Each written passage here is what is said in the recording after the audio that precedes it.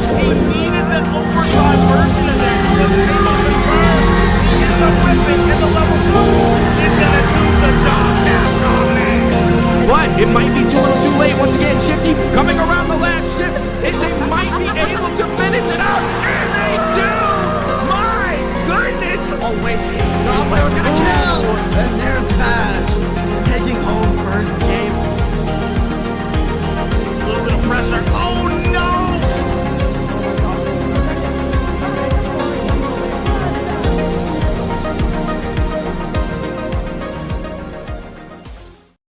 Again, welcome on into the TechSF Undisputed Texas Esports State Championship presented by the Texas Army National Guard. My name is Bordy McBoard. Joining alongside is none other than Zip Master Flex. And we are going to see some masterful play kicking off our morning with a little bit of Apex action. Zip, this is funny because we actually recently casted some Apex together. So we did. It's nice to do it again, you know, right back. That is hilarious. It was like 4 days ago. I forgot all about it. Yeah. All right, but it was a different mode, right? We did Battle Royale, and now we're here for Team Deathmatch. As we go into a game that's already underway, and it's very, very even. A 3-team fight up here on the rooftops. It's 11-12 between these two schools. Oh, absolutely. And it's interesting, right? The intricacies of going from Battle Royale to going to Team Deathmatch. There are different outlooks and different team comps that you would actually like to see. You know, maybe you do use Lobo in something like AA Deathmatch. You see right there, great slide going ahead and getting it done with the card. Can we get a stack? Another one added to the docket. A really good job right here from this crew. They're getting it done right now. And we're going back and forth, back and forth. This is like an Aaliyah song. I like this. This is the new alter attack, right? Like that's her new tactical. She's able to warp time and space. No, I'm just kidding. We are back in here. We're looking at Alter, Horizon, and the old man on both teams. I think that's both teams rocking the same comp. That's interesting. You know, I would assume in this mode you would throw Pathfinder, even the nerf Pathfinder in this mode. I think he would do very well. But I mean, we're up for these comps, and I know why they're going with my man's because if he pops ult, then he's going to be able to give his team unlimited ammo, give the speed for the strafe. So they're trying to look for something to help out with the other two movement characters, and I'm not mad at that. Yeah, you know, there's personal movement versus like somebody like Pathfinder that allows, you know, team movement. So that is a little bit of a trade-off, counterbalance that you want to see right here. Right now, the Horizon seeing what they're going to do with the whole flat line right here comp. And then we also have a Car Mozambique comp as well, trying to get something peeking right here. A battle one-on-one, and they are out, left for the count. TLG Craze going ahead and knocking out Twins right here. Jump down from below right here. Mozambique action. Hit him with it right here. Can they duck and dodge and get it done? No, they can't. Yep. Yes. Had to wait for the teammate to backdoor for him. I like that, right? You run through the door. They try to make the chase. They think they've got you dead to rights, but your teammate's there to hold it down. We have a battle of the horizons right here, and Twins going to go ahead and take that one. And then we have 16-15. They're staying very, very close. And I like that they're playing as a unit. A lot of times when you're playing team deathmatch, you see teams kind of just spread out and do their own thing and try to get picks, right? But these guys are playing really, really close-knit and very, very competitive. And I like that, too. Again, you have to realize that team play is very essential, especially if you have an outlook like this. Again, team deathmatch, easy to get picks. And sometimes that can happen in Battle Royale as well. You're all spread out, one person here, one person here. Teamwork makes the dream work right here. Updates or no, we're going to make sure that we get everything involved right here. Now, right here, Ballistic, they're trying to find a way to get out here. Wraith right now. Let's see what they are going to do. Ooh, the red PK in the building. Ooh-wee. You only have, in this mode, you only have blue shields, right? Yep. I mean, you can find other shields when the drop comes down, but with that red PK, they're going to be able to two-tap anything. You can two-tap anything anyway, but you might be able to get a one-tap if one of your teammates just lands a little pepper. And this man, oh my goodness, the Ballistic player on the other team just running in there willy-nilly like a psycho. And he got dealt with accordingly. Leroy Jenkins. Sometimes running into battle is all fun and good, but then sometimes you end up getting got, and that's exactly what they did. A 1-on-3 situation right here. A little bit more fair right here across the way. Both of these teams exchanging battle. It looks like we're going to go, instead of from the rooftops, we're going to get it down on the ground instead. All these teams right here at the center of the map trying to figure out if they can get good vantage points. I like the high ground in a map like this, especially the traversal allows to, but then maybe you can catch a team sneaking off guard if you sneak through the steps as well. Ooh, a little battle right here. Horizon taking a big chunk of damage. I think they're going to go ahead, reset, get some shields in. No, instead going to hide behind their team right here. Trying to find some angles, doesn't want to overcommit and go in, but the door is now gone. So now you can make a play. Arcstar there to keep them at bay. So very solid stuff. We're getting a flank over here. No. This is a hold off from Craze, the ballistic on the opposing team. My goodness. Ripped and clipped. That's going to be one down as we got 19 apiece.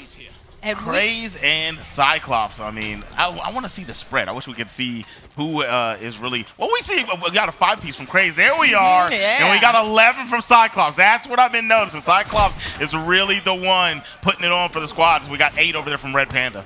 8 from Red Panda. Obviously, there's a more balanced spread when it comes to the PKing from one side, but TLG really is a whole complete team. It's the Cyclops that's getting it done inside and outside, and that's what happens when you use the Horizon too. You have a lot of traversal options. You have back doors that you can go through. You can go up, down, all over the place, and that seems to really be an advantage for them right here early on. Now, I think, again, when we pointed out the team play, I think both teams are very mindful not to have any more Leroy Jenkins situations right here. Instead, Cyclops coming from behind, going ahead and healing on up. That's a strategy I see them do all the time. If they take up too much damage, at least you have that out, going ahead and making sure you get the high ground. That's the classic Horizon, right? That's why, so when you said earlier you like the high ground on this map, a lot of the time I don't. And TDM normally has more players on the field, right? Because on this map, if you play high ground, the low ground doesn't have to engage with you. But Horizon excels in this map because she can make plays on you on the low ground. And if she starts losing the engagement, she can automatically get out. But that's also what I was saying about Pathfinder. He can make an engagement and then grapple. He's out of there. He's popping a bat. And you're going to have to try to make a play on him while he's got the high ground. That's tough stuff. And that's why I pointed out, usually when I play this map, I love to play a little bit of Pathfinder. So that's why I really love the traversal opportunities that you have from up, out of there. So you can get up, out of here. Speaking of out of here, Cyclops, all right, getting everybody out of here right now. TLG, they're all about the Craze, and they're all about the praise that they are getting from us because they are knocking everybody out of the park again. They got a slight lead, only 22-20 right here. But if they keep on their track, they can go ahead and do their thing and make sure that they hold on to their lead. Big if, though, especially if the other team is able to find some crevices to work in between them. Yeah, we're watching Hajubali getting ripped, but still surviving. Finally going to fall right there. And that's going to make it 23-22. Oh, my goodness, what a contest. I cannot believe with both guns firing, you didn't get taken out, but a nice chase on the lift. We're not having any of that. Wraith on that keys to Red Panda, not having it. Butterfly in the sky. It doesn't matter how high you go. I can get it done. Fell right on top of him to Red Panda. Bad moment, bad timing. Oh my gosh, Craze making sure that they are up out of there. But as soon as they get up onto that, they go ahead and they go and get an exchange. So trade back and forth. It seems like there are a lot of trades in these instances. Yeah, it's definitely, I mean, this is how this works, right? You got to be super aggressive. And this is one of the modes in Apex where you can respawn and respawn quickly. In Control, you don't get to come back super fast and things like that. TDM, you come back immediately. So you can really go, okay, I know my teammate hurt this guy. We cannot give up the one and none. We have to go for the 1-for-1 or try to get a little bit more out of this engagement. So that's why we're seeing a lot of trades and double pushes, right? So I'm loving what we're seeing from them. They're staying tight-knit because they will not let the other team have one for free. Aggression leads to team progression, okay? Ooh. That's a bar right there. But I'm not a rapper. I'm just saying. But aggression does lead you very good places right here. And as we're seeing right here, the Wraith going ahead and trying to get that Rift energy going. Let's see what the play that they use with this. As they pop it off. That's an interesting one. I thought we were going for like a doorway play with that portal, but me too. I guess it was just kind of like a, hey, guys, get over here. Yeah. making sure the team is together. my Twins goodness. in a rock in a hard place right now. A 2-on-1 situation. Luckily, their team coming ahead and saving the day. Red Panda got their back. Can they go ahead and pack somebody out through? Freakums does right there. Freak Tim does it. And then they're out as well. So Twins surviving because their teammates had their back. Good job by there. Red Panda taking a lot of damage. Still stayed alive. So great job. Instead of having a trade, they survived. So we're back up to a tie-even game. Yeah, Cyclops didn't recognize that there was somebody in each room. So he came up and got caught lacking from the left and the right? So that's rough stuff. So Cyclops is starting to, like, we look at Cyclops having 13 kills. It looks good until you notice they have 12 deaths also. So the aggression is not paying off as much as you would like. Well, never mind. Change that up a little bit. Craze helping out a little bit as Hajubali helped out, and they got the game to 29-27. Yeah, what a flank right there from Cyclops, making sure, that's a little bit of bait game right there. You have one team out in the front, and guess what? You don't have your back, all right? And if you don't have your back, guess what? I'm going to get that. That's some extra trades and kills right here. So, again, back up the lead for TLG. And I know you're geek. Go ahead. Do your thing. Talk about it. Be about it. It's the way that we're watching Clear Lake set up, right? They're staying in this game because they know that Stafford Gold is being hyper aggressive. And so whenever we're watching these pushes, the way that they're shooting the aggressive Cyclops, right, or Craze, they're shooting them in tandem and not allowing them to get those wild pushes that we were seeing in the beginning. This is a good battery pop here on door, but caught in the back, right? It doesn't matter. There's somebody at every angle. Somebody at every angle at all times. Hajubali over there trying to set it up, waiting for the squad. They're making the push. I don't know if the mid play is good. There it is. Opt to go inside the building. Cyclops wrapping around. Catches. Red Panda. No. That's not Red Panda. That is Twins. And Twins is down once again. Life has many doors, Ed Boy, right? So you have to make sure that you have any flank all around. Oh, as you see right here, Cyclops getting him from above right here. The Wraith unfortunately caught, trying to get their battery together, and they got caught lacking. But in the sky right here, can Cyclops survive? They're in the lift. They're caught in the sky. Fortunately for them, they didn't end up getting caught like last time. Twins from way ahead. That's a bad place to be in, that field, unfortunately, when you spawn into this map. You can be caught in a place with not a lot of protection. Right now, Freakums need all of their protection right here as they run into a skirmish. The other team backs out, though. Oh, no, they didn't back out. They're still right here, and they get the flank. Good job. You know, Freaky Tim switching to the Rampage double P2020 combo is kind of interesting, right? Because if he does run out of that clip with the P2020, the Rampage up close is kind of rough. So he's going to be in a weird predicament, but a lot of the time, you're probably going to either get your reload off or you're going to die before you get to swap back to the, before you even need to pick up the Rampage. So I like the swap over there because the P20s are definitely the most meta gun in the game right now. Oh, definitely. But you wonder, especially too, there's a lot of close quarters. We're going to see a little bit of a change up right there. I like that Car Mozambique combo that TLG has right there, because you get the close range, and also too, SMGs are always good in close corners, and you can still get some shots off if you're a little bit further away too, and especially because they play the high game so much. They're usually in the sky a lot. You can get some cheeky, little bullet points right there. You chip away at damage, and that's always a good thing right here, especially in this TDM. Right now, positioning is happening right here, and Cyclops always is a little bit out of position. Again, they're playing the flank, which I really like to see, because you can get teams caught off guard a lot of times doing that. Cyclops is kind of more so playing the distraction. Cyclops is like, hey, I'm over here. You're going to have to deal with me because you know I'm essentially the best player on the team. So if you don't stop me, I will flank you afterwards. So he's setting up, and then his teammates are able to get positions, and then they're able to kind of converge and take fights. But that's how they've had to start playing a little bit later, because at first, like we said, they were just rushing them down. Now they're kind of having to play a little slower to maintain this lead that Clear Lake keeps on gaining on, as they were up 4 kills kills a moment ago. Now it's 36-35 and it's held here for a solid 2 minutes. Well, you know, as we approach end game again, 4 for the blue team, 5 for the red team. That's the difference in kills in order to go ahead and win this match for TDM. That's where we're seeing a lot more hesitation, a lot more aggression plays earlier on. See how everybody's taking the corners right now. They're taking their spots. They're really holding on to that shield and really utilizing it as well. No more Leroy Jenkins action right here. There is time. We are using it well. We are being patient. And we are finding our spots and choosing our shots wisely. So here's the play here. They're looking for a crack on one of the players, and then they can go into a horizon push. Look, they're going for it. They're going for it. This is a little early, though. I feel like this is ill-advised. They did not get the damage they wanted.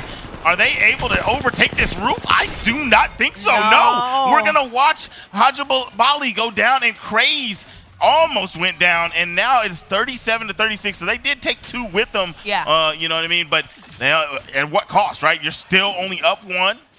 And it's 3 kills for you and 4 for the opposing team. Twins, Red Panda holding it down. Ricky Tim sticking with his team here in the later moments, so it's not looking as bad for him. Yeah. But, you know what I mean, as a squad, they got to just hold it down. I think they can still do this, but Stafford Gold is really playing smart, and I like that play. They said, you know what, you can hold that as long as you want. We're coming over there. And you know what, I like the trade. At least that's one of the best possible things that can happen in that situation. Maybe make an ill-advised push, or everything doesn't go according to plan. But as you're talking about, right, you want to wait for that crack before you hop on in, right? So you have to make sure that you find an opportunity to get at least a little bit of damage, most of the damage in before you actually make that push.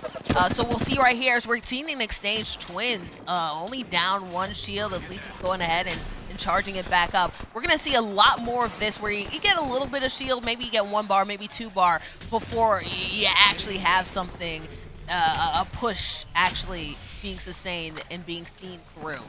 But again, we're still at a stalemate. This is when things get tense, and this is where you have to choose your opportunity and shots wisely. And this is where you see a lot more long-range comps as well for all the players that reset later into this matchup. Oh, a push right here as Cyclops goes ahead and tries to get it with the Wraith. The Altar is right behind them, too. Are they going to be a chase-down situation? Craze on the corner right there. They get out of dodge, are able to survive the push by TLG. Tim with a rough escape right there, and it's very lucky. You see Red Panda take all the damage, and Tim had to follow behind and drop down with them. Luckily, they just didn't see Tim on the escape until it was too late. Yeah. That could have broken open the lead, put it to a 2-pointer. But we'll see what's going on here as we're watching the low ground play held by Clear Lake. You are coaching an Overwatch. And they're not really opting to do too much. I'm not mad at it, right? You don't want to overplay. You don't want to overextend. Stafford Gold holding the top, trying to find an opportunity.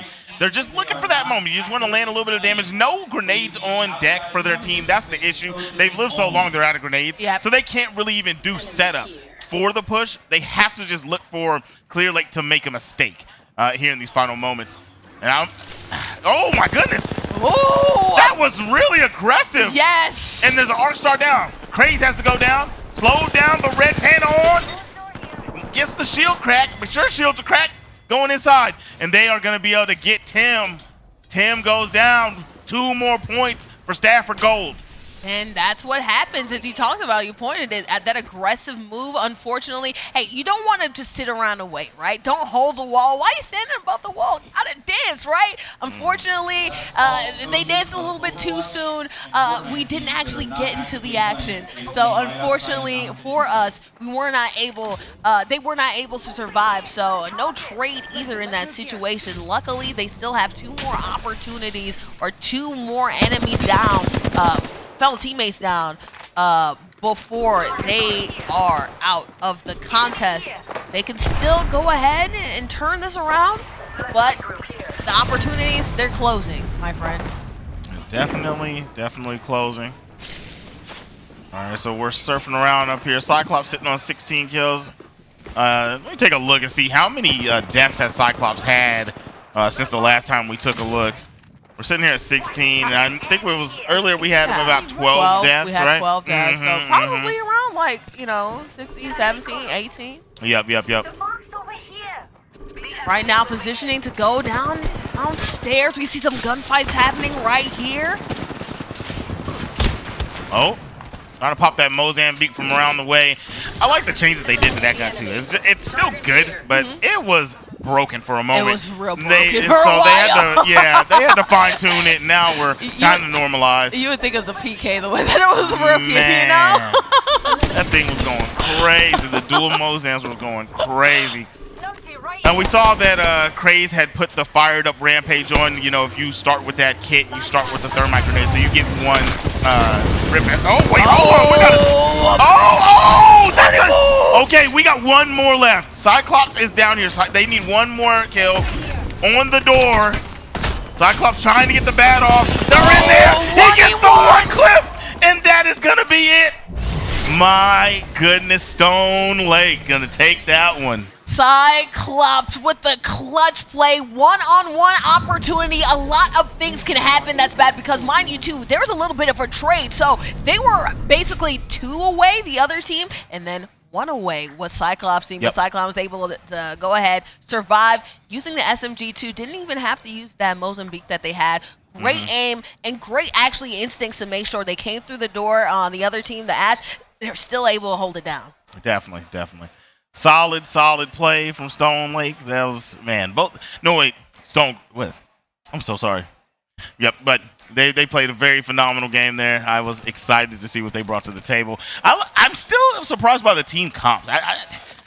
Ballistic, he looked good. I just don't quite get it. I get it, but I don't get it. Yeah, I would definitely go somewhere like a Bangalore type situation. Again, something. Pathfinder is somebody I really like in these games. Like, shout out to Horizon. You have the ability to move one-on-one, and that was great for somebody like a player like Cyclops.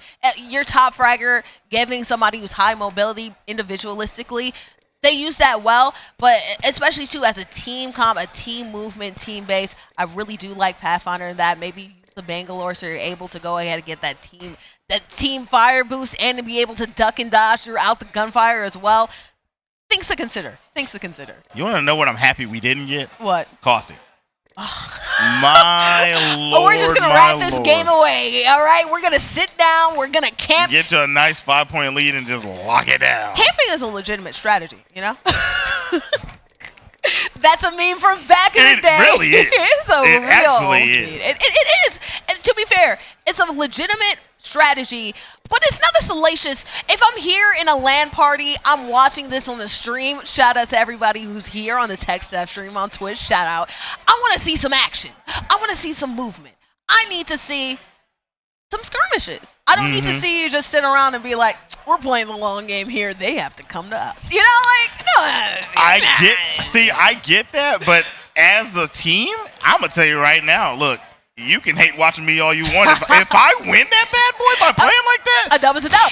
I don't care what you're talking about. So you play however you need to play. Look, hey, if it's boring, it may not be better. But if it gets the job done, gets the job done. You know, some teams, they like to shoot threes. They like to dunk. But then some teams, hey, layups. Layups get you wins. You know what I mean? Defense gets you wins. Maybe not everybody likes to do that. Maybe they like high-scoring games.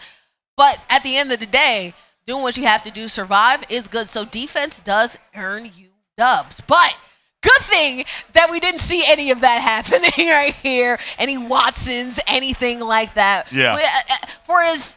Maybe we didn't have the most highly optimized group, but we still had players who were going ahead and skirmishing. They understood that we needed high movement, we needed high damage, high DPS, and we got those comps just about on the stage. Yeah, you know, you got to lock in. As you were saying, some teams like to shoot threes. I'm a long-term Phoenix Suns fan. You know anything about that? You know, I'm old. I'm sorry. I'm just going to talk to you like this. I'm old. You know anything about my old Phoenix Suns? Those guys, they lived by the three. They died by the three. Oh, gosh. They were going to chuck up shots. What was it? The first 7 seconds offense? The first seconds, yes. Actually ridiculous. Actually ridiculous. But yeah, you know, so that's what we're saying. I mean, that's kind of how we were watching in the early goings of that match we were just watching. Yeah. Cyclops. Yeah. First 7 seconds offense. He was pulling up. He was putting down shots. And he was going to say, peekaboo, here's my teammate. And they were cleaning up the final kills, right? So it was looking really solid. Man, look at this venue, man. Look at everybody out there. There's so many students. Look at some of them already locked in, getting their games in. Yeah, I see him right there. What's up, man? Hey, man. Shout out. And shout out, I do see a Bucky shirt somewhere in here. I will say out here, for all of you who are in Texas, this is okay. This is like a normal everyday process. For me, I'm from out of town. I'm from Atlanta. All our Buckies are a little bit further out. So when I say that I love Bucky's, I need Bucky's. Every time I see a Bucky's t-shirt or I pass it, I just need to go to it. Barbecue in a gas station. What a ridiculous concept. And that's something that only Texas knows how to do, man. We love to be here in the great state of Texas. I don't know where I was at the other day, but I saw a small Buc-ee's. You saw like a tiny Buc-ee's. They're tiny. I didn't. It was even a tiny Buc-ee's. I didn't go in there, but it was like literally it was like a Texaco. It was that small. It was a tiny Buc-ee's. I feel like that's I didn't know that was a thing. No. I'm like, there's no way you're making food in there. First off, No. You know, it only had like 4 pumps. I was like, what is this? You are not Buc-ee's. If my Buc-ee's doesn't have more than 200 pumps, it's not a real Buc-ee's. I'm telling you right now. 200 pumps. I need the whole full fudge wall. I need the full beef jerky wall. Yep. And I need them chopping up the brisket right in front of me too. It can't Yes. just be one person either. I need a whole team, a whole cohort. We got some brisket on the board. Brisket on the board. I need to see the whole thing. It's pageantry, okay? It's just not a gas station. It's life. Right I here, agree. You know, and one of the fundamental things being here in Texas is always a great time, and of course, being in a LAN party too. Ah, man, we're a long ways away from COVID, but again, there were times that we didn't actually have these. So to be able to be at these LAN parties and to still have this community, be able to meet some friends, it's always a great time to see. You know. Yeah, we were doing it. We had COVID, and then we're back at it again with the white vans. Back at it again with the white fans. Oh man, yeah. We love to see. We love Look to at see. everybody out here, man. I wonder. I really got to go around. I'm gonna make my rounds and try to see if I find anybody out there. Are you from Wiley High School? Do we have the Wiley High School team here? You have to rep your Let home me school, know. too. I got to, man. Wiley What? Coyotes in the No, building, see, right? Wiley, stand up. No? My home team. No, it's No. the. What the? Wait, what were we? The what Wiley were we? Pirates. That's what it was. The You can't Wiley even remember Pirates. your own team's I'm mascot, sorry. I had to lock man. in real quick Come because I had a on. thought process going somewhere else, and then you brought me back to it, and I wasn't fully there yet. You know what I mean? You can't be over here, man. I love my team. I'm all about my team. What was the name of the team? I love the excitement, man. Look at him down there in the corner jumping up in the cam. At the end of the day, being on camera is real fun. There's a reason why we're behind this desk all the time. No, right? for sure, Being for on sure. camera is always a fun time too, and I like being able to say, "Hi, Mom, I was here." You know, on the Twitch screen. You know. That's for sure. That's for sure. Now, I was going to say, the school, my home school, for real, like in Austin, we don't have an esports team. So, you know, I've talked to the board a few times trying to get it, but I wanted to because I wanted my son to try to get a chance to compete. You know what I mean? He plays Rocket League and things like that, but unfortunate. You know, but, you know, we still get to see these guys out here put on a show. All these schools, I know they're happy to be here and have this opportunity. And I love that it's kind of like open forum, right? Yeah, You just I know. get to pull up. You're at Texas school, you just pull up and you try. You get to see what's going on. So Trying is the best thing that you can do. Mm-hmm. Like, you know how many opportunities that you can get just by dumb luck and just trying? Mm-hmm. If there's one thing I want to encourage everybody in this building to do, this Mm-hmm. is life advice too for any of you students out here who are trying to grow as people. Hey, you don't even need to be a student. Whoever's here in life general, right? Because there's no age limit to this. Try. Because you never know what things and opportunities that you can get from just going ahead, going on a limb, and just doing things. Whether it be trying your hand at TOing, whether it be trying your hand at making a connection, trying your hand at like asking somebody for advice in the space. It's the smallest things can lead to the biggest opportunities. I know the reason that I am here in this spot right now, talking next to you, Zip, is because I just asked somebody, hey, can I do something? They were like, yeah, sure. And I tried it, and it ended up working out. And it's little things that grow into big things here. So just give yourself an opportunity, give yourself a grace, and you never know where you might land if you just believe in you and just try. that's right. That's right. And that's what's going to happen. Somebody in this stadium today, they're going to try. Multiple people, actually. We're going to have multiple champions. So they're going to try. They don't know. They didn't know what was going to happen when they got here, and then they're going to end up champions. You'll handle it? So I'm excited to see. We have 3 days of this, guys. Remember that. This is day number 1, and we're not even halfway through it, to be honest. We're in the early goings of this thing, man. There's a lot of dreams to be made, right? People are going to be moving forwards in their brackets, and starting to feel closer and closer to that dub. My man's back in the corner of the screen. Look at him. All right. And guys, with that being said, we will be back with some more TechSef action, some more Undisputed State Championship action. But we're going to take a short break. This is me, Zipmaster Flex, and Bordy McBoard. We'll be back with you.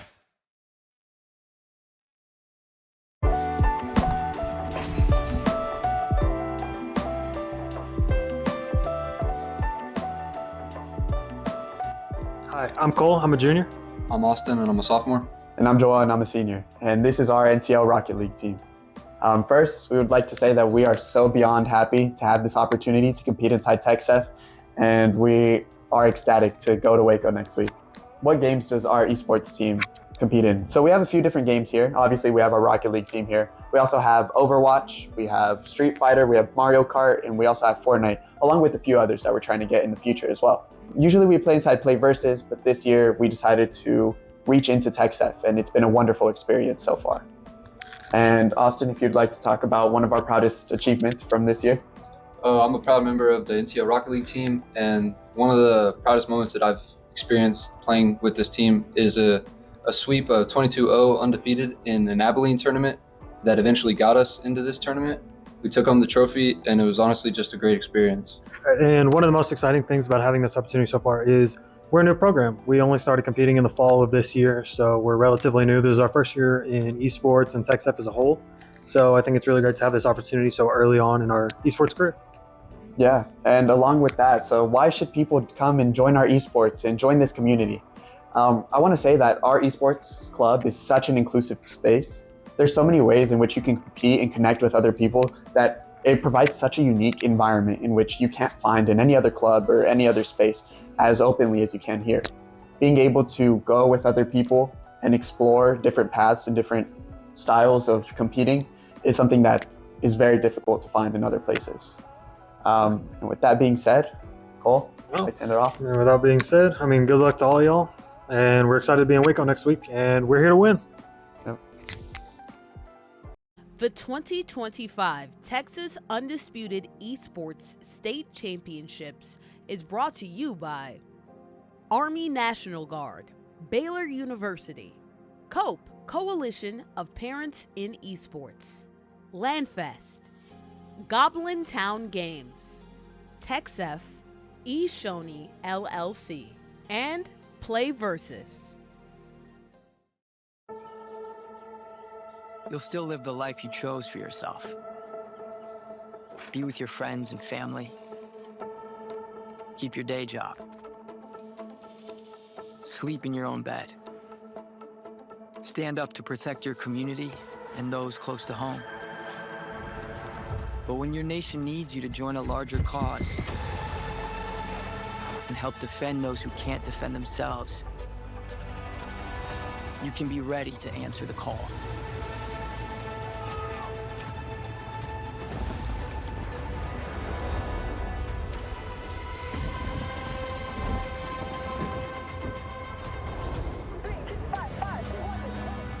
Serve with us a few weeks a year for the most uncommon mission of your life.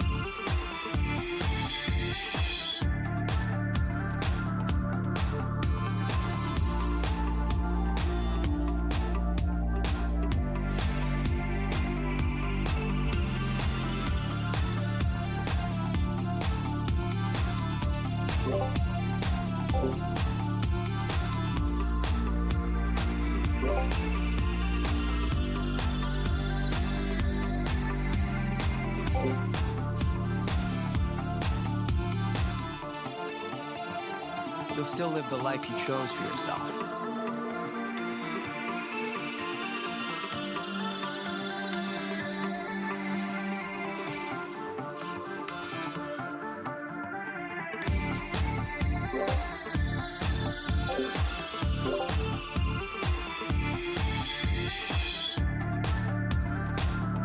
Be with your friends and family.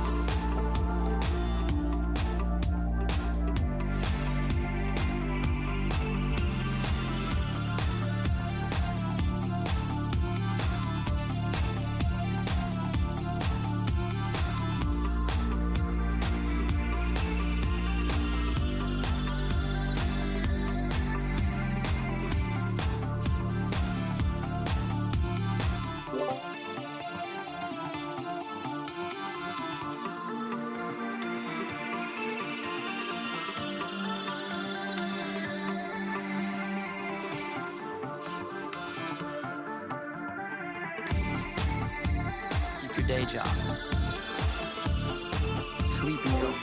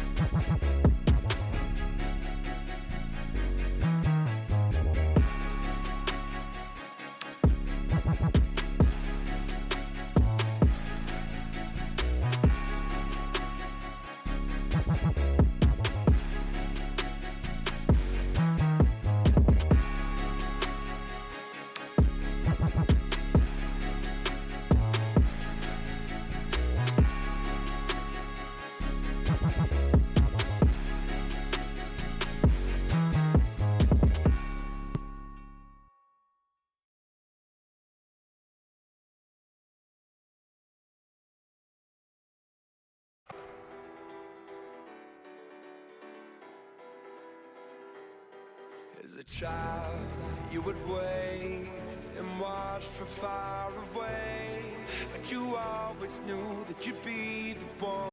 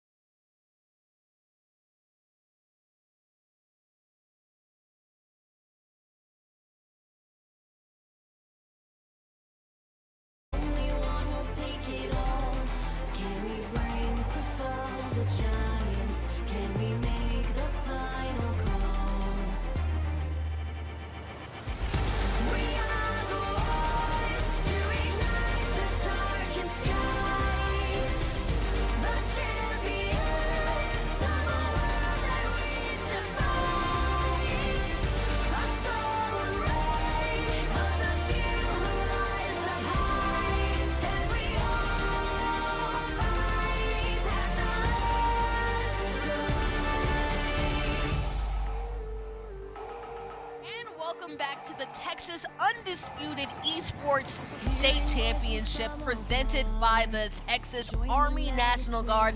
My name is Board McBoard. This is the level, none other than Tip Masterflex. Lovely. Lovely. Yes, you're lovely. We had a lovely day here together, and we're only just now started. What is it, about like noontime? Let's see. What time is it? 11:37. Yep. 11:37, and we are about to jump back into some action, some Fortnite action. And this is what's so cool about the Fortnite action. You have a personal connection on one of the teams too. I know. So you guys heard me keep saying Wiley High School and how I'm like, hey, Wiley. I went to Wiley High School. That's where I graduated from. Yeah. They're up here. Ah, yes. And no one was gonna tell me until they popped up on the screen. I got some intel. I found out.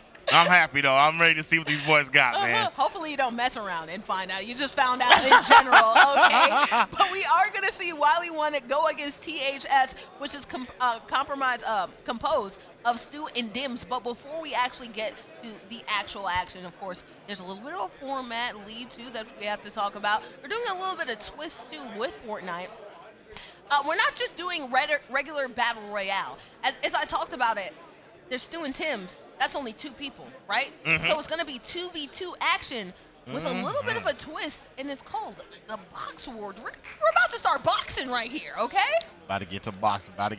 Get boxed in or get boxed out. And if you get boxed in, you get edited on and you get boxed out. You know what I'm saying? Oh, dude, I don't want to be a part of edits. If I'm going to be a part of edits, it needs to be like the glamour shots where, like, you know, I like stuff to my hands, my you know, the Flow Millie stuff, okay?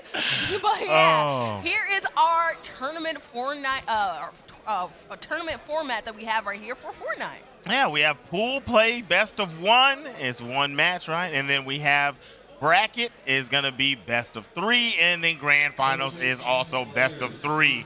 One of the things I heard a moment ago, in pools, it's best of 1, but it's the first to 10 wins within the game, right? So then when you look at the other ones, it's going to be so on and so forth. As always, look down there at the bottom if you want some more information from TechSF. Go ahead and hit that QR code, scan that thing up. And make sure you are scanning in and locking in because we have more Fortnite action. You know, it's funny, we were talking a little bit earlier about how much of Fortnite sweats that we were, right? And so it's nice to see these 2 teams go against each other. We should be pulling up the team graphic as well. Both of these squads going against each other again. A Wiley, your former team, but then also THS going against each other as well. It's going to be interesting to see this mode. I don't see a lot of this mode being played, so to see it in a tournament setting is going to be super fun because obviously you learn something new every day. I want to learn what these teams do in this situation because I've seen this mode before, but not a lot of it. So to see the tournament play, ooh wee baby, it's about to get on and popping. Well, you know what it is, man. It's Fortnite. The game is going to be you lock them in, lock them down, and if I get you trapped, we're going to see how you deal with these walls, man. We're going to see how you deal with me opening up that window, pop shot, close it, and, you know, it's so on and so forth. It's really hard to get out once somebody gets you locked in. Once you're finally boxed, it's probably over with unless you can find a way, put a stairwell up yourself in the box, break out the back wall, and then you can start building out again. But generally, you kind of don't get that chance. Once they encase you, they kind of control the situation. But we'll see how, you know, it all depends on skill level and awareness in the situation. It's 2v2, so you'll be able to be assisted by your teammate if you do find yourself in such situation. So there's layers, there's nuance. Nuance, you know, hopefully your opponent doesn't put up more walls than the person that I was dating formerly, or else, that's going to be a problem, okay? You want to make sure that you're good with the game because guess what? The windows are your key victory, right? Your windows of opportunity, your windows, your peaks in order to make sure that you get it. But also closing down those peaks too to make sure that you can shut them out and then reverse Uno on them as well. That's what I love so much about Fortnite. It's more reaction based than so many other games. You know, I feel like there are games like Apex that's really like determined on your gunplay, stuff like that. You're aiming, right? There are games like Overwatch that are about teamwork and everything like that. What I love so much about Fortnite, it's a reaction-based game, and it makes sense why the age range of the tournament scene in general skews a little bit younger because when you're young, you have those quick reflexes. You need every single bit of those reflexes in order to make sure you can sustain some of those battles towards the end, right? This is definitely a fast-paced game. It's a very, very fast-paced game. It's fast mental. It's fast with the fingers, right? You've got to really lock in. It's golly, man. This is a super skilled game. And I find it funny.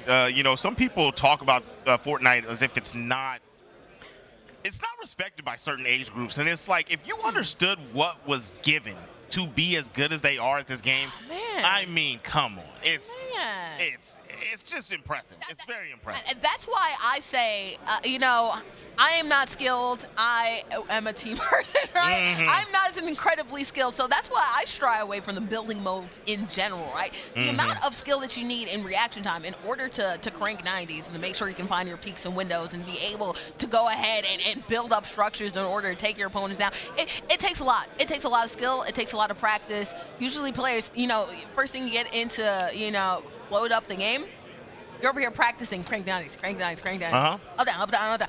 Just doing that just to make sure that you can sustain yourself and just get your reps in. There are a lot of reps that you need in order to make sure that you're good in Fortnite. So skill. I mean, all these games are skilled in their own ways, right? Oh, for sure. Smash, reaction time. A lot of fighting games do reaction time. There's different pros and cons to each, but in Smash in particular, well, not Smash in particular, in Fortnite in particular, I feel like more than any other game, there's less long distances. It's all about your close range, so every millisecond counts. Not just second, every millisecond counts. Every millisecond counts, man. I mean, there is a long-range game to this game, right? There is a spatial game, depending on the mode. There's a spatial game to it, right?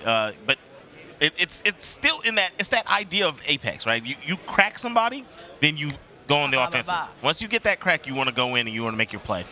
So you have that idea, but then when it comes up to up close, like you said, what separates it from other games is you have a defensive tool. In other shooting games, it is straight up gun down. In this game, you get to block, you get to make plays, you get to make escape routes, you get to set up and really see what your opponent's going to do. And even outside of really the fighting aspect, keeping track of the other player is insanity. It's so hard to keep track of somebody else. All right, here we are talking about boxing. Now, let me intro you to the names here that we're going to be seeing here.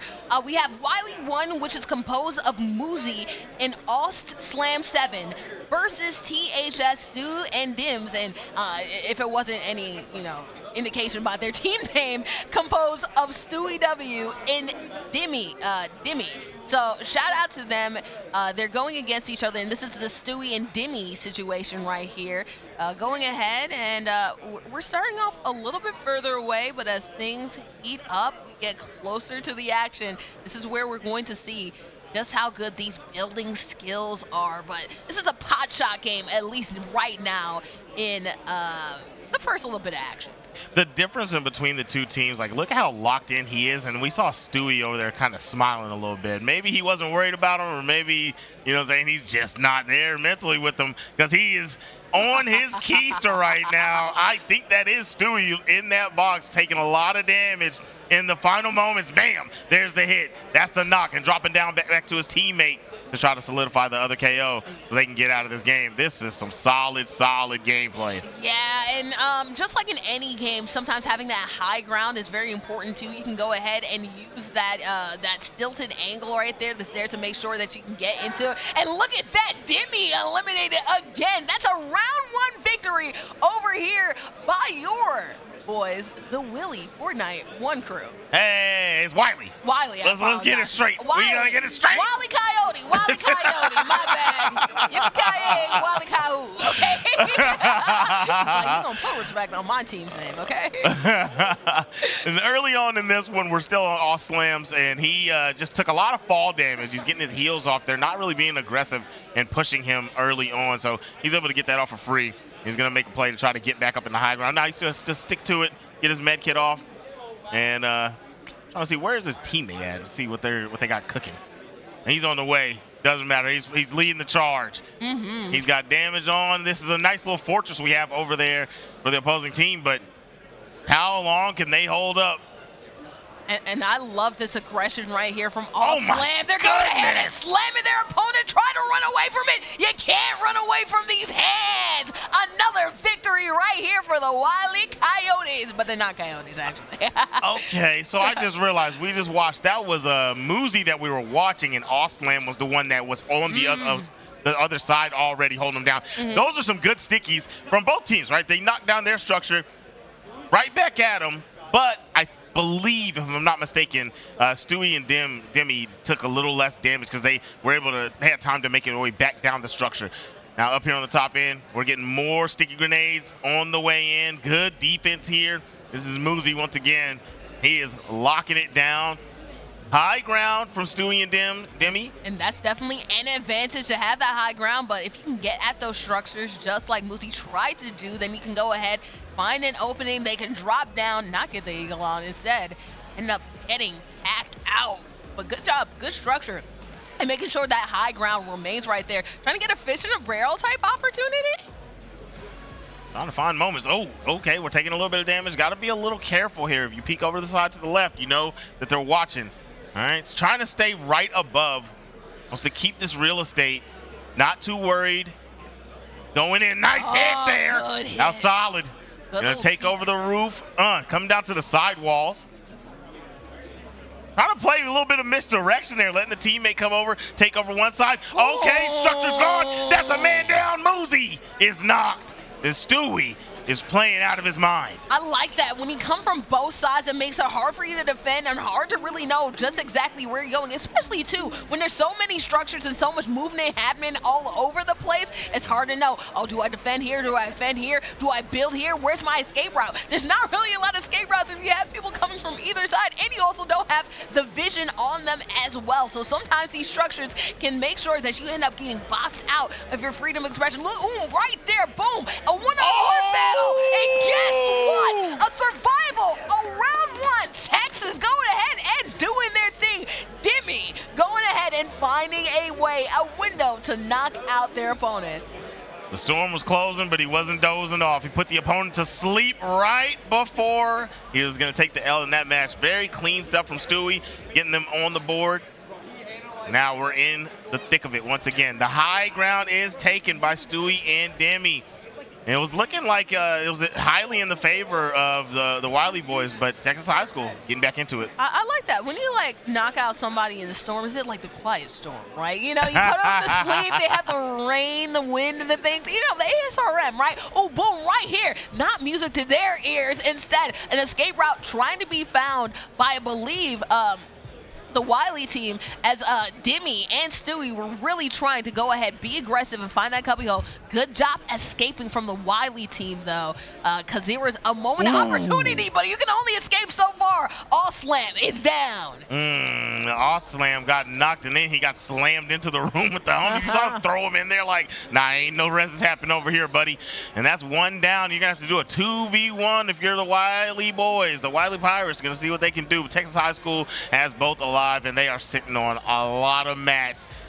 I mean, this is very, very difficult to do. Yeah. A 2v1 in a box fight situation is so hard to do. Doable, yes, but the difficulty level, I mean, I'm going to put it a 13 out of 10. Yeah, Wiley will have to be right. Not like the 13 out of 10. No, where'd you get those numbers from? Are you hard crunching that right there? I know it was hard crunch math. That was real math. I really did the math. I did not make up numbers. He was making the calculus right here. I saw him. He's doing the formulas. I see it. It's like that Gwen Close meme where the numbers are flying all around your face right there. You're doing it in real time. The calculus was calculized. You know what I'm saying? And I was a math minor in college, so you know what? I can check it out. I can prove it. It's real right here. Right now in a real tricky situation right here, as Demi's able to go ahead. Demi's knocked out, so it could have been an opportunity to flip it, but Wiley can't get it done, partially because of that storm. So good job right there. Stewie, knowing the fact that the storm can go ahead and finish off their opponent, so they don't even need to really go ahead and do the work.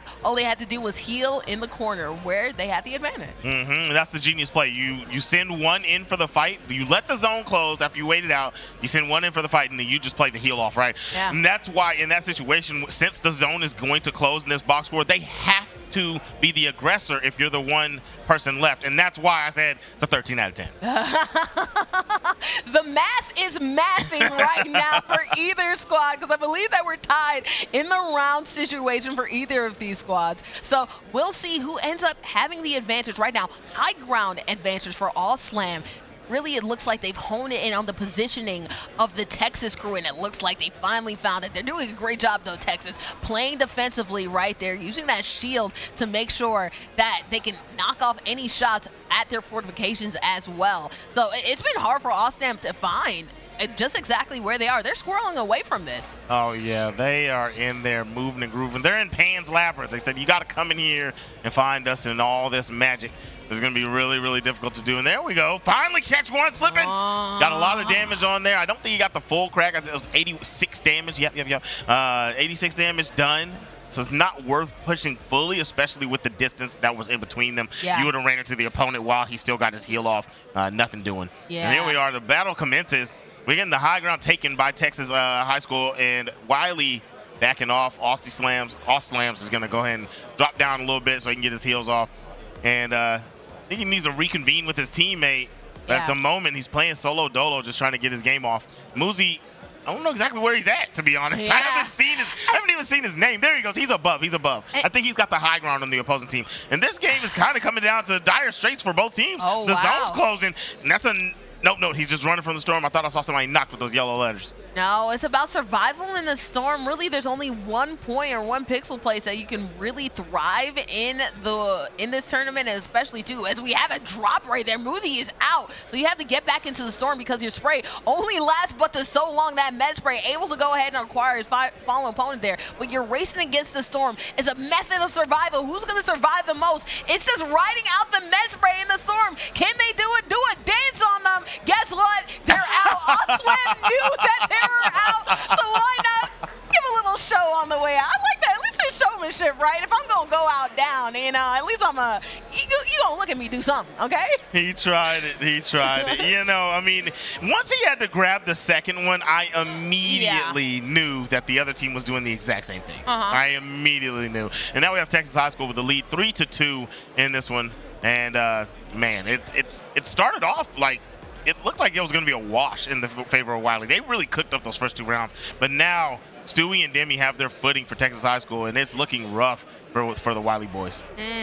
But at least now they have a little bit of understanding as to where their opponents are, and they can actually go ahead and get some damage done right there. Some damage done right here. Oh, this is a perfect opportunity. Trying to go ahead and get their fortifications. They see them. They know where they are. But great job. Great defense, as you mentioned beforehand, to make sure that you can't get at your opponent's way. Good job not getting fall damage for falling that far. But Wiley just needs to get an eye on their opponent. I think that's been their biggest issue so far. The other team has been doing a great job. Texas High School has been doing a great job at just finding a way to I don't know. You ever had like some pests in the off, like pests, like whether it be like roaches, whether it be like rats, or one of my friends actually had like a whole raccoon in their house as well. Sometimes they're squirrely, they're all over the place. You think you have them trapped, and then they end up in a completely different space. I feel like that's how Texas High School is playing right now. That's definitely how they're playing right now. But I have cats, so I beat them. You know what I mean? My cat's gonna catch them. He's gonna find them. You know what I mean? I have 3 of them bad boys. You're not hiding from all of them. 3? You know what I'm saying? You're packed out. But this is 2v2, so I'd have to choose 2 cats, right? You know what I'm saying? But the 2 best cats. Who are the best hunters of your cats? I'll choose Chow Su and Millie. That's over with. You're done. Yes. All right, so this right here is kind of really just been a rat fest, and now we are down here in the final moments. It's going to be the zone again. So now he's opted for the splashes, right? He's going to try to play it out with these instead of the spray. Kind of play it. I like how he's doing it. You have to wait for a certain tick because you know it's going to give you 20, 25 health. And they win this one. Yeah. Interesting. So I wonder what the heal tactic was on the other side with Texas High School that allowed him to out-heal, whereas last time it went on for a very long time. Yeah. Right? It's a luck of the draw when it comes to their kids, though, as well. You had all of those splashes in your arsenal, so you're able to go ahead and keep them to make sure that you were good, right? And they were able to steal their opponents, their teammates one as well when they got packed out Moosies. So they were able to survive, and they got a Flowberry Fizz as well. So they had a ton of favor on their side when it comes to heals. But let's say that they only had, just some bandages or something like that. Not a lot of heals, especially, too, if you're getting pot shot, if you have a little bit of those ticks and you're getting chipped up as well, it can make it so that every little bit of health counts.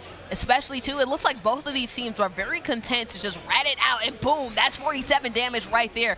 All these pot shots, if it comes down to the end of the wire, you want to make sure you're fully healed. So if you get a lot of these pot shots, you're going to win the health game, and that means you effectively win the game as well. So it doesn't always have to be fireworks in this mode.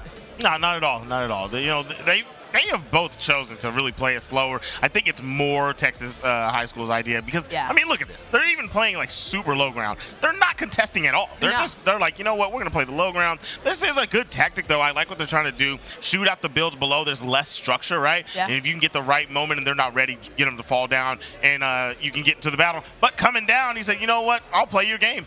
You're going to come over to the top and take the structure's roof, and now they're going to be able to make plays on them. If they can take over one slot and have edit control over it, that can mean a lot for them right here.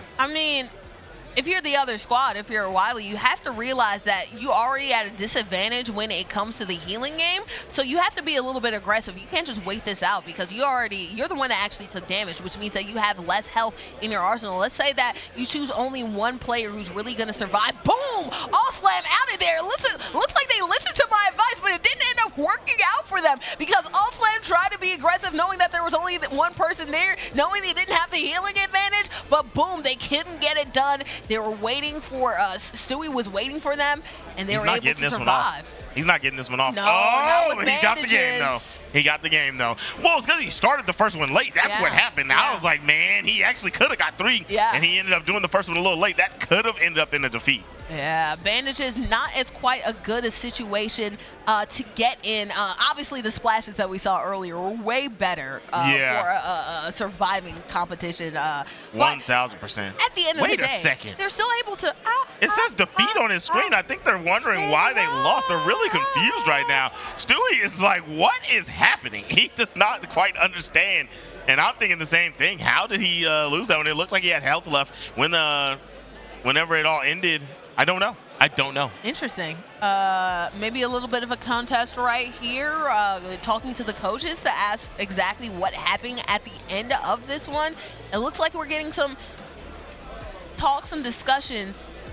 We're going to confer and see just why exactly that defeat was against them, especially in a close round like this. It's not to say like there's a big gap and a big cushion to where, hey, you can throw this win aside even if they does go the opposite way. Everyone counts in a game like this. Both of these teams know they're pretty much even advantage, and that's why we're seeing a lot of ratting and a lot of like camping, a lot of them just waiting out the storm, basically, both metaphorically and, actually, literally as well. Because both these competitors know they're very even and they're trading when it comes to wins. So if you're trading, every single win, every single defeat, everything matters. That's 1,000. That's 100 with 1,000. Do it like that. 100 with 1,000. So in your math, is that 100,000? Is that like, so are we multiplying it, or is it just 100,000? Like, no. It just means, you know how people be like, that's 100, 100%? Yeah. It's just 100 with 1,000. Oh, it's like 100, 1,000. Yeah. Oh, okay, got you. They're partners. They're not. They're just. They're just around each other. They're not each other. They're not each other, right? You know what I mean? Sometimes the formulas multiply. These are two separate numbers. You know what I mean? They're all part of the same number set, but not actually a part of the formula to get another number to go. Yeah, I understand. You get it. You got it. But I feel like there is some type of math thing where it's like 100, something, and it ends up being like a multiplication or something of that, like a fact. You know how like factorial, when I first saw that, you ever play around your calculator when you're younger, you don't understand all the things in math. So they have that exclamation point, like the advanced calculators. And so I would see that and I'd be like, what the heck does this mean? It means factorial. Do you know what a factorial means? Let me tell you a little something. You're not gonna Let me tell you a little something about myself. Oh gosh. I don't know what you're talking about. All my math is fake. I'm not good at math. I am not good at math. I do not arithmetize. You do not arithmetize? Me and arithmetic do not be taking arithmetic at all, okay? But break this down to me because I'm actually curious. No. So I feel like there's something like a common, because factorial is like an exclamation point that you put at the end of like a number, right? And so what a factorial means is like, let's say I have 6, right? And I put an exclamation point beside it in math, right? So that's supposed to be 6 times 5 times 4 times 3 times 2 times 1, right? And if I were to do it to a factorial exclamation, 4 exclamation point is 4 times 3 times 2 times 1. So it's all the numbers lower than that times all the other numbers. Like you count down the numbers and then you multiply all those numbers times each other until you get to 0 before 0. And then that equals your answer. Did I explain that right? That sounds awesome. My medulla hurts. Yeah, no, I'm sorry. I'm not lying when I said I used to be a math minor, actually, okay? Like, I'm a nerd. I'm not new to this. I'm true to my nerddom. So, guys, I don't know what the point of that was saying. I was saying, like, a comma is probably, like, a math thing. Where did we start with that? Okay, I was saying that a comma was usually, you said 1,000, 100, Oh, right? 100 with 1,000. There we 100,000. go. Then we had the comma in between. I was like, I'm pretty sure a comma is like a math thing. Somehow, some way. But we're switching right back to some Apex action because our producer is like, get this math conversation out of here. What are they talking about right now? And so we're going back to some TDM action. I believe these are both of the same teams that we have here because we have the Horizon. It's Tim. Yeah. This is twins, Tim and Griffin. Yeah. So, wait. Griffin wasn't the player they had last time. It was twins, Tim, and who was their other player? I cannot tell you. I cannot remember, but Yeah. we do see Tim is not on Ballistic this time. He's on Rampart. Yep. He's alone out here. He's going to go for a little frag, and he does get that one. But, man, down big. I ain't going to lie. It's 22-33. Rampart is an interesting choice because you could cubbyhole and then use that shield effectively right here, but there are probably some more, movement-based people that I would definitely choose over that, especially in skirmishes as well. But I will say that this map in particular is a very good map.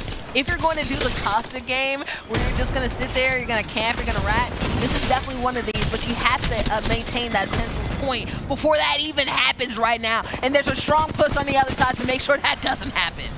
And Tim was doing good. He put up a good little fight there, but he just wasn't able to secure either one of those KOs and stay alive, so he just added a point to the board. The other team, his teammates were able to clean it up, but it's not enough.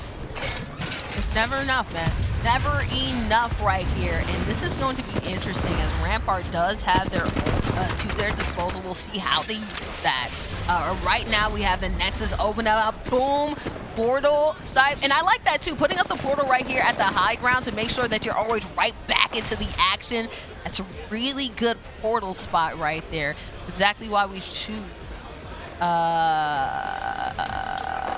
plays in which we do. This is actually a new team, new set of teams, right? They're going against a different team right here. So not the same team, the TLG team, I believe, right? From before? So you're saying Twin, Tim, and Griffin aren't the same team? No, Tim and Griffin are the same team. Oh, but the yeah, team the that team they're playing is against different. Yes, for sure, yes. for sure. And that was the TLG team, is what I was saying. Okay. Yes. So going against a different crew and squad, but right now they're still down, not out, but they're still down, not as close as it was in the last game. They have a lot of catching up to do, and we'll see if they do that effectively. I mean, the other team is doing a great job of not making sure that they have open spots, which is very doable in this building setup. Yeah, I feel like for us to see the Rampart, very, very good. Very, very good from Sam. I'm going to go in there and clean one up. I feel like since we're seeing the Rampart, okay, more action. My point is he's going to get left behind. I can't do it. They're getting into the action. They're scrapping and dapping. The chase is here. Couldn't get the final touches. Leaking into the building. Doesn't want to opt to stay in. And nice. Slides in and takes out Horizon.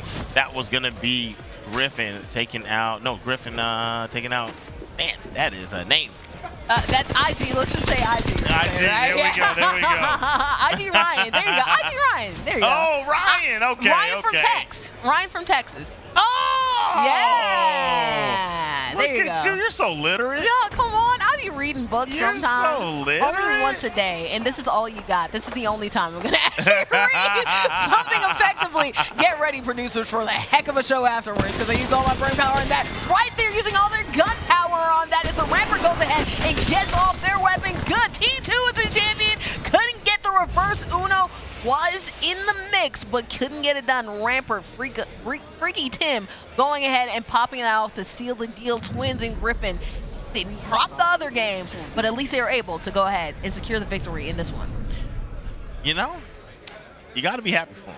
Yeah. Because it's a morale booster. You know, you lose the other one so close, it really hurts. It can tell you two things. It can either motivate you and be like, dang, we were right there, we're that good. Or it could just crush you guys, and then you go over and you're like, you know, people start to, as a team game, you start to blame your team. But we lost this one because of you, yeah. or man, I don't know how we lost that one, man. You can't forget that loss. So you go to the next one bad. It looks like they used that one to help them lock in and stay on the board. I like it. You know, because sometimes if you get snowballed, right, or like you get buffaloed, right, and buffalo means bullied. Buffaloed means, hey, you're down a lot. You can just say, hey, that was a bad game, or maybe they're just that much better, right? But when it comes to a close game, you start to question every every single time that you probably Leroy Jenkins, right? That you probably pushed way too hard. You didn't push enough when he had a peek and an opportunity that he should have gone ahead and went for the kill.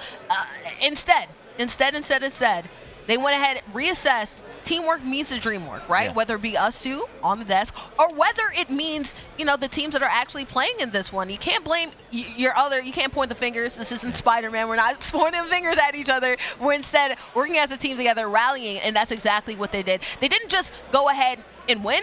It was an emphatic victory that they secured. Yeah, for sure. Oh, yeah, that was a huge win. Huge win. We came into it. We missed the beginning. I was trying to figure out why we got the character swaps we had or why we had the builds that we had. I thought maybe there was some swaps. We didn't even get to talk about that because they were kicking Keister, man. They were kicking Keister. Keister is a real funny word for Elmo. Okay? I don't know why I love that. I've been using that for a minute, but that's my jam. Kicking some Keister out there. Yes. You know what I'm saying? But yeah, so they did a very good job, and I love to see it, man. You love to see teams bounce back, and I want to see where they go in the bracket. I'm gonna keep an eye on you guys. Yeah, this is a bracket-a-thon, and honestly, too, since we're doing pools, obviously, this is a big tournament. We're gonna be here for the next 3 days, talking and discussing these games. But pools are really, you get more than one opportunity. It's just it isn't just like go against one team, you're out, right? Pools, you play around with different players, different matchups, and then you go to the bracket, and that's when you really start to get these eliminations, right? So this is good to get some runs in, to really get look out in the crowd to see where everybody is, get to test everybody. Ooh, this team is real spicy. This team is a little bit bland right here, you know what I mean? And then you're able to get a taste for the field, and that's when you really get into the bracket, you understand the strategies, you understand how to correct your teamwork. Oh yeah, how to fortify your teamwork. For sure. And then execute better as the days go on. Yeah, I'm looking forward to it, man. I know that these guys are locking in. Yeah. We already saw them lock in right there, right? But and we've only seen so that makes it a total of the 3 Apex teams, right? We got more to see. I want to see how this all plays out, how they do in the rest of the runnings, and I want to see some more other teams, right? I want to see what the other teams are bringing to the table. So I'm excited for the rest of the Apex. You know I'm an Apex fan. Yeah, I know you're an Apex player. What's really dude. cool is these guys are gaming. I can see their movement, their accuracy. They're playing very well. At the end when we saw the movement tech to go ahead, you're going ahead and you're going to a place. Let's run it back, right? Where they're in that map in particular that we just saw. It's very easy to rat to camp, and just once you hold that center place, it's just easy to go ahead and lock it down and just win effectively that map. But I think it was Griffin that did a great job of sliding around the gunplay and then going ahead and moving around the way movement tech and finding a way to go ahead and knock out their opponent, and then boom, they were able to take advantage, own back that centerpiece, and then once they did that, they were able to secure a victory in about a good 1 or 2 minutes afterwards too. So again, it's all about that movement tech. Even if you're in a disadvantaged position, you're able to turn things around and make sure you can get the advantage. But speaking of turnaround, we have to go ahead and turn around our talking to a little bit of a break. My name is Bordy McBoard. That is Zip Master Flex, and we will see you after a short little break.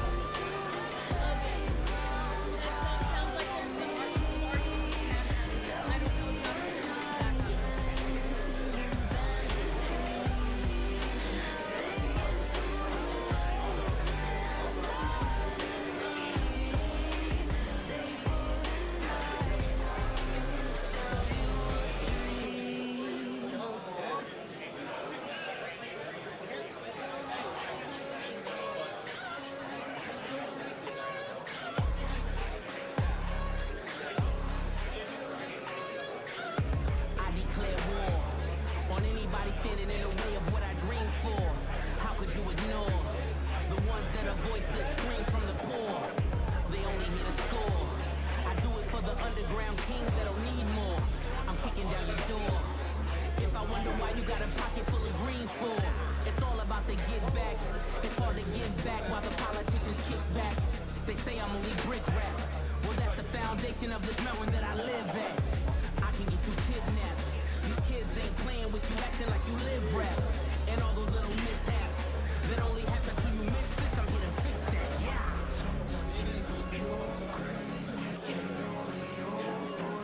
I told you not to play with the misfit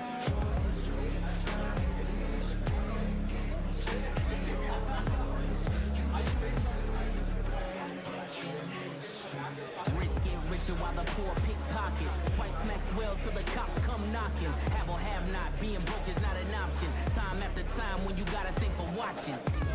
When you the plug in the socket, and the powers that be can't stop it. So obnoxious, borderline toxic. Both sides go to war like a mosh pit. Now let me switch up the optics. Our neighborhoods held us hostage. Some nights we slept in our closets. Gunfights was outside the projects. So you can't blame me for nonsense. I'm here to collect deposits. All else defies the logic. My people need me beside them.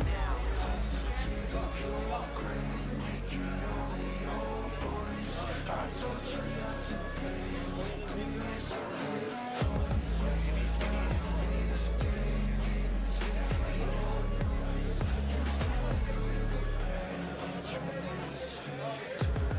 Don't play with the misfits.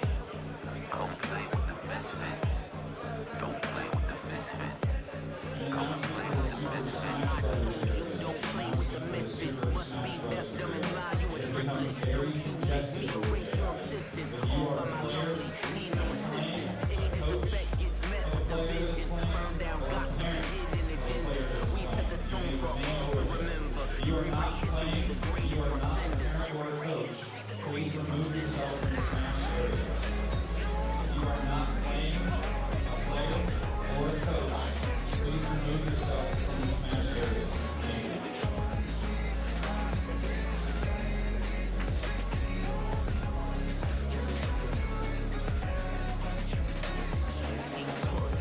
Don't play with the misfits. Subheader will be named.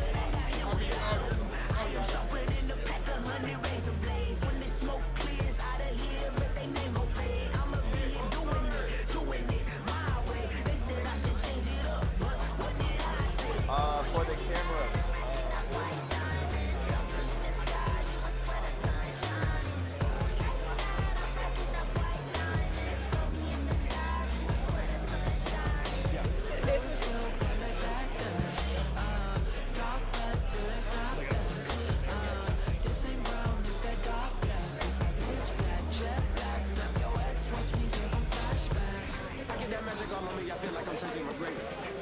Enemies suck on the room with 360, I got them way.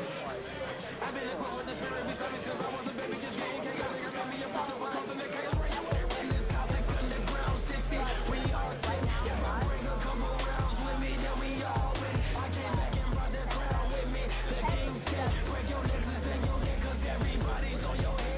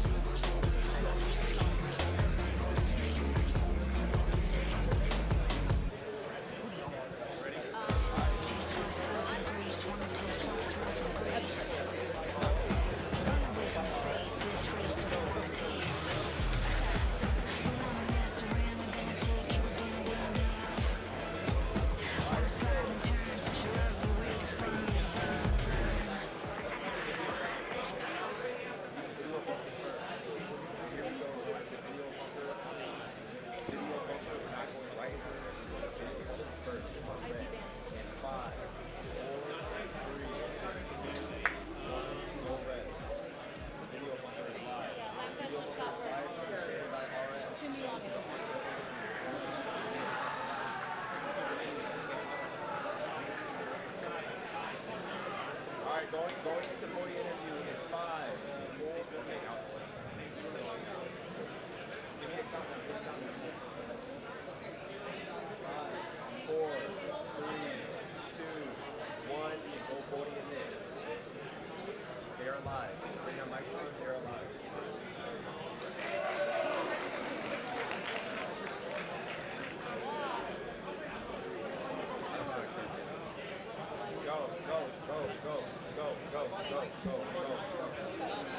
All right, here, and welcome back to the Texas Undisputed State Championship presented by the Texas Army National Guard. I am Bordy McBoard, and I'm happy here to really sit down. And like I said, a different experience that we're having here with this setup, really learning the ins and outs of how these programs work. And right here, we have an interview with obviously somebody who is here for the tournament, and it is their first time. Go ahead and introduce yourself, who you are, and who you're repping right here today. So my name is Nick Strapowicki, and we're here with James Bowie, small little community in Sims, Texas, kind of out by Texarkana. And like I said, it's our first time being here. Didn't really know what to expect coming out here, but we're figuring it out. It's your first time being here, obviously, your first time being here. Things pop up, things are new, but obviously it's been a couple hours. What's it like, your first esports experience? How do you like the vibes of everything that's happening here today? So far, it's been pretty good. I mean, everyone's been awesome. We're all figuring it out as we're going. Yeah. Going back and forth between the teams, going over there, how are y'all guys doing? Trying to coach them up between matches, and all that. So it's going really good. Yeah, you talked about being here for James Bowie. What team, what games are you representing, and how many teams that you have here today? So we're here for Super Smash Bros. Cruise, and we're here for Fortnite. We got one team for both of them, and they're both playing right now, and I think they're doing pretty good. I think so. Doing very good, especially for your first tournament. It's very good because a lot of times, and you talked about it, right? It's your first time doing something. You're kind of testing the waters. How was the work process to lead up into this event to make sure that your students were prepared for this moment today? So it's been a lot. It's been all semester long. We started late in the season. Yeah. We got it all organized at the start of school, and so in about October, it's whenever we got all of our equipment, and just our IT department was amazing, getting everything figured out with our firewall and all the whitelist stuff figured out. But it's kind of been a culture shock for the kids. Being in a small community like that, and then you bring in an esports program to a super rural community. It was amazing to have like the support that we've had to be able to come here. How would you say that that's benefited these students? Obviously, you said it was a culture shock. With new things come new experiences, but not all new experiences are bad. A lot of growth and a lot of great things come from these events as well, and new things in general, right? So our goal was to get the attention of kids who don't have anything at school. That was the point of our program. And so I was able to recruit a group of guys who came in and kind of made like a family out of this group. So we've seen kids that were scattered all throughout the school join together and see them bond together and kind of become like brothers between all of this. And so it's been awesome seeing them grow as a group and just them grow as students and young adults throughout this program. Because before this interview started, you said that at the end of the day, that's what this is all about, right? Obviously, you can win, obviously you can gain, but as your first time experience, like being here, the camaraderie, I feel like you can walk away with belts, but that matters a lot more than anything. Just having a safe space to where you can express yourself and finally be seen as a group, right? So our biggest thing was obviously winning's awesome. Everyone wants to win, but our district and the whole mission of our program is to learn the same things that they're going to learn in any other, to learn the same morals and values they're going to learn from playing football. You know, the concentration, the teamwork, all of those skills. My goal is to implement that into our esports program. So anything that they can get out of it, if they grow as a human, that's a win for us. And at the end of the day, we're all just trying to grow as human beings, yes, right? So a couple more questions. I will ask, obviously it's your first time. What advice would you have? Obviously, you've been through this. There are growing pains that come with growth and doing something for the first time. Is there any advice that you might have for anybody who it's their first time establishing a program and trying to develop a team to make sure that you can have the same awesome camaraderie that you've built in the new James Bowie program that's right here today? So the first thing that comes to mind is things are going to happen. You're going to mess up. Things are not going to go your way the way you think they're going to go. Roll with it. Learn from all the mistakes that you're going to, as you build the program, and take what you can get. I mean, we started out with just 6 computers, and we had to find mouses throughout the school. Yeah. We had to find a bunch of small things throughout the school. Like, I mean, we had a district that we were so blessed to be able to give us our full support. Yeah. And just with all the issues we had with our IT department, whenever we got all of our computers, it took another month and a half for us to be able to start playing games because we had to figure out how to download Epic Games onto the computers with our firewall. Yeah. And then we had to figure out, okay, now that it's downloaded, how do we get the game to run now? And so there was just steps that we had to do. So just roll with it and it'll happen eventually. It'll happen eventually, right? Roll with the punches. And we're all about growth here, and it's interesting that you talk about support, right? Because you need support not only from the school district, which you talked about, and actually, before I talk about that actual next step, I would like to talk about how you're able to convince the school department in order to get that support, because some schools can be a little bit, this is something new. Esports has only existed for a couple of years. So how are you able to find that support with the school district, establish those connections to make sure that you can funnel on in the things and equipment that you need in order to get the program that you have? So last summer, our middle school principal and high school principal, they called me and they were like, hey, so we want to start an esports program. We think you'd be the perfect guy for it. What would you want to do it? And I was instantly like, yes, that sounds awesome. Yeah. I would love to coach kids to play games and whatnot.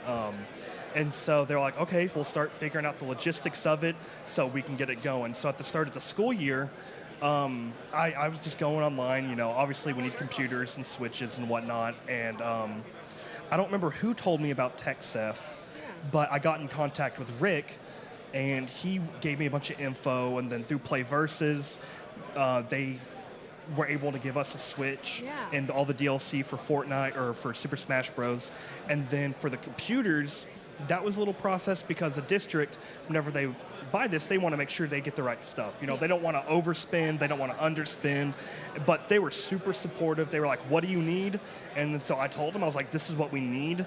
And they got it for me. And so it was great. I mean, there wasn't a whole lot of struggle to get anything. So, Yeah. I mean, it was easy. It takes a village, right? And you talked about the fact, like, thank goodness for programs like TechSF Play Versus. Thank goodness that your district was willing to listen and contribute, because it really takes so many different points and parts to make sure events like this happen, that we can be having this interview, right? That these kids can be here competing. It takes a lot of points, a lot of pieces. And I want to talk about, of course, there are a couple parents here today. How were you able to get their support into the program? And what benefit do you think that they've seen, or have you had any response from any parents that have talked about how their student has benefited from being in a program, an esports program like this? So part of the good thing about our school district is we're a small 2A school, so everyone's super close. So whenever a new group or organization starts in the school, everyone hears about it, everyone finds out. So it was super cool for all the parents to hear that we were starting it. And so whenever they heard that their kids were going to be a part of it, they jumped in and they just gave their full support. So all the parents were like, what do we need to do?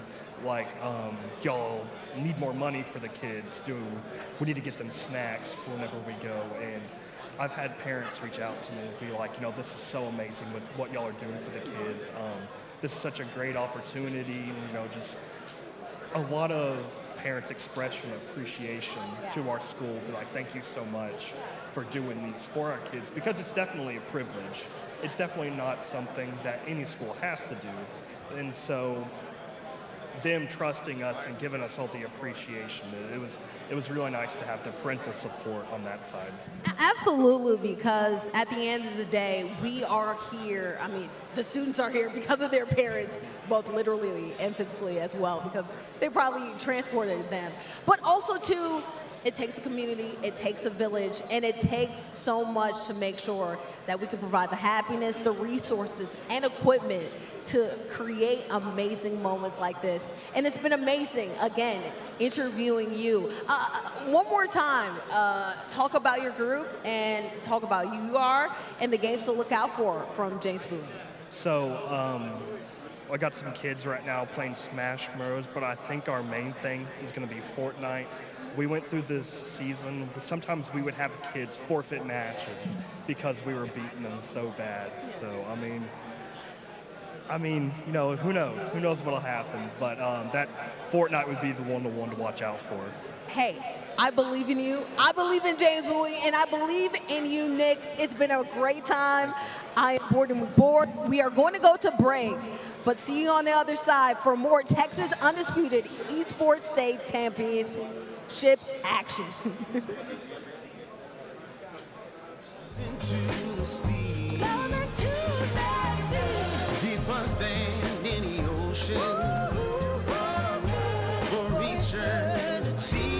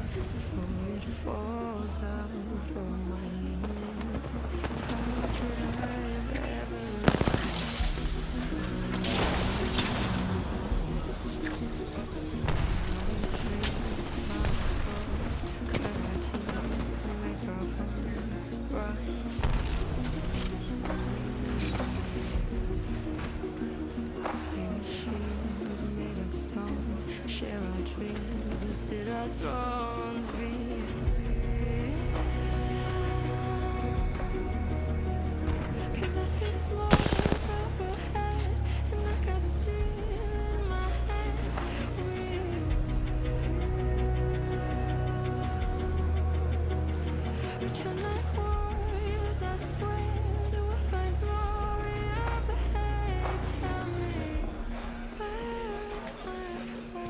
ultimate is ready. Prepare to move.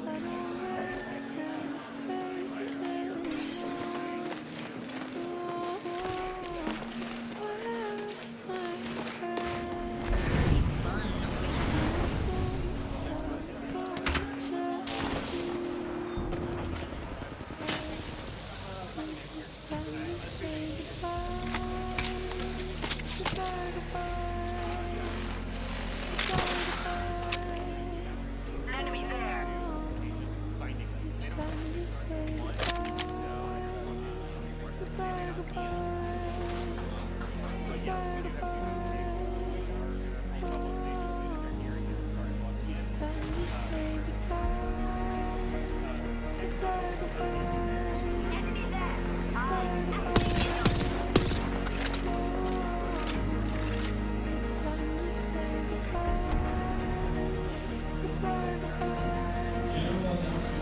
Enemy there.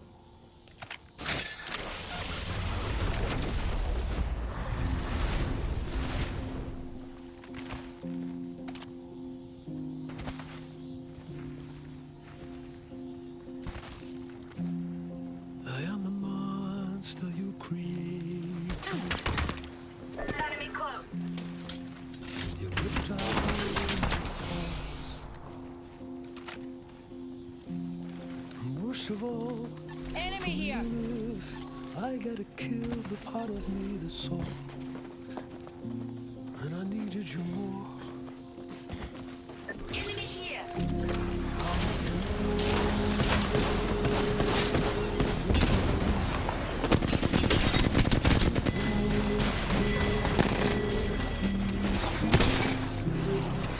I want you to hurt like I want you to lose like I lose when I play. Back to the Undisputed Texas Esports State Championship presented by the Texas Army National Guard. My name is Gordon McBoard. This is none other than Zip Master. Hit him with that flex. Hit him with that flex. And today we're going to show the muscle power of some more teams because we're right back into some Apex action. Get ready, get ready. We've been having fun with the Apex game so far. A lot. Right? So I want to see what we got going on with these teams as they're already underway. It is 5-2. And so it's a very slight lead. As you look over, you can tell they've kind of been at it for a while. So this has been a more slow-paced game compared to the others that we've seen. A slow pace, and we have plenty of time left, so we'll see if some action picks up because actually in the time that we are going ahead and really bringing in the matchup, we had a lot more exchanges when it comes to a lot of these trades and a lot of these kills, and right now we're seeing a battle. It's a long range-a-thon right now, wreaking havoc with that havoc.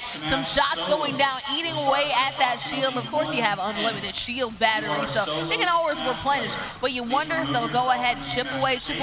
We get some strong pushes from this as well, especially if we get some crack situations, you know, just like we saw the other day. Speaking of crack right there, 105, massive damage right there. Must have been a heady. Oh yeah, definitely got a head tap into a body tap. Once you get head tapped, it's Rap City. You know, you only have blue shields, 175 HP. And that havoc, you know, people don't really use it too often. When the select fire of it for the long range usage, it already does enough on its own in rapid fire. So that was impressive to see him utilize it that way. Now he has the double red weapons. He has the red PK also. Lands the tether. There's gonna be a drop down. You should have tapped right there, but gonna fall down and miss the shot. Miss again. What are we doing here? He's almost gonna get taken out, and that could be swinging the weapon into the opposing team's possession. And I don't know. I don't understand why you just don't try to go for the kill right there, because he might as well. They're probably one shot on the other side. I know that you were probably a couple shots. So if you have a one shot versus couple shot situation, guess what? I'm gonna go for the gold. This is all about team deathmatch, right? So you want to make sure you rack up as many kills as possible. We talked about this actually a little bit before the break. You want to make sure that you go for what you got while you have it, because you never want to be in a close situation like we saw in the last game and wonder, dang, should I have gone for the kill right there? And you start second guessing things. So get at it while you have it. But at least we saw that strategy right there. We saw the 105 head tap and boom, strong push. And now we're seeing some action and some movement in this game, which we love to see. But a little bit slow earlier on. Yeah, and in that fight we just saw that engagement. All that hit him was the tether and then just a little bit of pepper. So he was cracked barely. And I would have chased him through that portal, guaranteed. But we have a close engagement coming in right here. Ooh. That havoc doing mad Yamaji. We have the R99 on him. A little bit of help coming up on the side. Drop down. And 129. Assistance is there. And they are going to be able to get that KO. That's going to be 7-6. Picking up steam a little bit. This is why you push as a team, because you want your teammate to have your back. Unfortunately, we know that the person controlling right here, and this is Aces right here, was doing a lot of the damage but couldn't go ahead and finish them off, so your teammate has him back. They tried to use that escape plan, but once he escaped right into the teammate, it's game over. Go ahead and get to the respawn because you are packed out. So right now, close game. We're back to a 1-point game that we saw earlier. You got a charge rifle going on in. I mean, if you're able to line up your shot, get a good charge in, this could be effective, but you have to make sure you charge it up. So, ooh, some elite gameplay is needed, I was gonna say. An elite shot, another one. Add that to the resume as well. JWL sure knows how to use them. You know, I might be out of the loop a little bit. I don't know how he shot the charge rifle that fast. Is that something new on the gold one? The gold one? I do see it has a select fire on there. What is that, double shot? I don't know. Damn. I thought it would have taken a lot more time, too. You're confused, basically. But a lot of gold weapons, a lot of red weapons all over the place, too. So only the premium drops for some premium play. And hopefully the premium gunplay allows for them to take chances and to go for the risk, right? Obviously, 15 minutes left to go. Only a 6-7 battle, and they've been at it for a while. When you have a good kid to your name as well, you might as well push for it. Risk it for the biscuit. I'm a believer of that. Are you somebody who likes to stand and just wait on it, or you like to go after it, you know what I mean? In this mode, I'm flying at you all game. You're just going to have to show me who you are, because I'm going to show you who I am. You know what I mean? I understand the snipe game. It's a safe gameplay. It is a tactic, so, you know, there's no shade against them for trying this tactic.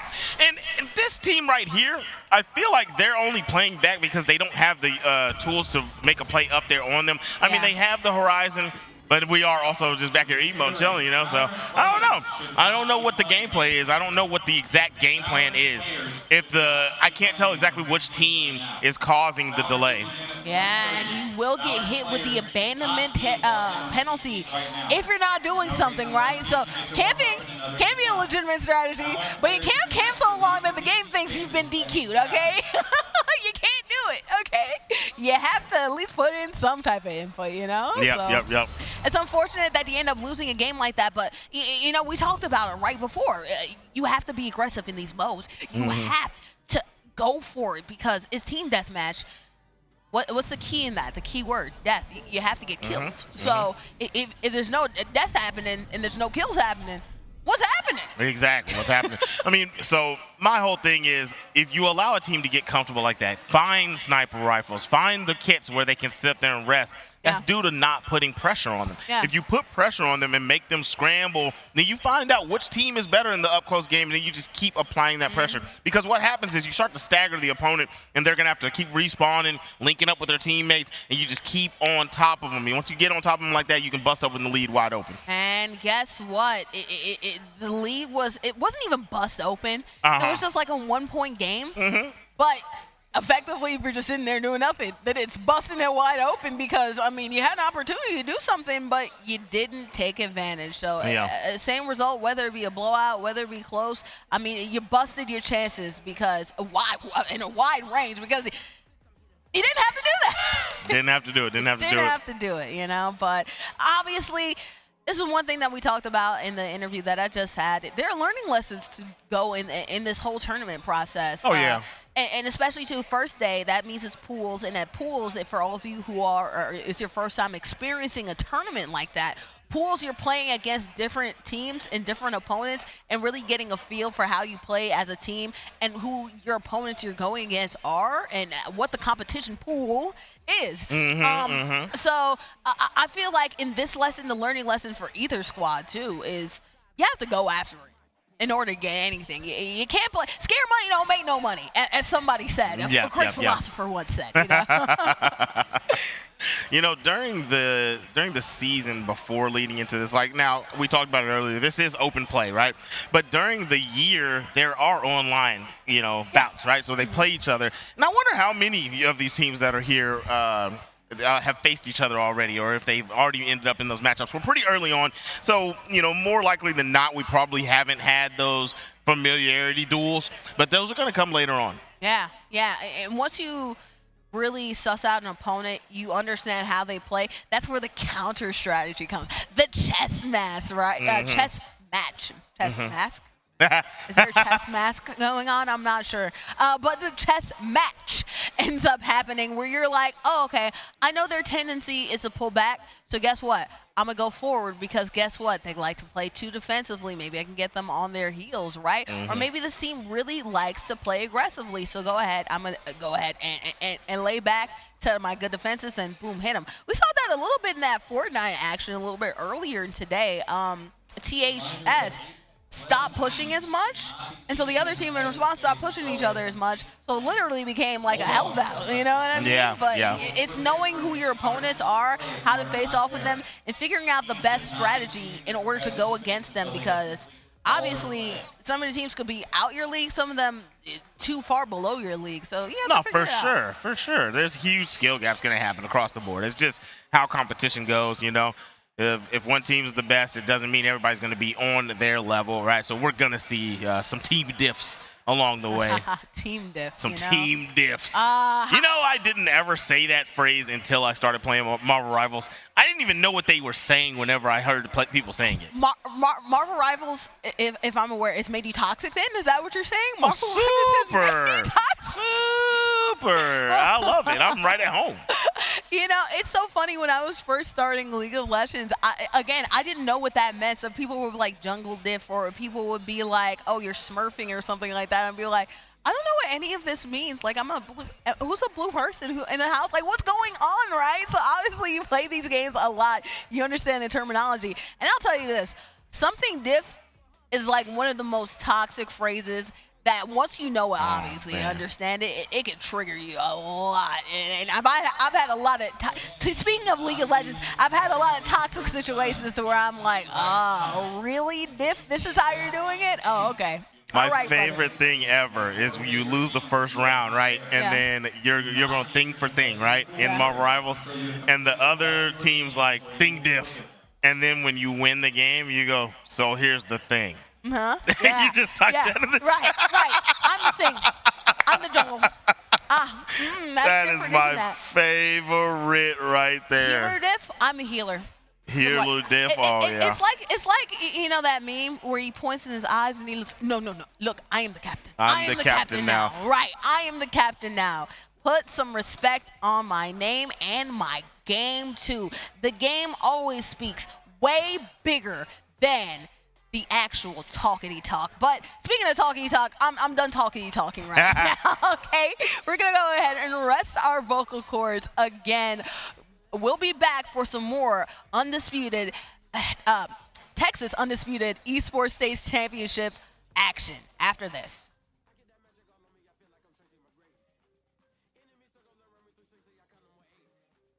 The 2025 Texas Undisputed Esports State Championships is brought to you by Army National Guard, Baylor University, COPE, Coalition of Parents in Esports, Landfest, Goblin Town Games, TexF, eShoney LLC, and Play Versus.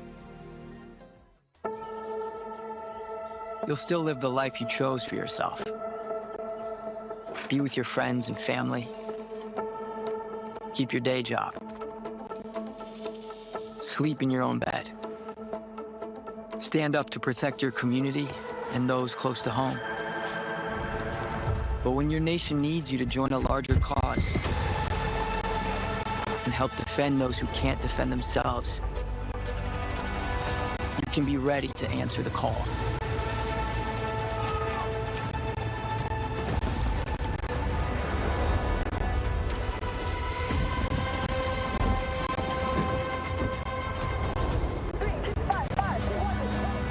Serve with us a few weeks a year for the most uncommon mission of your life.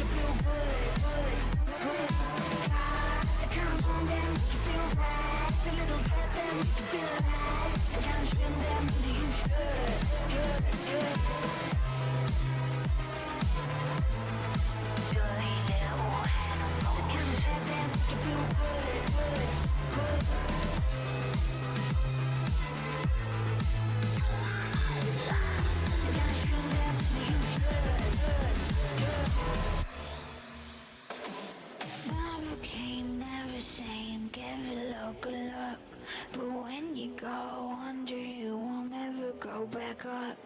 Never came, never same, never going up. Cause when you go under, you will never go back up. Never came, never same, never going up. Cause when you go under, you will never go back up. Hey, what you say, wanna find a place to play? Hey, what you say, wanna find a place to play? Slide, shake your bones up if you wanna ride. Throw your head back, make you feel alive. The kind of bad that make you feel good. The kind of wrong that make you feel right. The little death that make you feel alive. The kind of shit that means you should.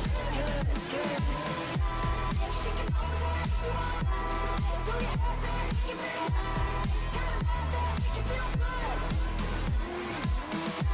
The kind of wrong that make you feel right. The little death that make you feel alive. The kind of shit that means you should.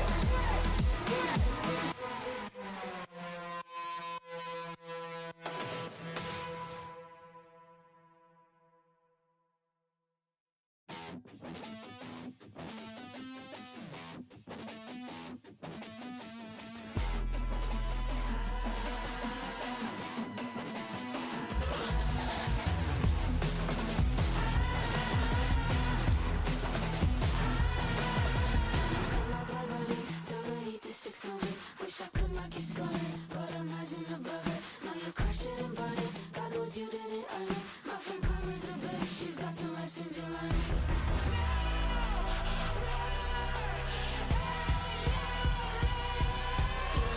You're a snake, I can see it in your face.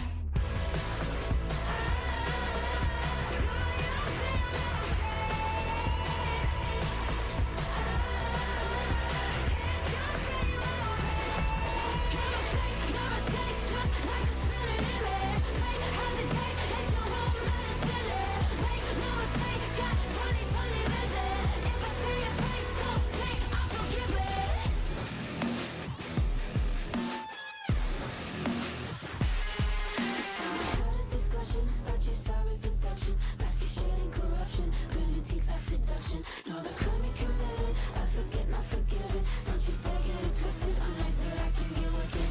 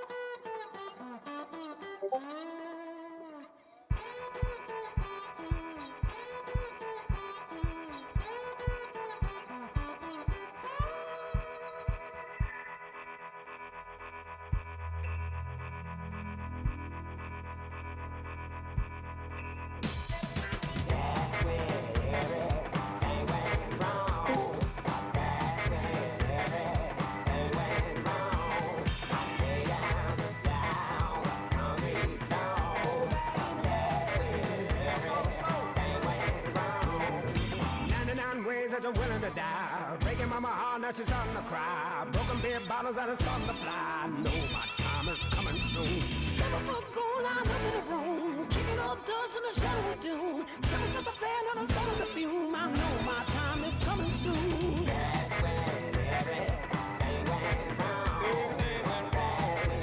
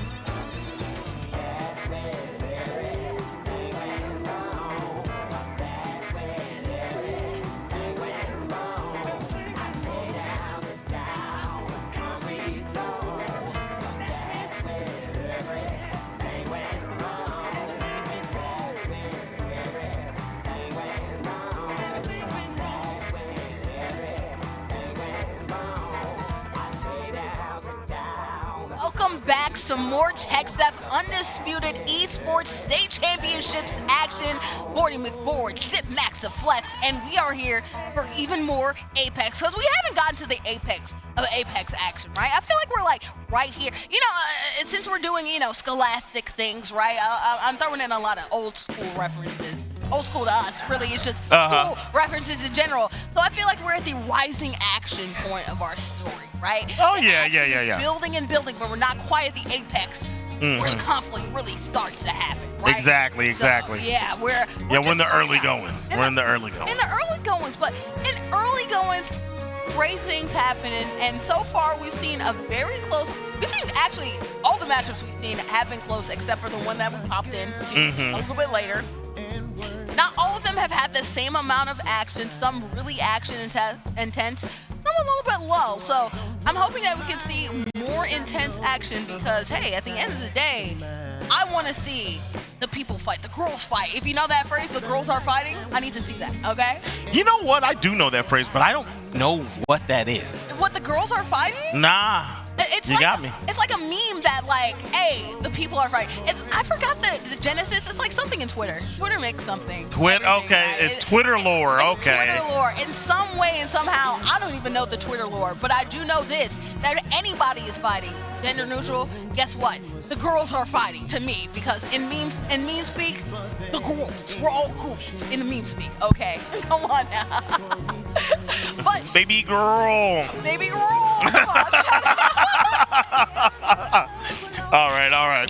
So we have our Apex teams getting ready for the action. I'm excited to see what they've got. One of the things that I'm getting into now is I'm starting to see the team comps. I want to see what the team comps continue to be. Yeah. And over the 3 days, we're going to get the grand consensus of what these schools believe is the meta team. You know what I mean? We're seeing Horizon all over the place, which makes perfect sense to me. Perfect sense to me. Alter kind of makes sense, but I also think that there's other characters that can be played. But I mean, she's very strong right now, so and maybe to hop back into battle, I feel like in this match that we're seeing right here, the preview of the match that we're seeing right here, in that map, we can kind of see, I can see more justification for Alter, but not always in all of these matchups, right? The high traversal characters matter, but obviously going through walls in a high-rise building means a little bit more than in something like a high open area where everything is free flowing. You know nah, what I mean? for sure. But we've seen Alter in all these maps, so I'm interested to see, probably not this one, but in the leading ones, if we're going to see a lot of that. Ash, though, is somebody that we've seen a lot, period, in general. Ash makes sense too. Ash is literally the best character in the game right now. So she just makes sense no matter what. I guess I'm speaking from a Battle Royale standpoint. She's the best character in Battle Royale. I don't know if she's the best in this mode, to be honest. This is a mode where you're a little more moldable. You're free forming, you know what I mean? Yeah. You can kind of do as you please as long as it has enough movement and survivability and pushability. You have to be able to force your way onto the opponents. And that matters, right? Because depending on the maps, all map dependent, right? I don't think for any map, Loba is probably the best part, because you're not gonna want the team. The black market ability. You're wasting some utilities that you can actually utilize on other things in other situations, right? But then there also you also have characters, I apologize, legends as opposed to the technical term that you would use. Legends like Caustic or Watson, where you're really not gonna have a lot of cases to use it. Maybe in the previous two previous maps that we saw right there with the fortress in the middle, that's something we can kind of hunker down in. But other than that, you're probably not going to see those characters. No. Team Deathmatch, you funnel into a lot more. Your playlist is a lot smaller with the resume of people that you have and the abilities that you have too. You know, the more you talk about Caustic, I feel like me and my Apex sicko tendencies, the things that I would do if I played Caustic, I think I might use them. If I have Horizon on my team, if I had my ult, right, I'm theory crafting right now. If I have my ult and we get some damage on you, you're holding down a rooftop. Yeah. Literally, you can't keep that rooftop if we float up and I throw down the gas cloud on you. You have to escape, or we're just going to take you guys out in a full team push, right? Because you're going to be taking damage over time. I don't know. That actually might be some stuff. I like that. I like that the theory. That's one of the things where you start to play around with things, right? That's what the creativity of this mode. It's interesting because I feel like arenas was basically mini Apex, right? And it made for like interesting situations when circles close, all of that situation. It still had the heart and soul of Apex, but this is a little bit different when you have team deathmatch because, as we talked about, abilities matter a little bit more, and the variety kind of closes and shortens up, but not the team dynamics. You know what I mean? The team dynamics doesn't necessarily go away. No, not at all. And experimentation is something that we usually see, especially something in pools too. This is the perfect time to experiment. Maybe if you establish your league, you don't want to go ahead and experiment your way out of competition, out of play, right? But if you can experiment a little bit to find a comp that might be a little bit off kilter, you can really take advantage of your opponents because you don't really know what to do with your comp, and you can go ahead and get your opponent a little bit slip in there. Yeah. You know, that mode, arenas, I know why they took it out of the game. It was just so hard to balance gun-wise. Yeah. So there would always end up being a way too strong of a kit that a team would get around round 3, and then you couldn't fight back if you didn't earn enough currency to deal with them at that point, right? Because you know that was Apex's version of CS:GO, right? Yeah. Like you buying guns at the end of the round, thing like that, right? Yeah. And so that was what their issue was, and they would try to balance it, and then and so the characters would all be fine, and there was like meta characters. Pathfinder, people would find routes where round start, grapple, sling, I'm already in your spawn. People found ways to do stuff like that, but that stuff was okay because if you lost the ones doing that play as Pathfinder, didn't matter, right? Or or if you just challenge with Pathfinder, like he's gonna go here, I'm gonna go with him, we're gonna have this battle. That stuff is fine if you can go 1-for-1, but gun for gun, a team that's losing would get snowballed. I wish they'd bring it back and rebalance it, but hey, it is what it is. Yeah, me too. I did appreciate, the circle closing on in. I appreciated the fact that you can go ahead and get into some action. And speaking of going ahead and getting into some action, we're about to switch gears a little bit to no more Apex. Instead, a new challenger appears. Guys, it's time for our late afternoon shift. And in the late afternoon, we're going to turn on some Valorant action, which is really cool because Valorant is a fun game. You talk about team dynamic, team composition. This is something where that matters even more, right? I guess short of something like an Overwatch, this is probably the most team-dependent game, communication-dependent game, and especially, too, one shot, you're out per round, so everything matters much more in a game like Valorant, which makes some really fun tournament play action. No, for sure. You know how I said Arenas was Apex's version of CS:GO? Yeah. Valorant is the hero shooter version of CS:GO. Literally. Like, that is what this game is. So we're going to see what's going on in this game. I mean, look, I've watched a bit of Valorant over my days. Do you partake in the full esports of it? I'll tell you this. I love watching Valorant. In terms of playing it, it's one of the most frustrating games in the world to play. And part of it, let's talk about the format, and then we'll get into the nitty-gritty of all of that, because I'll pick that. Trust me, I'll pick that up after we get to the format. Of course, here, welcome on in, tech staff, all the lovely people sitting on down and ready to go to talk a little bit about how we're doing Valorant around here, but should be pretty standard when it comes to Valorant play. Obviously, we have so many rounds. Go ahead, knock them out. The best of the best ends up at advancing. Actually, since we have a little bit of downtime to play, let me talk about that, actually, since we have some downtime. Yeah, I love to play, but it's very frustrating. It's a frustrating game, to say the least. I would say of the games that are esports games that I play, it's one of the most toxic ones on Quick Play Online, man. It is. Okay. Especially considering the team dynamic that if you're out, then it makes it that much harder for your team to go ahead and secure the victory, right? So every loss, every kill, it matters so much. So that gets people a little bit testy in the chat, especially in the vocal comms as well. Ooh-wee. See, I'm not good enough on keyboard and mouse to try to play Valorant at all. Like I've tried. Don't get me wrong. I am not good enough on keyboard and mouse, so I can't do it. Control the player for life. I'm just not good. I like keyboard and mouse. I'm good at keyboard and mouse on Fortnite. Okay, Even okay. in Fortnite, yeah. But there's a skill level of Valorant. We talk about, the best of the best. Apex, I feel like, is the purest form, like, the sweatiest, like, oh my gosh, the competition is so good and so great. The gunplay, the aiming, it just makes sense. If you don't miss, you really don't miss.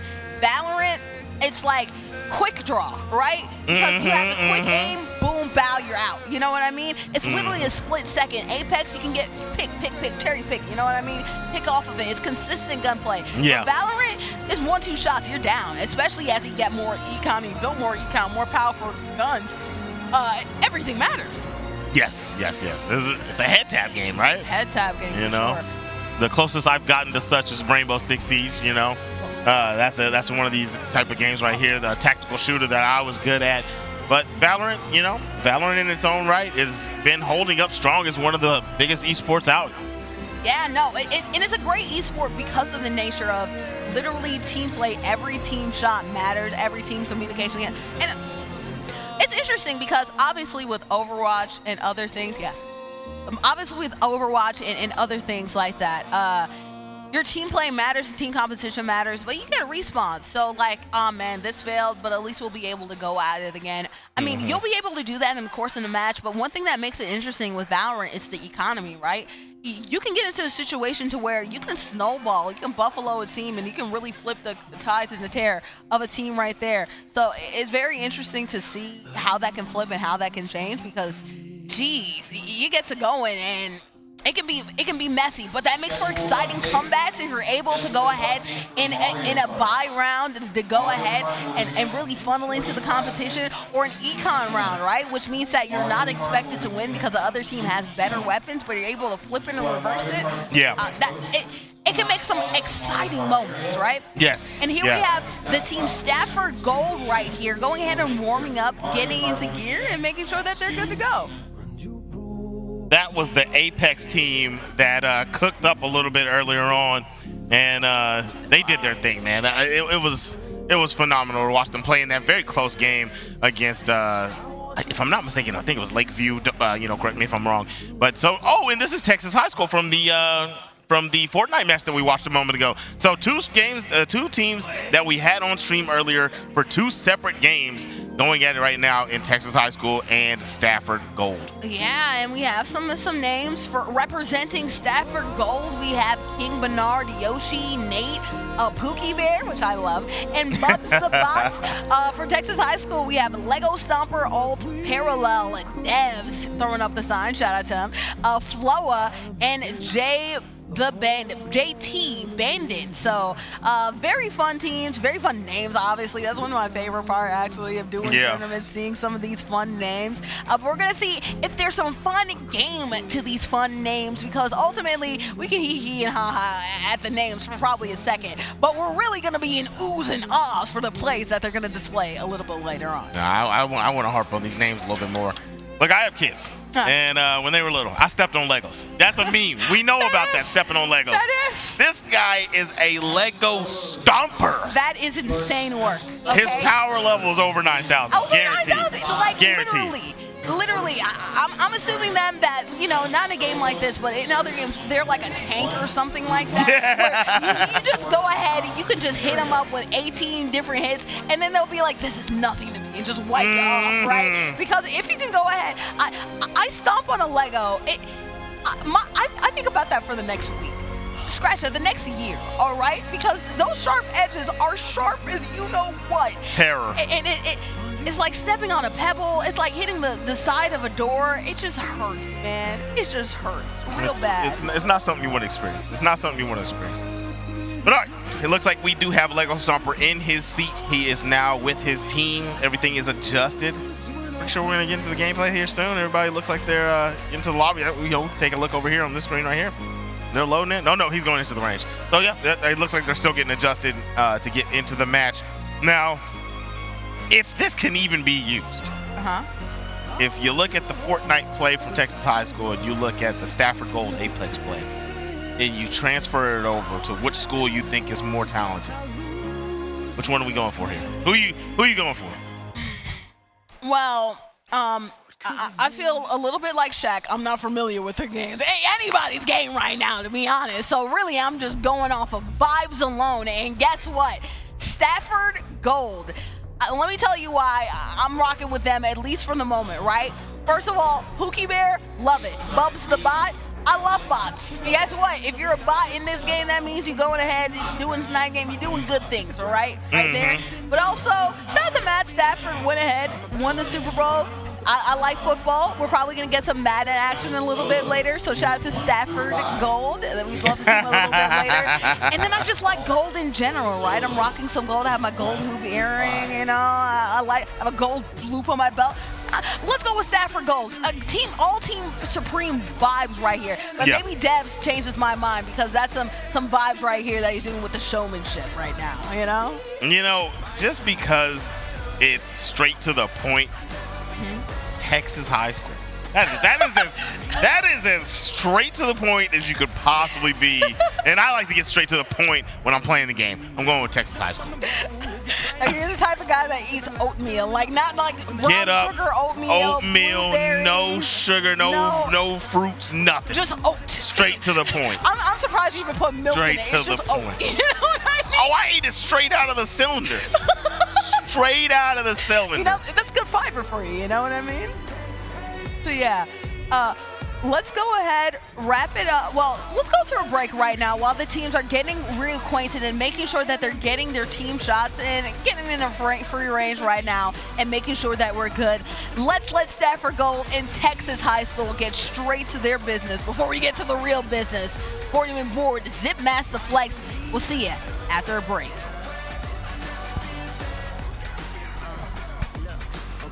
Hoping that somebody pray for me. I'm praying that somebody hope for me. I'm staying where nobody supposed to be. Posted, being a wreck of emotions. Ready to go whenever you let me know. The road is long, so put the pedal into the flow. The enemy on my trail, my energy unavailable. I'ma tell him I still away go. They wanna fly on my drive to the top. I've been out of shape, thinking out of box. I'm an astronaut. I blasted off the planet rock that caused catastrophe, and it matters more because I had it. Now I had. I thought about wreaking havoc on an opposition, kinda shocking. They want static with precision. I'm automatic quarterback. I ain't talking second pack it up on panic. Batter up. Who the baddest? It don't matter because we is your. Everybody wants to be my enemy.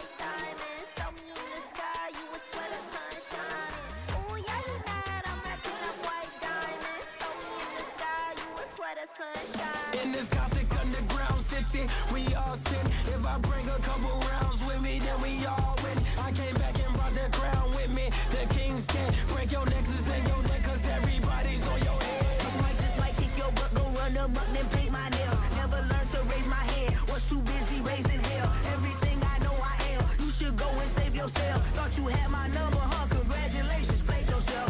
Underground utopia, dynasties and dystopia. Fear is never an option, so giants not a real phobia. I'm beating the odds, rising to every occasion. That's ever defeated the gods. Switch up the mind, nothing but champions coming. I'm rolling up with a little squad. Hold still while I back that. Talk back till I snap back.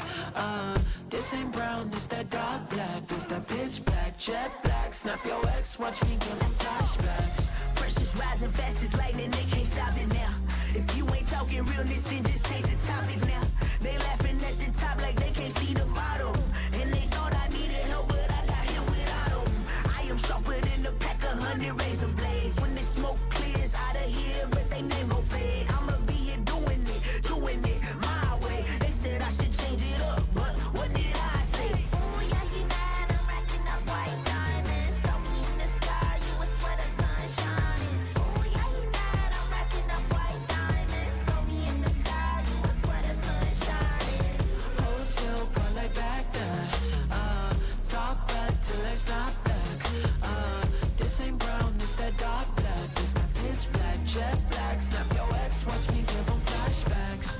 that magic all on me, I feel like I'm Tracy McGrady.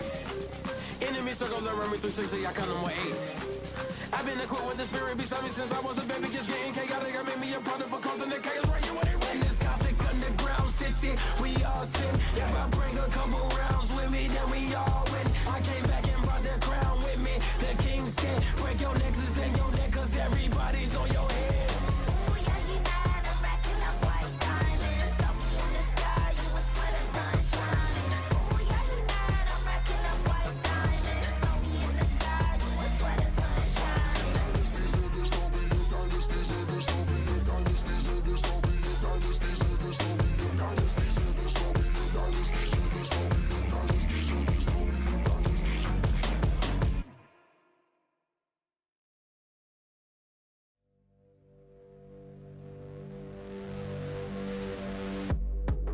Who told you it was down here? Come along if you wanted a peek. I've seen your face around here. Come along, tell me under the table. What do you see? Welcome to the playground, follow me. Tell me your nightmares and fantasies. Sink into the wasteland underneath. Stay for the night, I'll sell you a dream.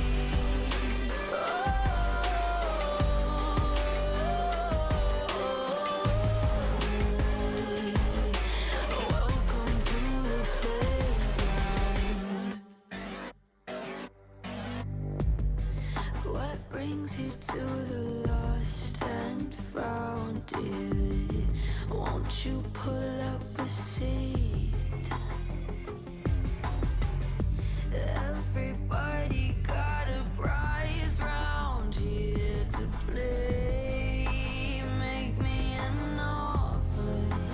What will it be? Oh, what will it be? Welcome to the playground, follow me. Tell me your nightmares and fantasies. Sink into the wasteland underneath. Stay for the night, I'll sell you a dream.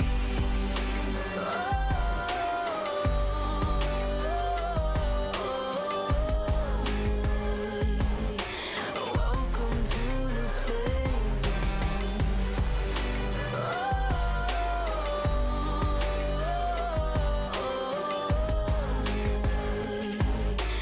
Welcome to the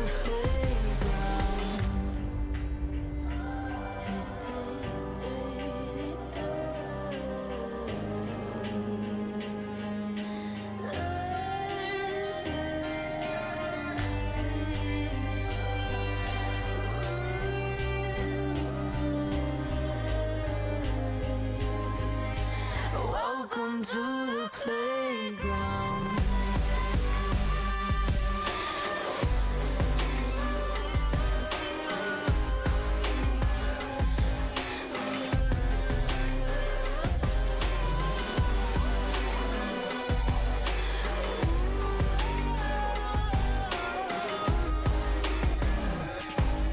Welcome to the playground.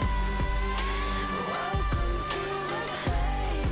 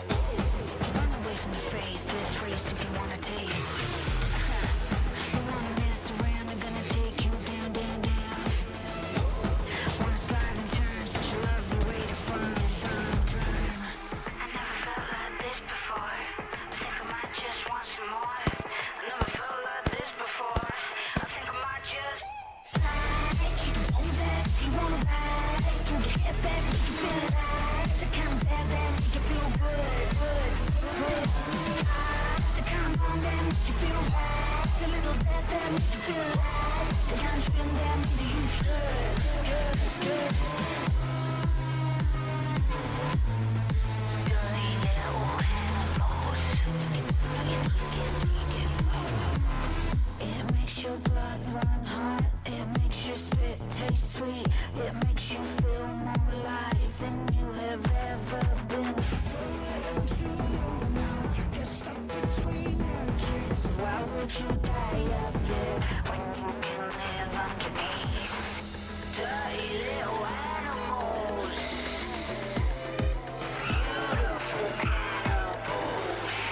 Snake, you can believe that if you wanna ride. You can get back when you feel alive. The kind of bad that make you feel good. The kind of home that make you feel right. The little bad that make you feel alive. The kind of shit that really you should.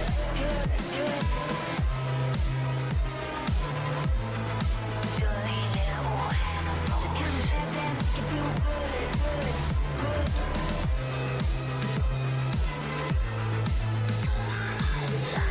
The kind of shit that really you should. Never came, never saying, give it look, good luck. But when you go under, you will never go back up. Never came, never saying, never going up. Cause when you go under, you will never go back up. Never came, never saying, never going up. Cause when you go under, you will never go back up. Hey, what you say, wanna find a place to play? Hey, what you say, wanna find a place to play? Slide, shake your bones up if you wanna ride. Throw your head back, make you feel alive. The kind of bad that make you feel good. The kind of wrong that make you feel right. The little bad that make you feel alive. The kind of shit that really you should. Slide, shake your bones up if you wanna ride.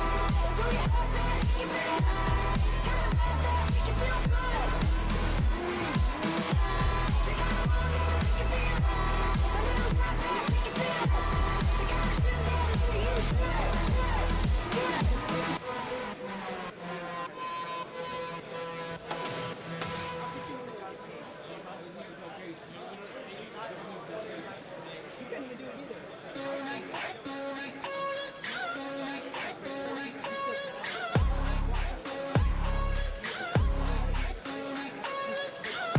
I declare war on anybody standing in the way of what I dream for.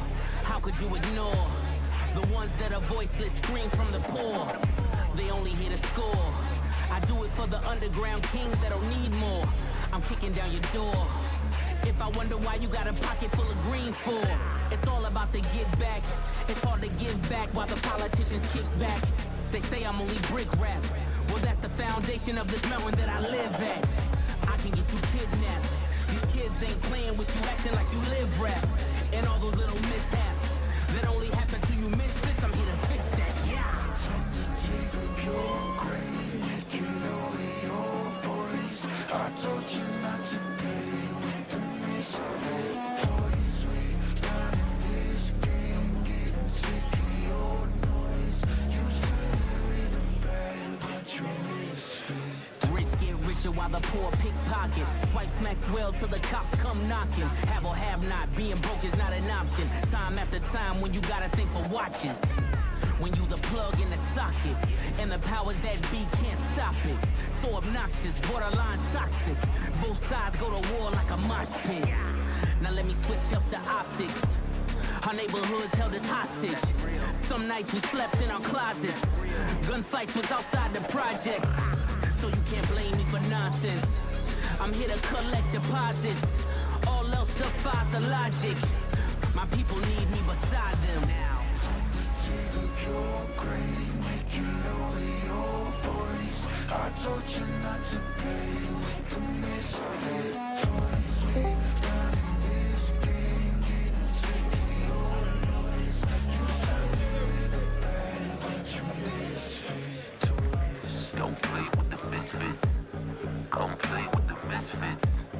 Don't play with the misfits. Come and play with the misfits. I told you don't play with the misfits. Must be deaf, dumb, and blind, you a triplet. Don't you make me erase your existence. All by my lonely, need no assistance. Any disrespect gets met with the vengeance. Burn down gossip and hidden agendas. We set the tone for all to remember. You rewrite history, the greatest pretenders.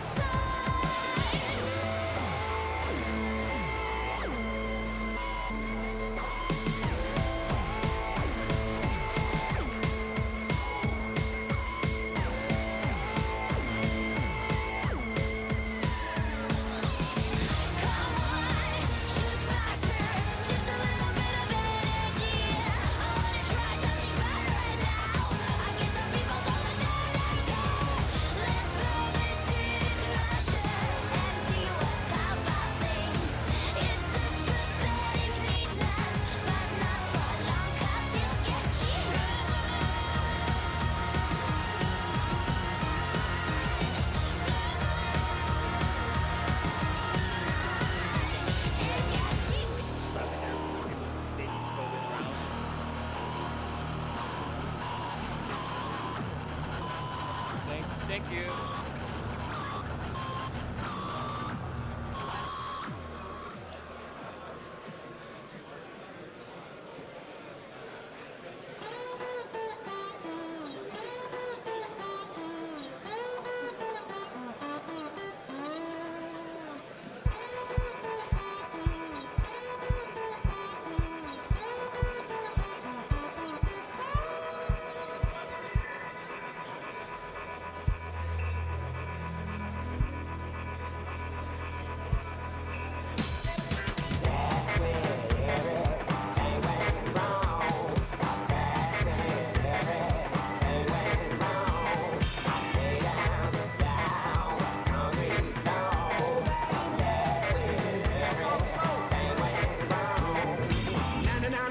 Willing to die, breaking mama heart, now she's starting to cry. Broken beer bottles that are starting to fly. Know my time is coming soon. 7 foot goon, I'm up in the room, kicking up dust in the shadow of doom. Tell me something flare, now I'm starting to fume. I know my time is coming soon. That's when everything went wrong. That's when everything went wrong. I lay down to down, concrete floor.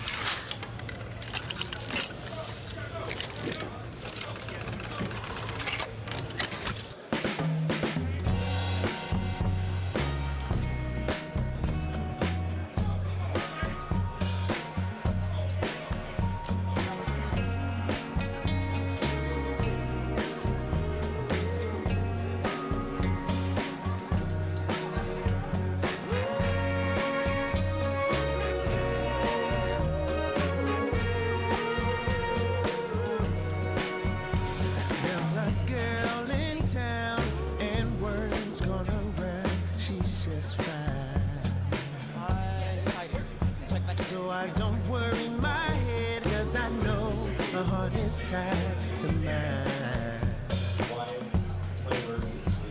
The life that we live and the love that I give to her.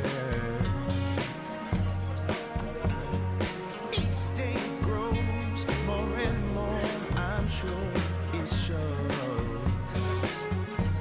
Where is a bubbling fountain? I ate that for 3 years in college. That flows into a sea deeper than any ocean for eternity. Like someday I pray our love will always stay pure. While the world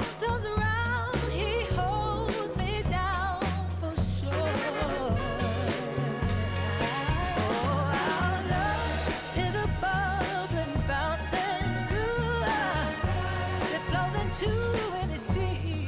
Ooh, deeper than any ocean, for eternity.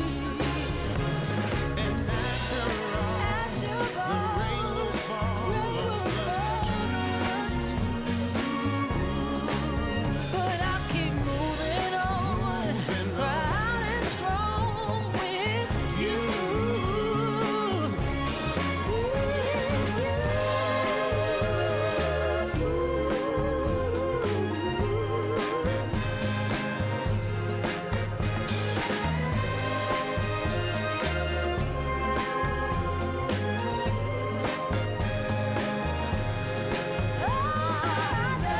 is a bubbling fountain that flows into the sea,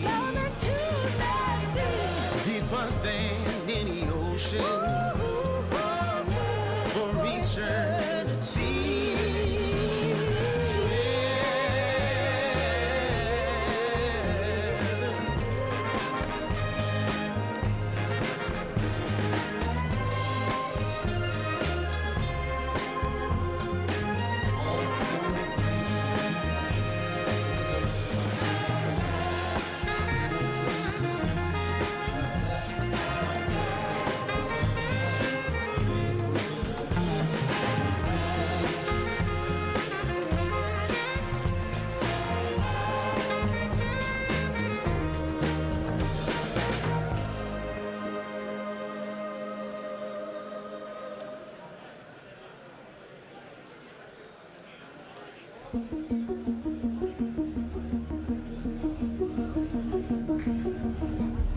I can hear the sound of a heartbeat before it goes out.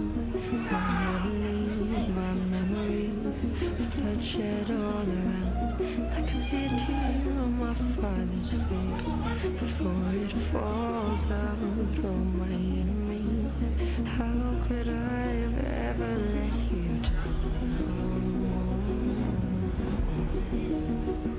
When all these traits are scrolled, cut out teeth and make our bones.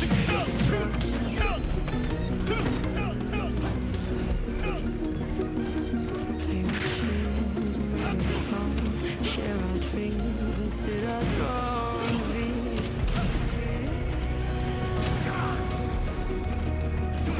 Cause I see smoke up ahead, like a steel in my hands.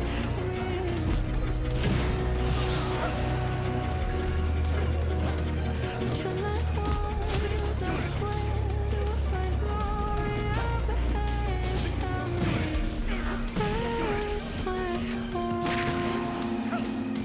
I don't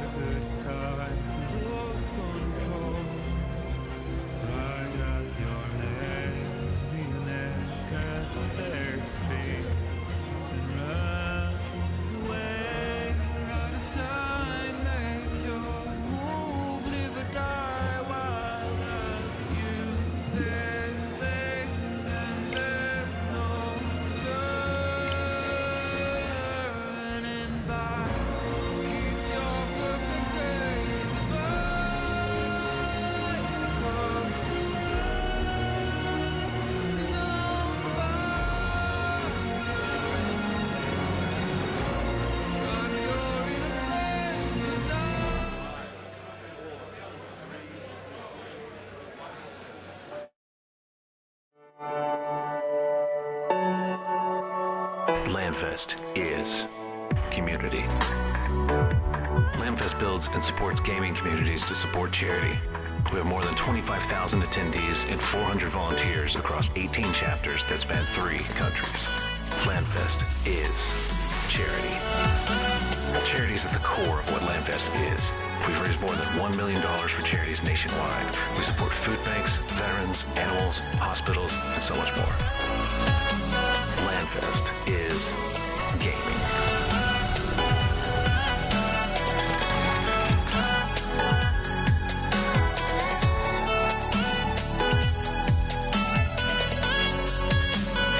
Come join LandFest.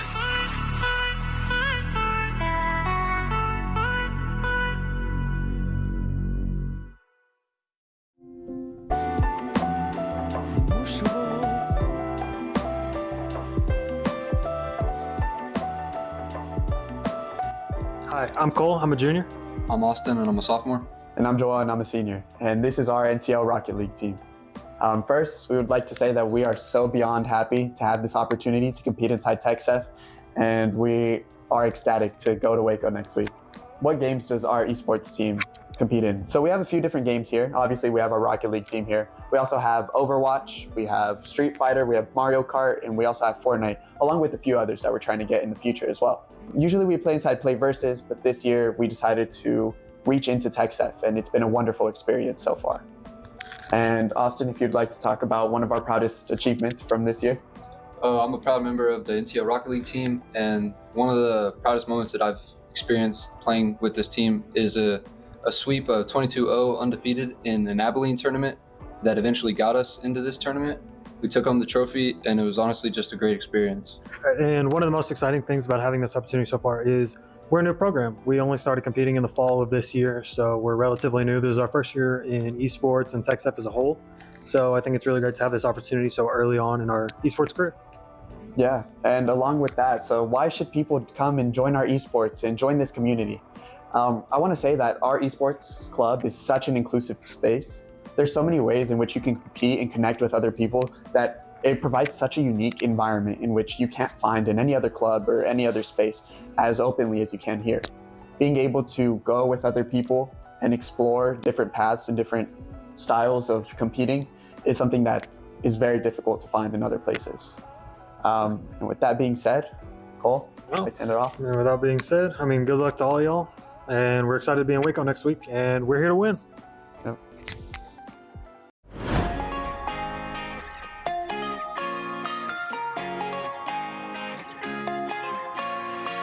Well, I'm Nicholas Hespeth with the Summer Creek Esports team, and we're excited to be part of the Texas Undisputed Esports State Championships with TechSF. Have you decided to compete in? I decided to compete in Super Smash Bros. Ultimate, mainly because I started playing that game for a long time. I played it from launch, and it's a really fun game. Honestly, pretty simple to learn. Anyone can get into it. I competed in the High School Esports League Gold Bracket, got first place. In the tournament here at the school and got first place as well. Also competed in the regionals, which is how I qualified for state. Other students at your school join the esports club. I think other students should join the esports club because it's a wonderful learning experience, not just in gaming, but you also get to learn life skills like business skills, soft skills such as teamwork, leadership, and you get to learn how to work with IT, such as coding and HTML or video editing skills. So overall, it's a good experience. You get to enjoy games you like while also learning useful real-world skills. What are your goals for the Texas Undisputed Esports State Championships? My goal is, #1, to win, but also to leave a legacy and pave a path for future esports students so they know that they can accomplish this too. You know, it's never done at Summer Creek before, and I hope to be the first one to do it. Shout out to TechSF for hosting this event, Baylor for letting us use their campus and also supporting the event, and a major shout out to my school for allowing me to compete and have this opportunity. Go Bulldogs! The 2025 Texas Undisputed Esports State Championships is brought to you by Army National Guard, Baylor University, COPE, Coalition of Parents in Esports, Landfest, Goblin Town Games, TechSF, eShoney LLC, and Play Versus. You'll still live the life you chose for yourself. Be with your friends and family. Keep your day job. Sleep in your own bed. Stand up to protect your community and those close to home. But when your nation needs you to join a larger cause and help defend those who can't defend themselves, you can be ready to answer the call.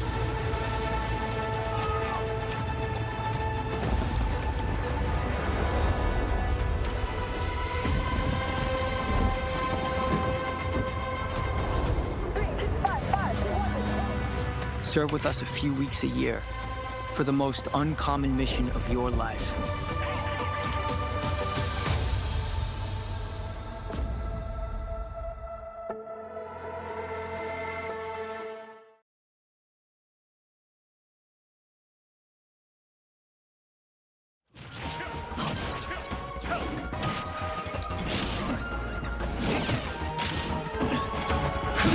You'll live the life you chose for yourself.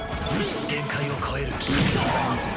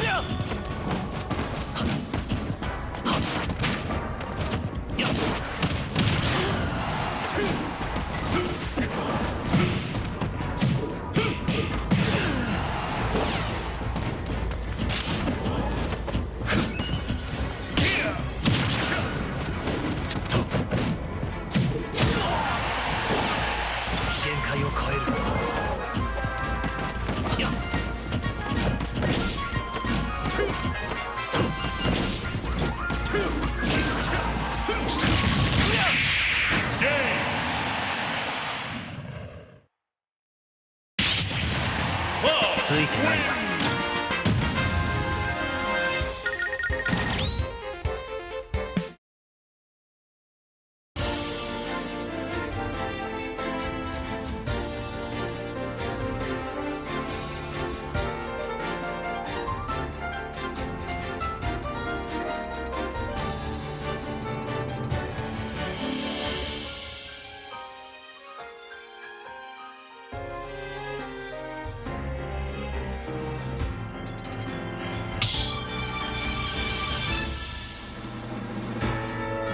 Stop the battle! Kazuya!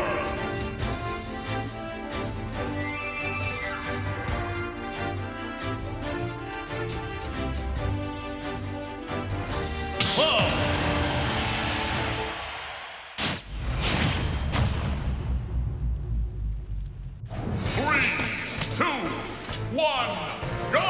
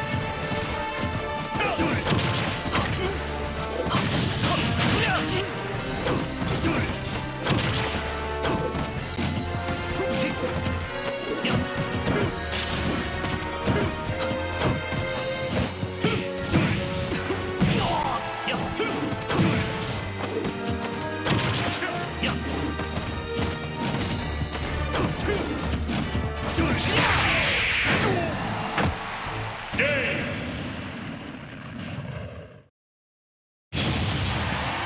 ついてないな。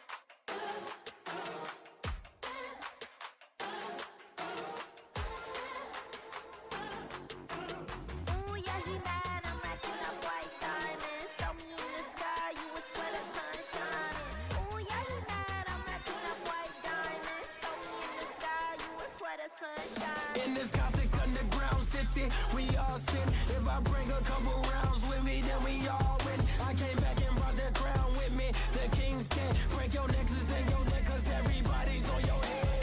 Just like kick your butt, go run them up, then paint my nails. Never learned to raise my hand, was too busy raising hell. Everything I know I am, you should go and save yourself. Thought you had my number, huh? Congratulations, played yourself.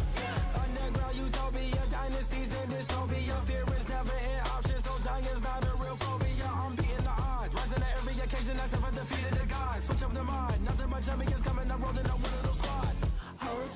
fight like back then. Talk back till I snap back.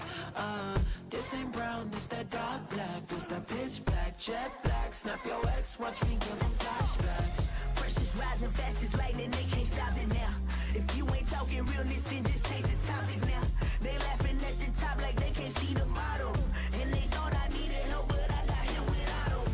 I am sharper than a pack of 100 razor blades. When the smoke clears out of here, but they name gon' fade. I'ma be here doing it my way. They said I should change it up, but what did I say? Oh yeah, you mad, I'm racking up white diamonds. Throw me in the sky, you a sweater sunshine.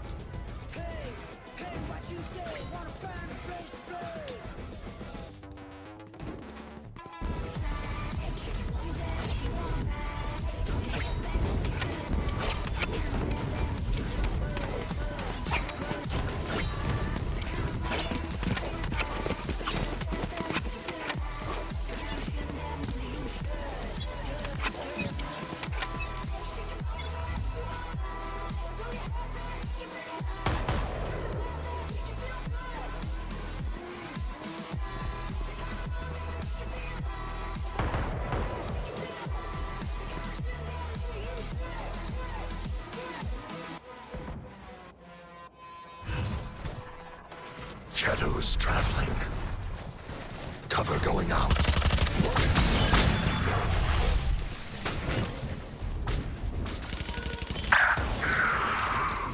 Spike down, B. Go. Careful now. One enemy remaining.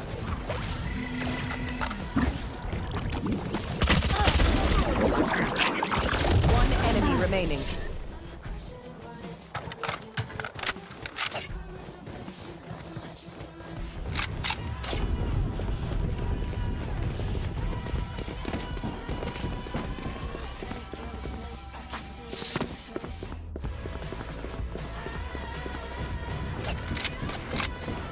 Yes, this should do.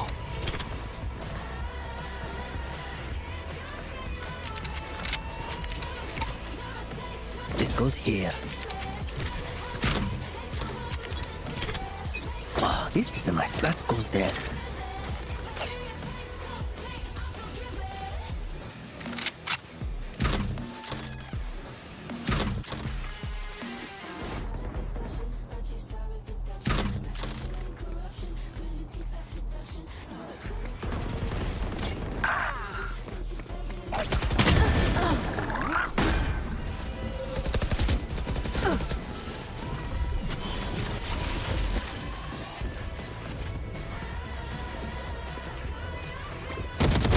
Jets grounded.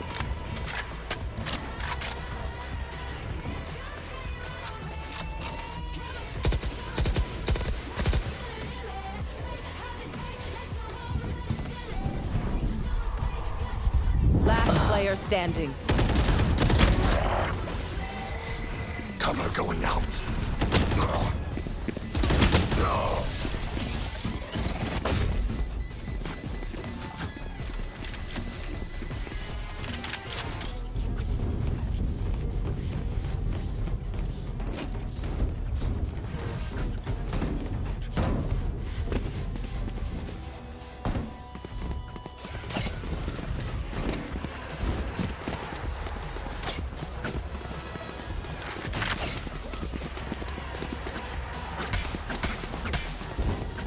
Let's fly.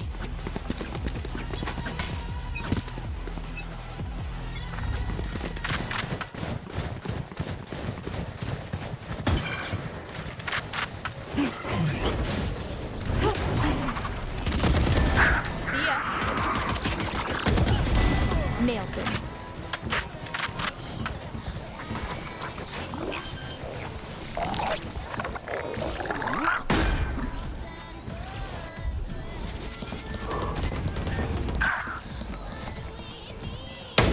Talla.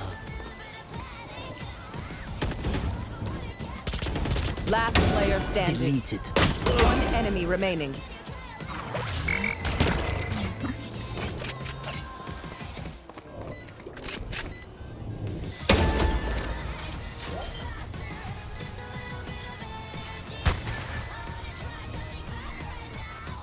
Clutch. You forget. I always play high stakes. We know more than we did before. Let's use that.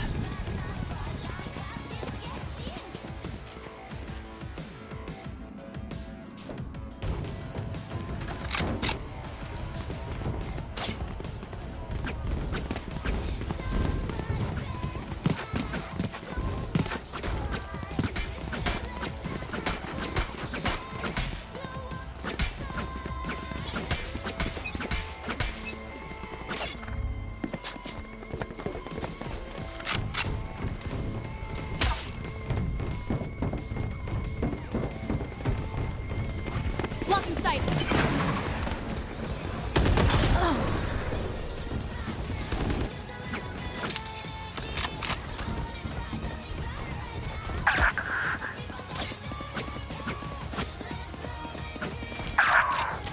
Spike planted. You will not kill my allies. It's all you, little homie. Last player standing. Crash hit him. Dizzy's up. One enemy remaining. Cuate.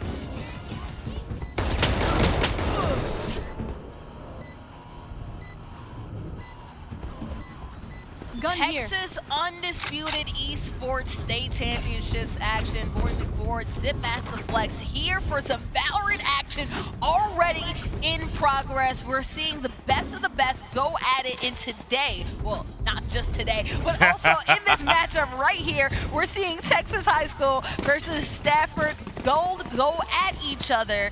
And right now we're gonna funnel on in to who's the attackers, who are the defenders, and who's gonna get away with what right here as we're getting ready for this next round. We have plenty of action left to go. We have Stafford Red defending right here, and on the attacker side right now, Leveland Synapse right here. So excellent play I've seen so far right now. Overwhelming. A little bit of a lead right now for Stafford Red. A little bit of a blind right here too, right, from Stafford Red. And only 2 players remaining. Now the spike carrier has been killed. So the attackers right now, unfortunately for Stafford Red, 1 out, flawless victory. Stafford Red. They just got Stafford Gold. Oh. They just got picked apart. Yeah.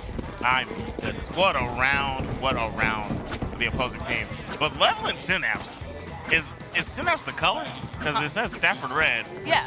Synapse is the color? I was going to say, if their school's name is Leveland Synapse, I'm going back to high school. Yeah, no. That name is fire. Synapse is such a, honestly, you probably need to go back to school just to figure out what that word is, right? But also, too, I like the SAT levels. A lot of people are probably on their process of doing whatever their first, second time of the SAT. I also like that color name as well, too, right? Yeah. A toss-up right there, right? And some of the names also as well. Little Burrito with the Omen going ahead and knocking out the first opponent, first attacker, I apologize, of this matchup right here. And so we have a little bit of a battle right here in the midpoint, and bodies dropping all over the floor. WWESC going ahead with the Vandal and knocking everybody out. So again, just racking up tons and tons and tons of bodies right now. The defenders, it's looking like we're going into this even, which means that the economy should be all even as well. They're gaming out there, locking in. I mean, look, Leveland is really playing a very solid game at the moment, right? Really dominant. What do you think they should go with going into this next round, right? Okay, we can already see what they're going to lock in with weapon-wise. Yeah. That's AKs across the board, huh? Yeah, AKs across the board, a whole bunch of Vandals. We only have like half shields so far for a lot of the Stafford Gold individuals right here, so that's going to be interesting to see right here. As smokes are placed all over, we're converging onto A. E already getting active, but that's a trade for trade right there. We're all even when it comes to this game. Planting is happening, the positioning of the battle. Thresh, a blind right now, so there's bodies dropping all over the floor in the corner right there. Hey. That's it. Ooh-wee, is that a 2-piece? But as soon as you get the 2-piece, you trade it for $1, unfortunately. Yeah. That's a trade. And he had his crosshairs right where he needed them to be. He just got caught on the end of the reload and wasn't able to get first shot, right? So that was clean. He almost had it for the squad. Yeah, absolutely. But, one thing for the attackers, unfortunately, they do get their whole team wiped, but hopefully they're able to save enough money to go ahead and get their shields game back up. And once they get their shield game back up, they can go ahead and get back into this, because there's a little bit of disadvantage when you look at the gun game. All of the other team, all of the other squad, Vandals on deck, one of the best guns in the game, some of the best guns in the game. On the other side, too, you had some SMGs floating around, but for the most part, it's mainly just Vandals. A couple Vandals here or there. It's mainly the shields that you want to make sure. So obviously, an economy round, you want to build up your economy to make sure you have all the equipment needed so you can go ahead and start this next round fresh. So hopefully attackers do well in this next one. There you go. That sounds like an optimal way to go for the setup in between rounds and going into the next phase. If you're not familiar with this, guys, you know how this goes. You earn currency per round, and in the economy phase, as said, that's where you purchase weapons and shields and things like that to get yourself prepared for the next round. Now, myself, help me out a little bit here. In this game, does one team earn more economy per round depending on performance, or are you equaled out? So you get more econ for going ahead and getting kills. You get more econ for spike plants. You get more econ for going ahead and winning the round as well, right? So all of those dollar bills, they all add up, right? And you can get to the point to where you can snowball a little bit with your money. So that's where you want to save it, right? You got to know when to hold. No, when to fold. That's not the first time. That's not the last time we're gonna reference Honey Way 20. Okay, so get ready to hear that all throughout the weekend, right? But I will say this: some rounds, especially too, if you know that you're already disadvantaged and you know that the other team has a clear gun advantage, maybe you want to save your equipment. Also, too, we have a jet, right? So a jet might want to go ahead and get that op going. And if they get an op, which is the operator, one of the sniper games, that means something good. But you can get it up high even without the snipe game going strong. He getting out little, bro. A little bit more action going on. Stafford Red finally getting all the weapons that they need and doing a great job. Now they have they're clearing out the other team, a 3v5 situation. Let's see what happens, as it looks like we have a protection of B going on right now from the Cleveland Synapse. We've got the spike planted here. We're waiting for the opposition to try to make their play, but it is very slighted in the side of Stafford Red.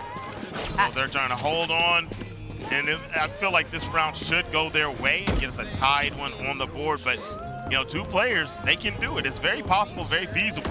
It is feasible, but you have to make sure your shots are going up, and it looks like we're not getting a lot of aggression right now from Stafford. They're kind of like, they're baiting right now, giving up the goods, saying, hey, we're going to converge on you, and guess what? The attackers go ahead and get it done. They win this round, and that's good, right? We talked about this last time, right? Obviously, they came in with lesser equipment, and they came up with lesser economy, too, so they saved their money that round, was able to go ahead and save all that money for this round, in which they got all the equipment that they needed, they got the shields that they needed, and then they emphatically won this round as well. So, you know, knowing when to save, when to spend, and not just going ahead and spending. Investments, that's an important lesson. We're all learning lessons here today. Investment is a lesson you should absolutely learn from a game like Val. You know what? It's actually a very valuable lesson. I wonder if people actually take that to heart, or if they're trying to get good at clapping.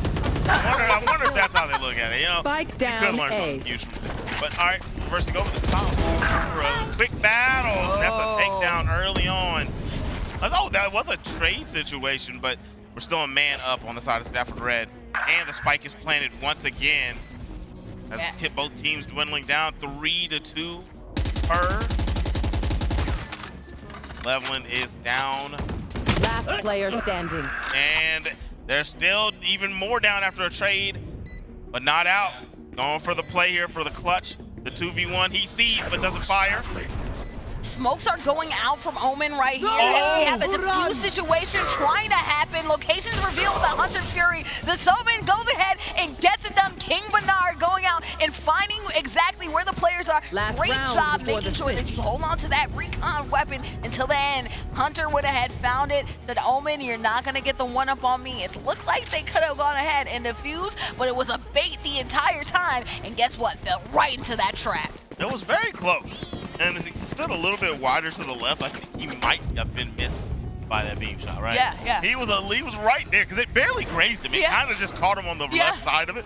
So either way, solid attempt, but Stafford Red held on. Yeah, that's what happens with blind fire, right? Sometimes you go ahead, you do into the smoke. Sometimes it hits the target, sometimes it doesn't. Maybe you have your opponent there the entire time. Guess what? The opponent's already knocking right here. The belt. Will we see somebody get the belt as we're all around A trying to go ahead and get to A main right here? We have players all over the place in the action, some playing protection and some converging onto a side right now. There's a little bit of a rotation going on right here, only 2 points. So where this rotation goes and how players go is going to see exactly how these competitors do. And look at that. Ooh-wee, almost a heady it looked like for me. Yep, that was clean. Took about 2 bullets. That had to have been a heady. They took him out from deep. Got that one out of there, sneaking up behind. That wasn't a heady, but it's still deady. And he's going to trade right there, but he's already done what he needed to do. Because we have 2 left for Leveland and Stafford sitting on the 3-piece. So it looks like more of the same past 3 rounds. Yeah, that's Cypher holding on for dear life. One tap right here. Recon Boat went ahead and found out where exactly that opponent is. So we'll see how that works out for them and how the Stafford Red team approaches this. We have smokes out, and we also have the ice wall as well. The defuse gang, little burrito went ahead and said, you know what, this might be a trap. I'm gonna go ahead and go for it anyway. And guess what? It was a trap. All corners surrounded. They demand a fight. Trap. Who are we to disobey? I respect the plays, trying to go for the smoke, but it just looks like their team understands. It's like, okay, as soon as we see that smoke blow up, we know what you're doing. Yeah. It's directly on the objective. You're going for the play. Yeah. You know what might work a little bit for him, which, I mean, I don't know. You tell me. If you put the smoke a little bit ahead, not on the objective, and then chose either side, it'd be harder for them to choose exactly where he was at on the OBJ. Oh, you know what? That's a little bit of obfuscation. You know, that's the SAT word. Shout out to it. A little bit obscuring exactly where everybody is, as you see right here. The pistols, right? We're going to the pistols round. A little bit of a reset here. So most of these players have on the pistol. We got a couple with the silencers going on, so this is going to be interesting. But a little bit of a reset. We'll see what happens as we switch sides and spawn sides. Bubs over here. We have the ice wall going out here from the Sage. And both of these players just flirting around A nest territory, A belt territory as well. The spike carrier already killed it. Yoshi going ahead and getting that bread over there. Yoshi has been fragging out. I feel like every time we see that first kill, it's Yoshi. Pookie Bear adding up for the squad, gonna get one over there. And then King Bernard picking one up. This is pistol round. Looks like it's going very slighted in the favor of Leland. Absolutely, your aim has to be true, very true, in order to survive this pistol round. And guess what? It's a true trade right there. Yoshi going ahead and getting it done, but neat, a 2-piece. The defenders win that one off of the switch, off of the pistols round. We got a lead right now. There it is, there it is. Nice pickups there. Look at this, man, the sea of blue. That was, do you think that was all the same team? You know, these teams run deep, okay? A lot of these teams running deep, a lot of these teams, you have the players, you have people that you know, and guess what? Whether it be all these competitors or people who are supporting, people who are doing managerial work, all of this, some of these squads and some of these teams run as deep as you know what, and we just saw from the crowd, it can be even deeper. Right now, the ocean. There it is, the deep blue sea. That's what that was. The deep blue sea. That's a good movie, isn't that? Isn't that the name of the movie? Shout out to LL Cool J. I'll always remember Sam Jackson getting packed out early in that movie. Who would have thought, right? But right now, we'll see who ends up being packed out right here. Pistol round already happened. We had a little bit of a trade. Right now, a lead when it came to Texas High School. And right here, we left wide open. Pookie Bear ran into a crazy situation. What's going on? Why delay so long on the shot? He could have, if he would have fired a little earlier, kept his corner. Yeah, he could have had so much more. I don't understand. I think Pookie Bear was a little bit. He got surprised too. Peekaboo right there for Pookie Bear. He turned the corner and didn't realize he got the whole team on him. And guess what? Bubs, the bot, didn't realize the hacker had true aim. Heady right there. So good job. We have a Marshall over here on the action. Could that Marshall be forecasting something a little bit later? 1v1, Sereno go ahead and tax out Neat. But I'll be interested to see, you know, when we see somebody get the sniper, the Marshall, a little bit of a weaker sniper, but then you have a one-shot sniper coming up soon potentially, and the operator. So if they're able to stack red, maybe that Jet goes ahead and uses that snipe game. Things can happen and things can change after that, you know? Yeah, you can tell they're going that route. And you know, if it's not a one-tap, right, especially in this situation we just witnessed, if it's not a one-tap, it's going to be very hard to go for a clutch 1v3. He's going to have to hit all head taps, and then we saw that they recognized what was going on, made a hard push on him, got him up out of there. But once he gets the one-tap, if he wouldn't have had to panic as hard for the for the head tap, right? He could have went body, and then that would have started something. So we'll see as this goes on in this round, and maybe we get that operator out here. Wanna be starting something. Wanna be starting something. And right now we're starting a battle up hot on the A side right now. 2 places you can go on this map. Guess what? Little Burrito goes right for Yoshi, and that's out. Can they get the true aim going right there? No, but at least Lil Burrito is able to rack up another one right here. The spike is being planted by Bread. Bread had an opportunity to go ahead and knock someone out. Unfortunately, that didn't happen. I believe that was Bugs of Bob. I apologize. That didn't hit that shot right there with that thresh. So the Outlaw being used by this Jet, I feel like we're gonna get an operator very soon. But you have to operate around the corners, especially with that clock ticking. And Lil Burrito was right there in the corner waiting for Neat to come around. Up there, still hanging out. The smoke goes away and he's picked off. Oh yeah, up high right there, and the Raptors get down. It's exactly what they said, knocking them out this contest. A lot of back and forth right now. Good job. A little momentum going right here for the Stafford Gold Crew. They switched sides and they were able to go ahead and rack up as well. So this is very good that we're seeing right here. It feels even, right? It could have snowballed a little bit out of that, but luckily we're making good economy plays. But at the end of the day, the more dominant team has been Texas High School. We'll see if they're able to continue it right there. Lil Burrito's been doing a great job. Actor going ahead with that Vandal, going ahead and knocking out the Sova early on. And that was in the attacker spot, defender side spawn, so that was interesting, actually. So, explain to me, help me out a little bit, me and the people out there that don't understand. What is that they did early on? Yeah, they went ahead and they knocked out their opponent right at spawn point. So to do that is really good, really clutch, and really nice to see. Boom, right here, really nice to see if you're an attacker. Again, let us get that Bread. It's Bread is just going ahead and planting that spike. Smokes all around, even with a concussion. And he saw that too. He saw that black mysterious cloud in front of him. That's a concussion, right? That means you can't see as well. That means you can't hear as well. Yeah. Even with that, they were still able to aim down the sights. And guess what? The Synapses were able to hold on to glory, and they tied up this game. But we have a timeout going on right here. Locked in, clocked in. Lil Burrito ain't playing with him, but man, I don't even know how you say his name. W-A-E-C-C-E-W-W. Oh, we come. What that? He's got 23 kills on the board, so he's holding it down for his school. I mean, it is just ridiculous. Every time I see pickoffs happen, he's one of them. He's one of them. If you can be the top fragger in a game like this, it matters because at the end of the day, if you're packed out, meaning if you are out the game, you can't contribute to anything. You can't plant a spike. You end up losing economy for the other team, right? Giving the other team economy, giving them more money as well. It's very important a lot of times, to not Leroy Jenkins it if you know that the point is lost. Instead of giving the other team more money for going ahead and just dying, go ahead, save yourself, but then also too, making sure you're not, insistent on running up in there. You're not insistent on being on the other side of the gun, because guess what? All the spoils end up going to the other team. But the one in front of the gun lives forever, right?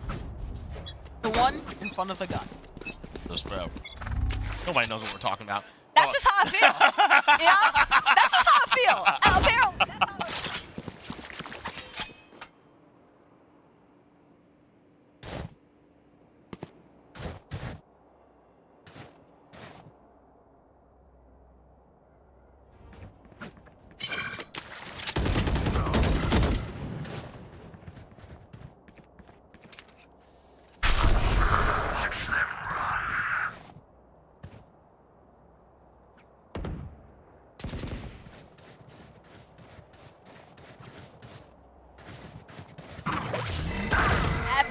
Are they even here anymore? Thresh tries to go ahead and see if they can get somebody out, but boom! It finally finds it. King Bernard, I was wondering, I guess they didn't go ahead and had their recon bullet, their recon arrow in their arsenal. They could have found out just exactly where their opponent was. And that's a clear. Good job for Stafford Red, turning the tables, going ahead and finally getting a stop from the onslaught. That's 3 in a row that Synapses had. But guess what? A little reverse Uno. Finally, the Synapses are taken down. There it is. There it is. Nice work as a squad. We did see a good opportunity there, putting up the defuse. I mean, planting the spike. Trying to make a couple plays there. That was such a fun little moment there where they were playing peekaboo and couldn't find each other. You know, a lot of poise to be had there and still come away with that one after. I mean, I myself, I would have believed he left the area, right? Yeah, no, me too. Yeah. That poison and still kept catching that shot. Even though you lose a round, that was still a good showing. You know, I really actually love that about having the spectator mode because I can see the fact that they were right there and the other person was right there and they were just exactly missing each other. Yep. And sometimes if your opponent and you see right there ahead of Yoshi, unfortunately, the other side of that, but the smoke goes out, so it's obscured. Great job right there from the actor Reina going ahead and making sure you can find something and try to figure out, can we find something? Figure out where everybody is. Can we blind them? Guess what? Pookie Bear shot though. And that's a wall bang right there through the wall. One enemy remaining. Action happening with Little Burrito right now. And the Cypher is trying to use their location revealed. The attackers clear through. And you know what? That Cypher special, right? It basically allows you to see where the other enemy is. Okay. Once you have most of the team out, I would have probably held on to that, but they decided let's go ahead and clear this round, probably to get that economy advantage and to really bully their opponent for this next round as well. No, I dig that. I understand. You gotta get in there sometimes. You know, we were talking about saving. Sometimes you just gotta spend it up, you know, and make that push, and then you're still staying in the game, right? Yeah. It's just it hurts you if you do end up losing that round after blowing that cash, you know. But you know, if you're the dominant one and you're overpowered, you've got the better gear. And you get the job done. It's a good look. You know, one of my friends has a phrase in her stream: spend money, okay? And spending money is good if you have the money, but if you don't have the money, please invest. Bordy pro tip of the day: investing good? Question mark. Guess what? You ever been to the club? Flex. I'm assuming you've been to the club. Definitely. If Point A was a club, guess what? It would be the most jumping club in town. Right now, nobody really wants to go to B. Ain't nobody at B. That's the bar spot that everybody smells weird. The carpet, they got carpet in the club for whatever reason. I'm not sure the floors are sticky. Guess what? Clean team, the Point A had a whole bunch of people around, but guess what? A little bit of reverse Uno. As soon as I was talking about Team A, guess what? Rotation alert! We have a little bit of a reverse Uno, and let us get this bread. Going ahead and planting the spike. It's been planted.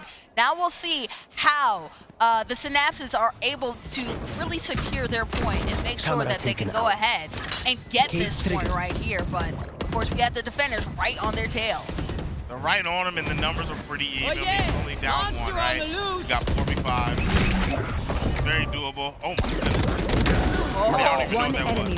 Wait, I know what that was, though. That was almost whole team white right there. The attackers getting it done. They didn't even have to wait until the countdown. Guess what? They are the countdown. 5, 4, 3, 2, 1. That's a team wipe and clear out the way. Good job. The spike didn't even need to go off for them to detonate the other team.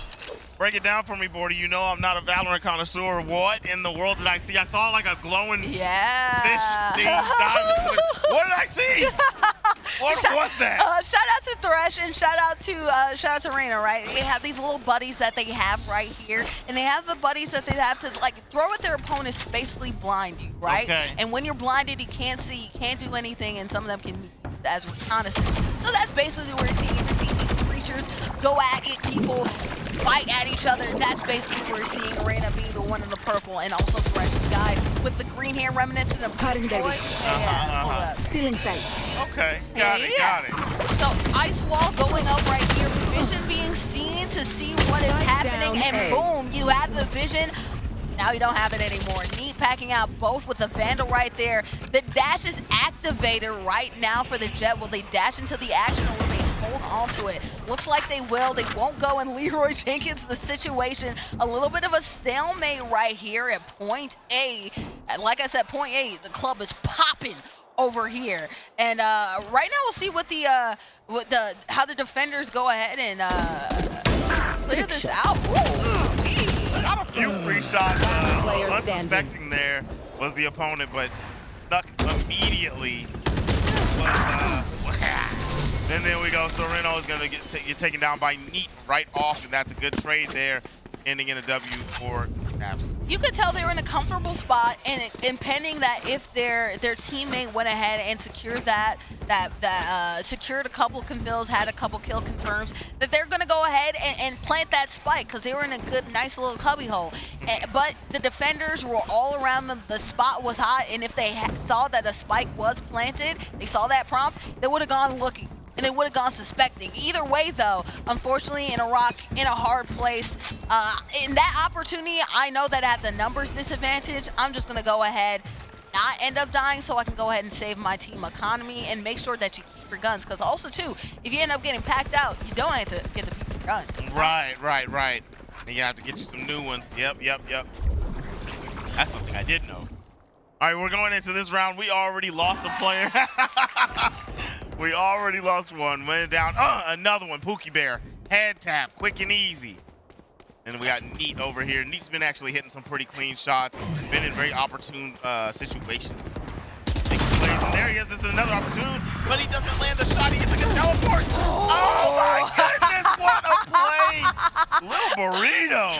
I like that right there. Unfortunately, got out with the Phantom by the King Bernard, but I like that. You know that your opponent knows that you're in one area. Ooh, so right out through the smoke. It doesn't matter. I only have smoke for you, but then they just got smoked out. Pookie Bear being a bear. If you ever run into the Grizzly Bear, hide the bear. That's Pookie. Bread, let us get it. Pookie decides to let us get that bread. They are out. The defenders won. Stafford Red on a roll right now. They're back up 1. I have a question for you. I have an answer. 100 men versus a Pookie Bear. Who wins? Oh, I'm hiding from the Pookie Bear, okay? All right? Pookie Bear has been excellent, right? And you can see from plays like that. First of all, Omen is a very versatile character. We saw that right there by, I believe it was on the other team.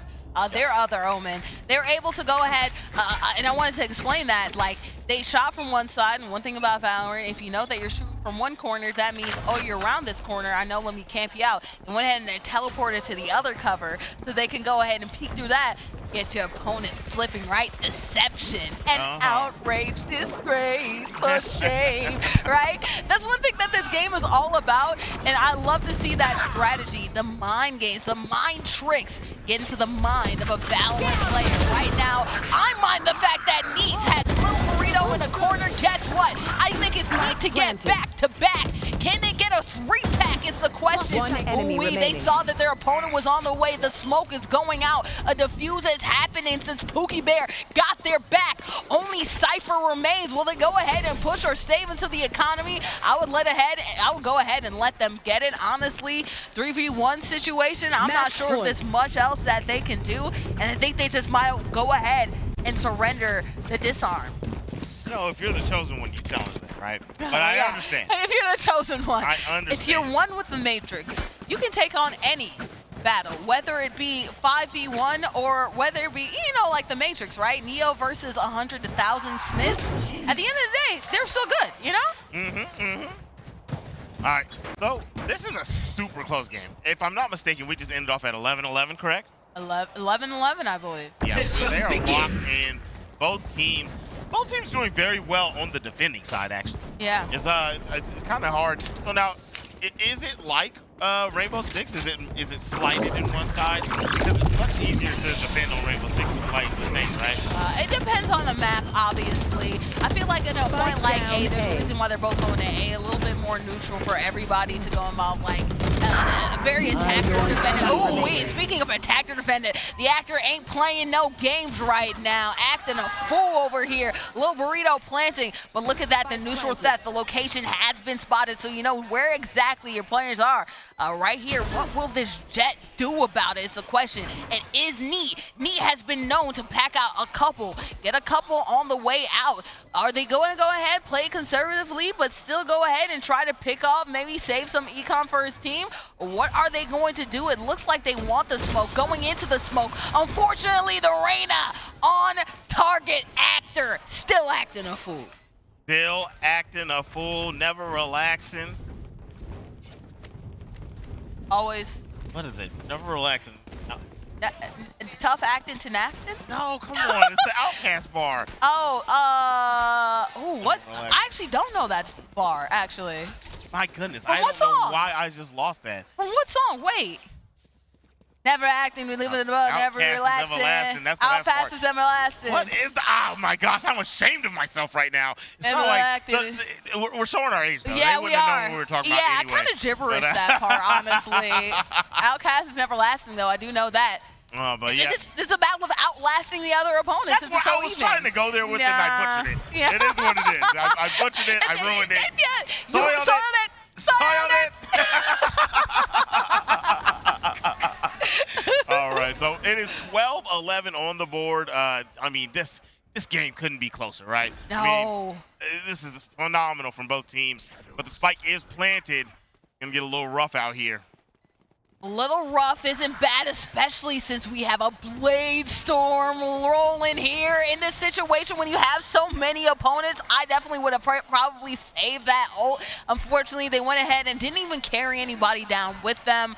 So bad use of the Blade Storm right there. Sometimes you do it well, sometimes in that case, you didn't pop it off well. Blade Storm, a very powerful ult for Jett.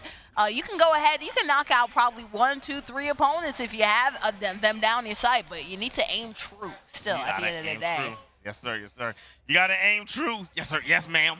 Yeah, I mean. You got to aim true. Keep that cursor where it needs to go. Hit them head taps and close it out for the squad. You know, he had the Blade Storm, and it looked like he got a little initiated, but it didn't quite work out. Is that like, well, do those body shots take him out immediately, or how does it work? I mean, as long as your aim is true, because Blade Storm, you have it active, but you need to actually, throw it out there, right? So they had it active, but unfortunately didn't throw it out, and their opponent had their number. They knew they had their aim, they had their location. So it's a quick of a draw at the end of the day, and their draw, even with the Blade Storm, was still quicker.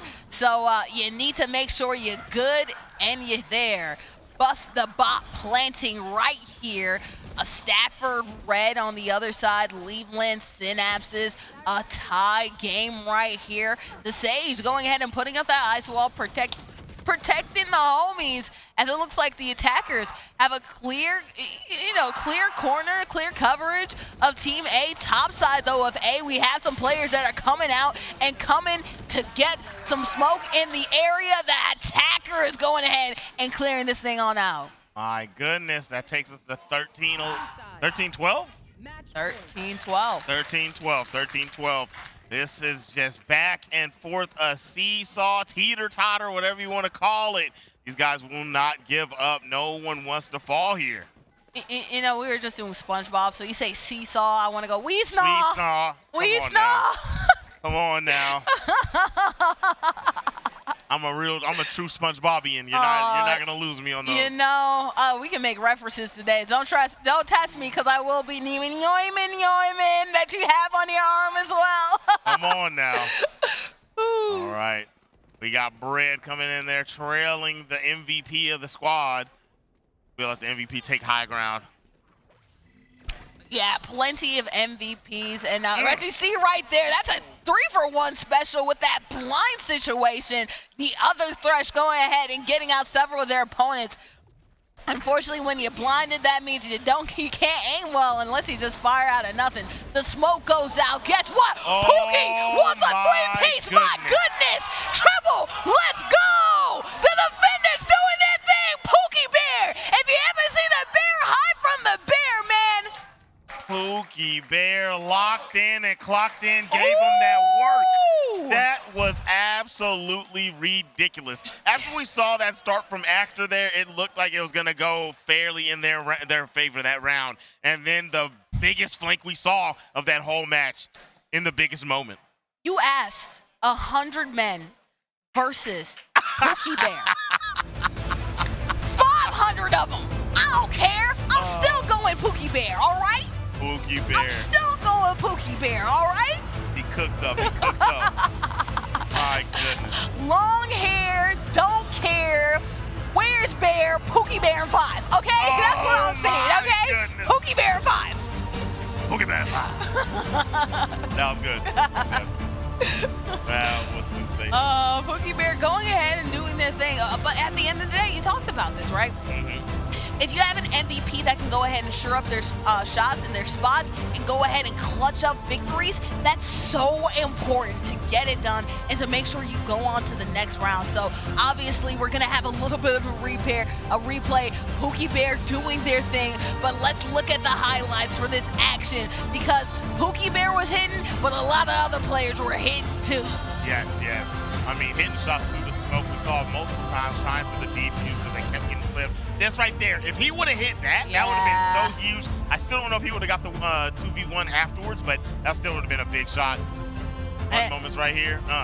Yeah, that was a situation where we saw a little bit of stalemate, the Soba going ahead and finding out who there is, and again, another location reveal right there with the neutral threat. And that, I love that play right there by that Omen. Cheeky play. Little Burrito was also a little cheeky guy themselves right there, going ahead and using that Omen teleportation to their advantage, but Thresh getting it packed out by there. A lot of good plays all over, and honestly, this was such a close matchup. Every single win, every single econ, literally every spike planted, all of it counted in order to secure things. Yep. I mean, my goodness, it was so good, so well done.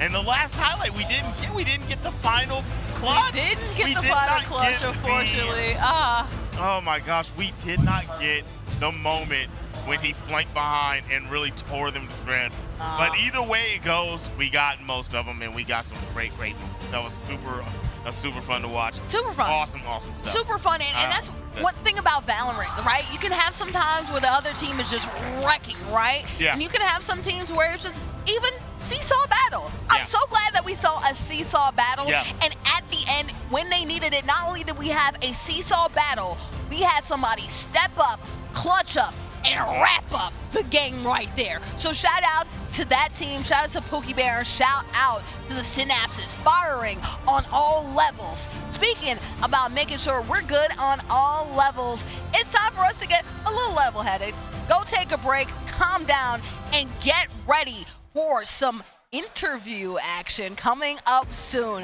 I'm Bordy McBoard, that's Zip Master Flex. We have a little bit of yakety yak after this break. Interview from our sponsors.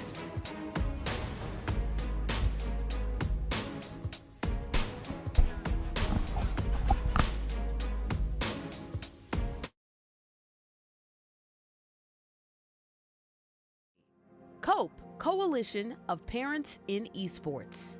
Landfest, Goblin Town Games, TechSef, eShoney LLC, and Play Versus. You'll still live the life you chose for yourself. Be with your friends and family. Keep your day job. Sleep in your own bed. Stand up to protect your community and those close to home. But when your nation needs you to join a larger cause and help defend those who can't defend themselves, you can be ready to answer the call.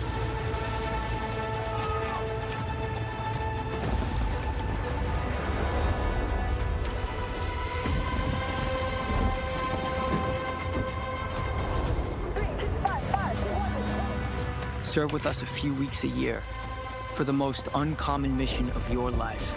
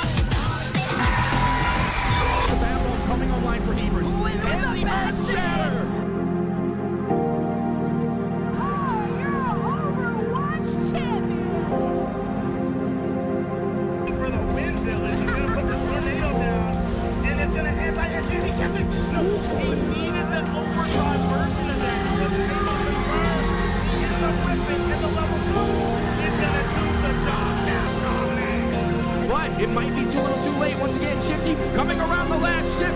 And they might be able to finish it out. And they do! My goodness! Oh, wait. Domino's got a kill! And there's Vash taking home first game. A little bit of pressure. Oh, no!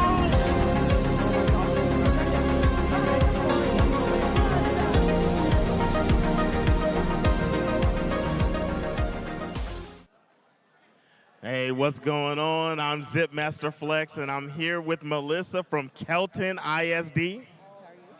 I'm doing well. I'm doing well. You got to speak into that mic. Come on now, Melissa. I'm good. I'm good. I'm glad to be here.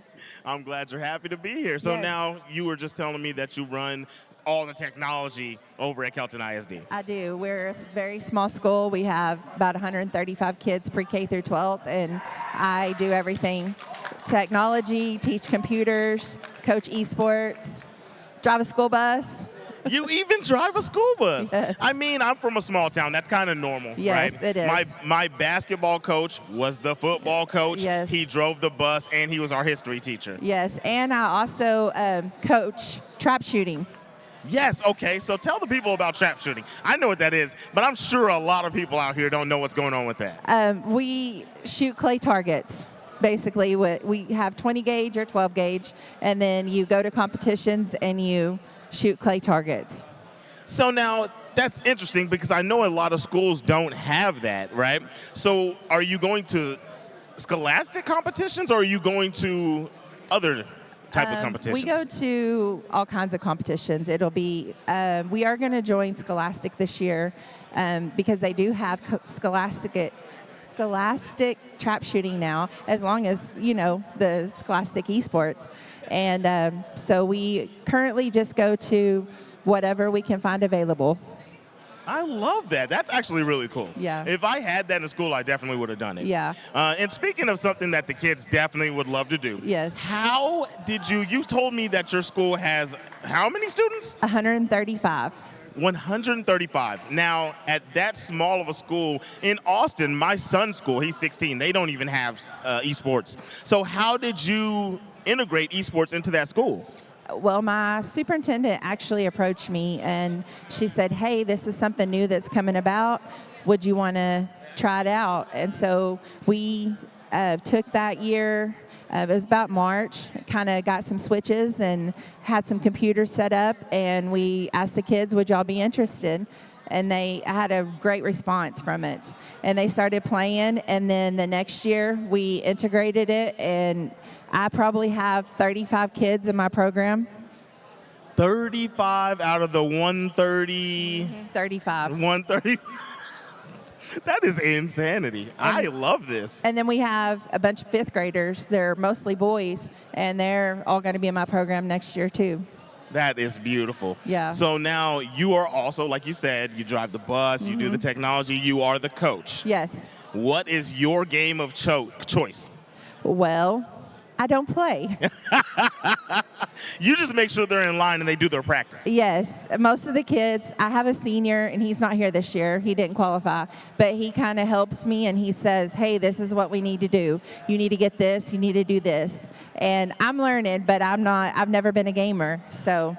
Well, the thing is, you have a right-hand man, and Yes. you have a lot of structure. I can tell you're a Yes. structured woman, right? Yes, so you I know have what to you're be. doing. Yes. Exactly. So as long as you have those two, somebody has the information and you have the wherewithal to deal with the students and be able to keep them in line and get that information through to them, that's all you need. Yes, yes. So like I said, I have a good group of kids. Like I said, I have some seniors that are big gamers, and they've helped me a lot kind of figure out what we need and what we need to purchase or what we need to have. So, and then I have a great group of junior high kids that they're here with me today.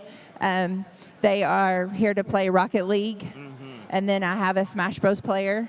And so they all kind of tell me what we need to do and what we need to have. Okay, okay. So my question to you is, when you start playing, what are you going to play? I kind of like Mario Kart. I love it. I I'm old love school. it. Oh, so even back in the day, you didn't play Mario yes, Kart? I So did. you did back yes. then. You Back just in don't the day, play I played the old Nintendo Mario Okay. Kart. That is awesome. I love it, man. So you have just told us so much. And where did you say Kelton was at again? We are up in the far northeastern Texas Panhandle. We're right on the Texas-Oklahoma border. Right up there Most by of my our home kids state. are transfer kids. We're not even a community. We don't have a post office or nothing. We're a school out in the middle of nowhere, basically. No, okay, so you know Oklahoma a little bit, right? Yes. You ever heard of Stringtown? Which one? Stringtown. Yes. That's kind of like them. Yes. They don't really have all the infrastructure and things like that, but they have a school. Yes. Well, Yeah. that's what we are. They've been there for a long time, and our enrollment's gone down and come back up. And honestly, right now, some of our kids are coming to the school because of the esports program. I recruited 3 kids this year because of esports. And I know that don't sound like a lot, but it is a lot. No. I promise you that sounds like Yeah. a lot. I Yeah. promise you. If you have one student come over to your Yeah. school for your program, that is huge. No, we had 3 this year that they made the decision to come because of our esports program. I love that so much. So you're obviously loving it. You're going to be sticking around for the long haul? Oh yeah, I'll be there for a while. My kids are graduated and out of college and all that good stuff. So I just go with all these kids and take them wherever they need to go. I love it. All right, well, Melissa, give a shout out to your students. Let's get their names so we can see them when they come up, Okay. and we can root for them over the weekend for Kelton. All right, my Rocket League players are Carson Stevens, Cinch Vineyard, Trenton and Caden Reams. They're twins and I always get them mixed up. Jordy Rivera, Elijah Morgan, and my Super Smash Bros. Player is Kason Oswalt. Now, let me ask you a little something. Do you know their gamer tags? Bobaholic, Aussie Boy, Viper, Cough Syrup, Ring Viper, sorry. And I don't know the other ones. It's all good. I was just testing you live on I cam. know some of them. You got it. You're on it. You're on it. All right, guys. That was Melissa from Kelton ISD, and that was so wonderful to talk to you. Nice to meet you. Nice to meet you also. Thank you. All right, guys. We'll be right back with you in a little bit.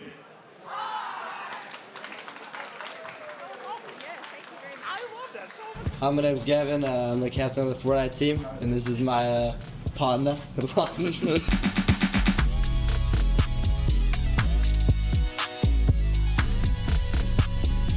We mainly play like Fortnite.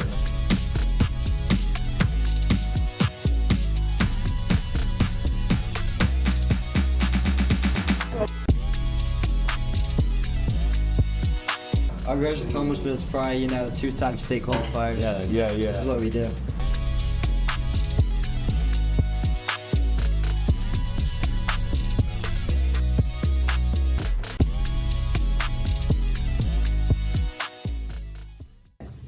My name is Jared with the Riddick Esports team. My name is Alex. We're excited to be here. My name is Jackson. We're in Fortnite, Rocket League, chess, Mario Kart, and Madden. The 2025 Texas Undisputed Esports State Championships is brought to you by Army National Guard, Baylor University, COPE, Coalition of Parents in Esports, Landfest, Goblin Town Games, TexF, eShoney LLC, and Play Versus.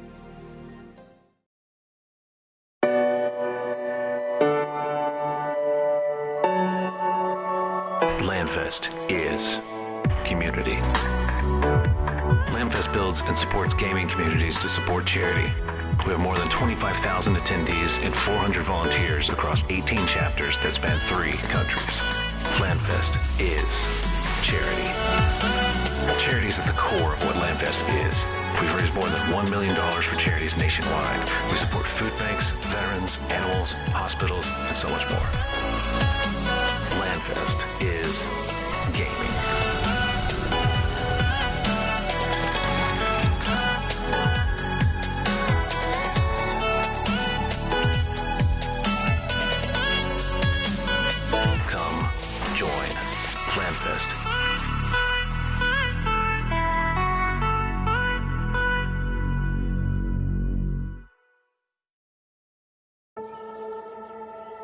you'll still live the life you chose for yourself. Be with your friends and family.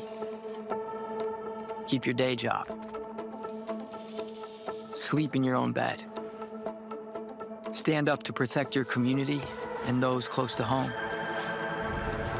But when your nation needs you to join a larger cause and help defend those who can't defend themselves, you can be ready to answer the call.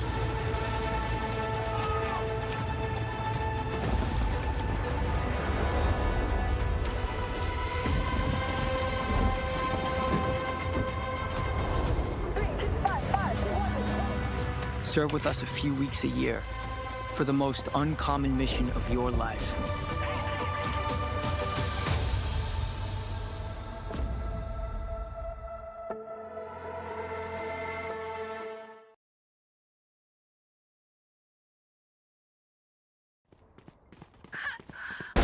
Darkest girl goes bye-bye.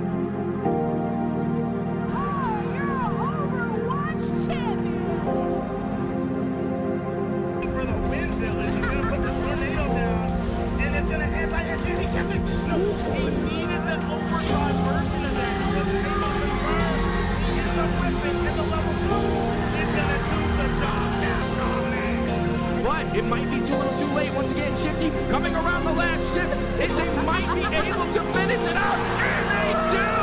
My goodness! Oh, wait. Godplayer's gonna kill! And there's Vash taking home first game. A little bit of pressure. Oh, no!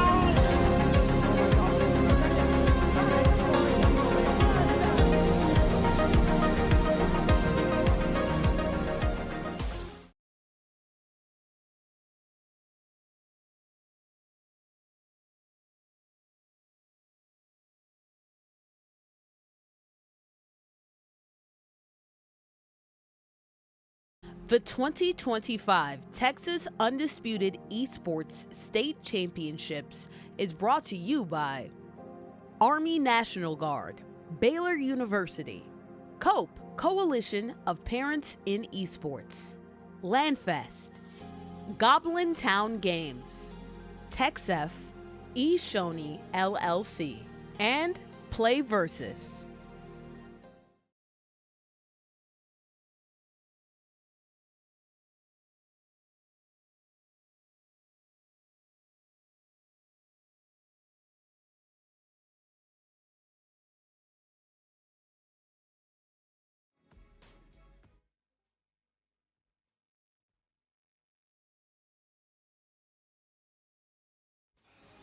Hey guys, I'm here with the Valley Mills Esports team, and I'm going to introduce y'all to all our people. So, over here, we got Zephyr. He's practicing some Marvel rifles. Yep, gotta get good. Over here, we got my best friend ever. This is my sister, Mia. Hola. She's like a pro at these games.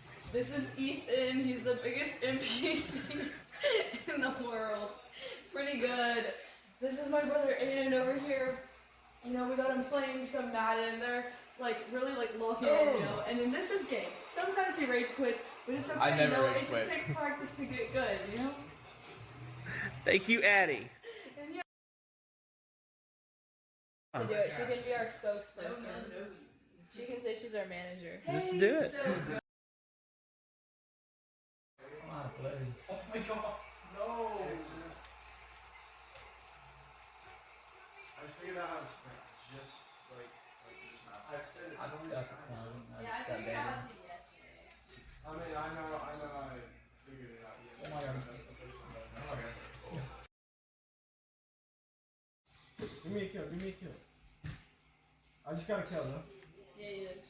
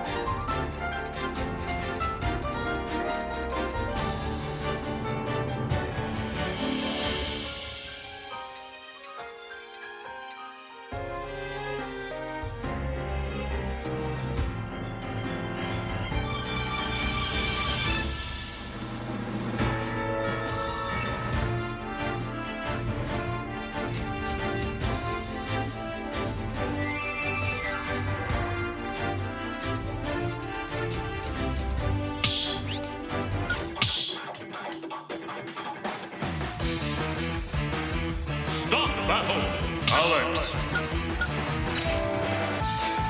Top hunt.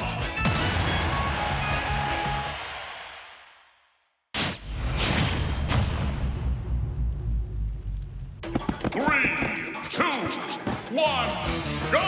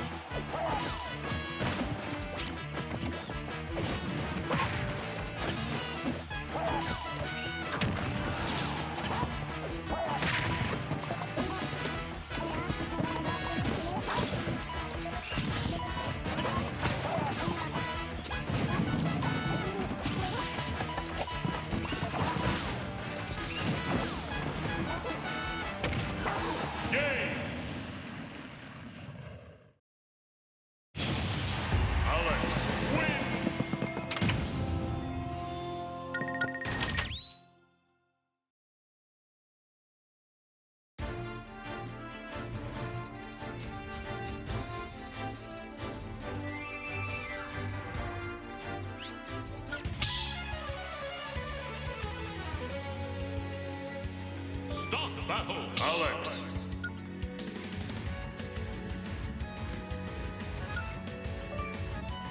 Sora.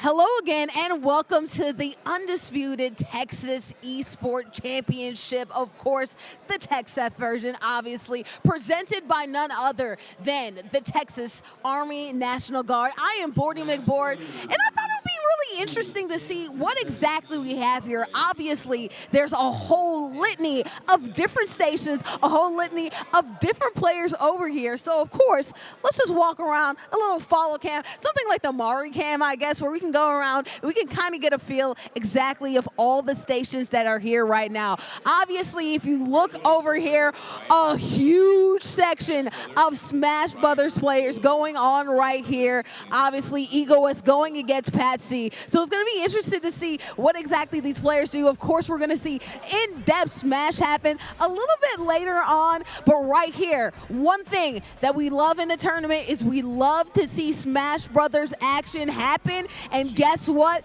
It's smashing right here, all right? Not to sound English, but smashing right here. All right, let's back up a little bit, and let's go the other way. No, it's absolutely fine. Let's go this way, just because it's a little bit more crowded, and I won't get hit by chairs over there. Shout out to my guy.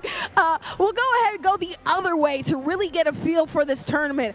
Obviously, a lot of players over here chilling after earning some tough victories. Cards Against Humanity, too. Can I go ahead?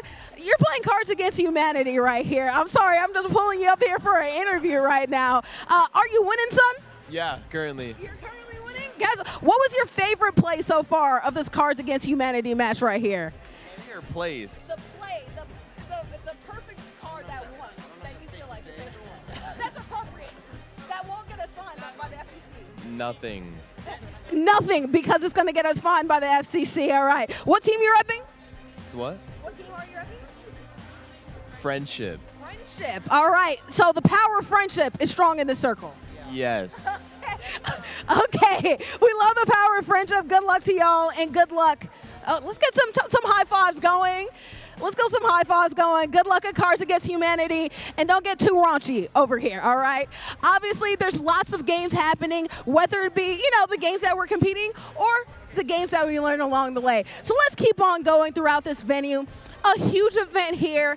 Obviously, we just saw some Valorant action, and here's some more Valorant action occurring right now. We have a match that's ready to go. Of course, some players scrimmaging right now at this moment. It looks like we actually have a match in progress. Let's go over here to this side.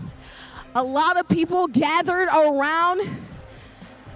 And we're going to see, I believe this is a Horizon group right now, kind of getting their sticks underneath them and trying to get into the gear. So guess what? They're going to the range. They're getting ready for their next matchup. We have Street Fighter over here, nothing happening. We're going to take a walk right now, okay? Because something that we hadn't seen right here, something that we hadn't celebrated so far, is some Madden action. Of course, I do a Madden League in my free time, so we are going to see what exactly is happening in that Madden matchup. We have some Valorant going on, some Fortnite, that's happening. But let's keep on going to none other than the Madden crew, something we hadn't touched on so far. And guess what? We have some gameplay going on right here. We have the Ravens going against the Ravens right now. So it's Lamar Jackson versus Lamar Jackson. Excuse me, sir, do you mind if you slide a little bit just so we can see some action right here? We have some competitors happening. Sir, I have to ask you, do you play Madden right now? I compete in Madden, but I don't play it much. You don't compete, you compete in Madden, but you're not playing in Madden? No, our entire team started practicing Madden 2 weeks ago, probably. Okay, so this is probably something that you're going to pick up a little bit later on, correct? Correct. What's a team that you're really looking forward to play in this year's Madden? Well, this is our first time here. I don't know any of the teams or anything. No, just in general, a team that you use to play in Madden to scrimmage. We've been playing Eagles or Ravens, pretty much. Eagles and Ravens, is that because of the run power, somebody like Jalen Hurts, Lamar Jackson? Yeah. And also, too, I know Derrick Henry, he's one of those, isn't he? Yeah. Okay, so hopefully I'll be able to see you, maybe not this year, but next year some Madden action? No, I'm a senior this year. Okay, all right. So you'll just play it just around Liverman, somewhere along the line, right? Right. All right, well, thank you. What's your name again? Gabe Smurl. And are you competing in anything today? I've already competed in Madden. I'm done with my event. Okay, all right. Well, congratulations to you, and best of luck in the future, you senior, okay? All right, so we, of course, covered some Madden, a ton of players over here, and then we have a big crowd over here. Let's be nosy. Let's see what's happening over here. We know we're all about nosiness, trying to feel for the show and trying to feel why exactly we have so many competitors here, and it makes sense because guess what, guys? We're about to see some Mario Kart action. Mario Kart is such a fun game to play, and of course we have some people over here in some hats repping Mario Kart. Excuse me, do you mind if we talk just a couple seconds just about Mario Kart while you're loading on up? What's your name? Asher. Asher, all right. So right here you have your, I don't want to pull you from the game as well, but I do have to ask, your Mario hats, is this a team look? Not necessarily. It's just something we like to do when we go out to Mario stuff, but it is a fun way to show our love for the game. Oh, yeah. Who's your favorite character in the Mario universe? Ironically, it's Luigi. Do you play as Luigi in this game? Yep. Heck yeah, dude. Do you plan on placing a little bit later in these scrimmages? One more time? Do you plan on placing a little bit in the bracket for Mario Kart later on? Well, anything could happen, but I'm hoping I do. Well, heck, why not? You know what? What team are you repping again? What school? Lubbock High School. The Lubbock High School. So hopefully we see you a little bit later on. Fingers crossed? Fingers crossed. Absolutely. Let's go. Shout out. One more time, your name. Asher. Asher, all right, so look out for Asher a little bit later for some Mario Kart action. But guys, this is a little bit of a preview of the show and a little bit of a preview of just exactly what is happening here. Before I go ahead and I throw it back to the desk, I really just want you all to see all this beauty that we see before you. Everything that touches this land is gold, okay? No shadows around, okay? Everything that touches this land is very good. And I'm speaking metaphor. I'm saying quite literally everything that touches this land because it's a big land party. And guess what? It's a pleasure, a party happening, so many friends to see, and so many different events to go through. My name is Boardy McBoard, and I can't wait to see you back at the caster's desk. It's been wonderful to look around, and there's plenty more action left to come in this tourney. The 2025 Texas Undisputed Esports State Championships is brought to you by Army National Guard, Baylor University, COPE, Coalition of Parents in Esports, Landfest, Goblin Town Games, TexF, eShoney LLC, and Play Versus. I'm Kieran. I'm captain of the West 6 Rocket League team. I'm Logan Goose, and I'm Chap 2. I'm Eshawn, and I'm Shop 3. So we only compete in Rocket League currently. Our club's been active for about 3 years now. We won the Texas Play VS regional for the fall semester. This is our first year in the Texas League, and I personally want to pursue chemistry in college and perhaps play CRO. I hope to pursue either soccer or Rocket League in college. I hope to pursue biology and play CRO as well. An interesting fact about our program is that we aren't able to play our league games after school. Because of security reasons and our firewall, we have to drive home and play our games, but we're hoping that if we place well at this year's Undisputed, we will be able to change that and have our games played at the school.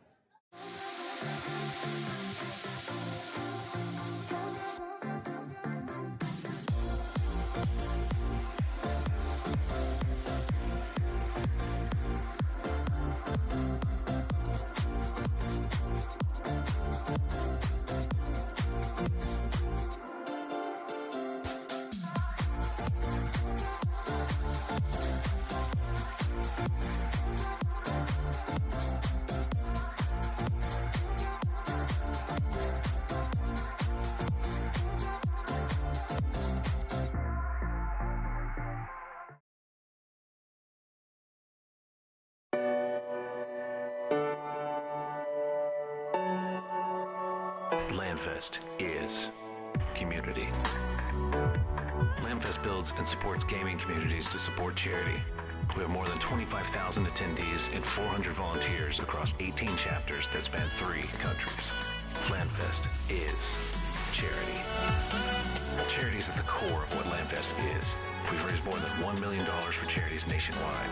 We support food banks, veterans, animals, hospitals, and so much more. Landfest is gaming.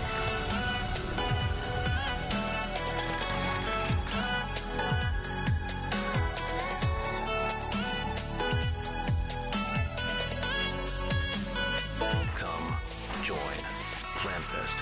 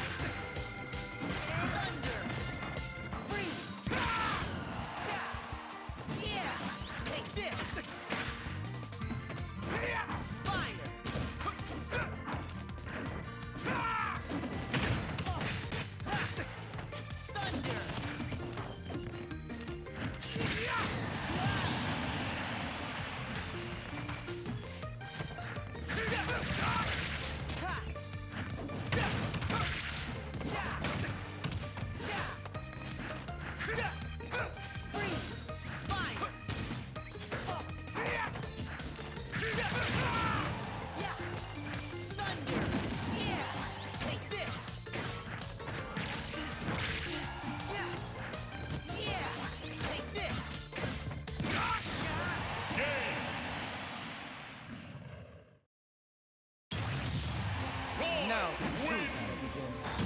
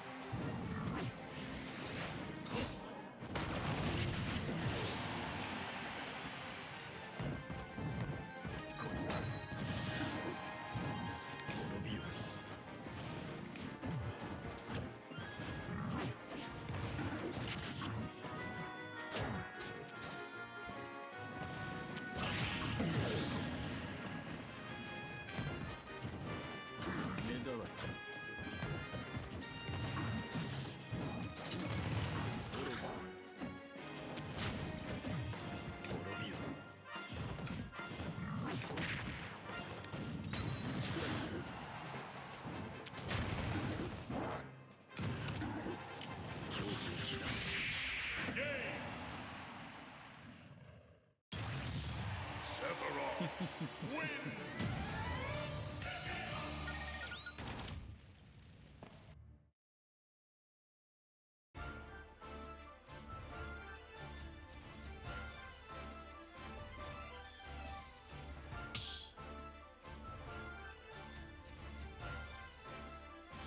battle. Sephiroth.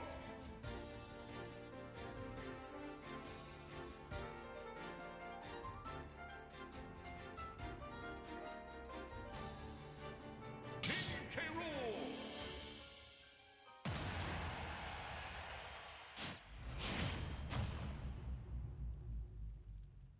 Three, two, one, go!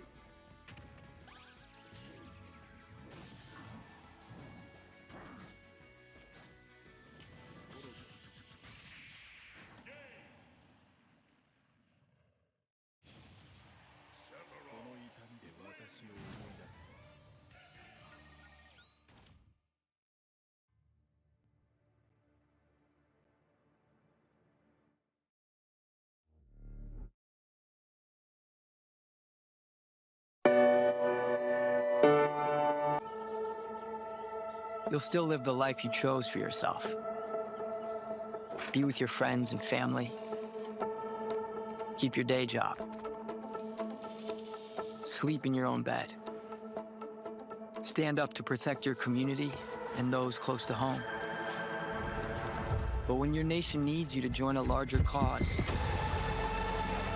and help defend those who can't defend themselves, you can be ready to answer the call.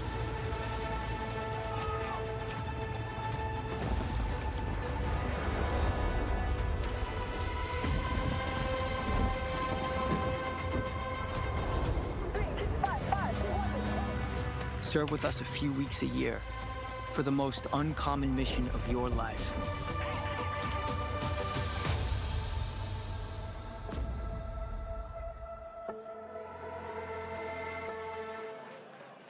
What's going on, guys? We're back again. I'm Zipmaster Flex, and I'm here with the man, Juice. Juice, I have a question for you before we get rolling with the real questions. What made you name yourself Juice? Is it appropriate? I mean, I don't know. I just drink a lot of juice, I guess. Okay. Really? Yeah. You don't have the juice? It's just because you like OJ or cranberry? Well, no, sorry. My name's Ayoka. Okay. Yeah. And I don't know, like I had to change my name from Blaze actually, because Blaze is such a common name. And I was like, well, my last name's Oka, and I hear people say, hey, Oka. So I'm like, all right, Ayoka. Let's go with that. So let's stick with that. Okay. All right. I'll take it. I like it. All right. So now, as we know, you are part of the Army National Guard, Texas Army National Guard, correct? Yes, sir. All right. My question to you is, how long have you been with them, and what was it that made you go into such field? So I decided to go into, or I was paying attention to the Army straight out of high school. I knew that I kind of wanted to get out of the town. And I really wanted to do something in the cybersecurity field. So I've been in now for almost 6 years, and I absolutely love it. I couldn't have asked for a better opportunity. Well, that was going to be my next question is, what do you do with them? So you do cybersecurity? Yes, the official role is 35 Quebec Cryptologic Cyberspace Intelligence. Sounds fancy. Cybersecurity analyst. That's what it is. Okay, So- okay. I mean, I guess I will ask you another thing. Do you enjoy such? I've thought about cybersecurity before. Do you enjoy it? I love it. Seriously, I go into work every day happy, do my 9 to 5. Love it. All right. So obviously you're here as a rep with esports and the Texas Army National Guard. Yeah. How did you get into esports? How did that happen for you? So after basic training, you do what's called AIT, where they teach you how to do your job. And I swear, I joined the Army not realizing that other people in the Army also play video games and all that. And I play a lot of Rocket League. Everyone knew I played Rocket League. They're like, hey, dude, you know the Army has an esports team? I was like, why does the Army have an esports team? So I heard about the Discord. I talked to Juice and all that. Everyone was super friendly, super welcoming. I joined the Discord and ran tryouts for the esports team and made it. You know what? I apologize. So we got mixed up here. That's what happened to me. They told me that Juice was coming to talk to me. And okay, Ayoka, I am so sorry for that. You're good, man. You're I good. am so sorry for that. I was trying to go along with it. You were rocking with me. me. Okay, so your name is way more fitting. Okay, I got you. You were trying to go along with it. I got you. Yeah. But all right, man. So so now Juice, that was speaking a moment ago, was telling me that you used to play for a university. What school did you play for? Yeah, I played for Lackawanna College in Scranton, PA. They offered a full ride scholarship because I was SSL. Scranton, PA. Is that where the Office is shot? Yep, right there. Shoot. Uh-huh. Are you a fan of The Office? I have never watched it. You lived there and you didn't watch The Office? Oh, I did online school. Give me a pass. Give me a pass. Okay. Yeah. You get a pass. You get an automatic pass. You get an full-time automatic pass. soldier. I had to do online school. All right. So, let me ask you. What is your favorite thing about being armed forces? I think the brotherhood with everyone. To be honest, just I feel like I have I know I'm very far away from family currently, but just the friends that I've made along the way. It's like being surrounded by family. So I hear that a lot from people that are in the Army, in any type of military, facet. I hear that a lot. The brotherhood, the camaraderie, and the bond you guys build together. Yeah. So with that being said, I feel like you're the type, you're about to take this all the way, right? Are you expecting to go all the way with the Army, all the way down the line? You mean the full 20 years? The full 20. You don't know yet? I'm not sure yet, but I've almost hit 6 years now in service, and I absolutely love it, and I couldn't be more grateful. Well, look, no matter how long you've been, it's been 6 years. That's more than I have, and I appreciate everything you've done. Thank you. Yes, sir. Well, that is me and Ayoka. We'll go ahead and pass that back to you guys. Thank you.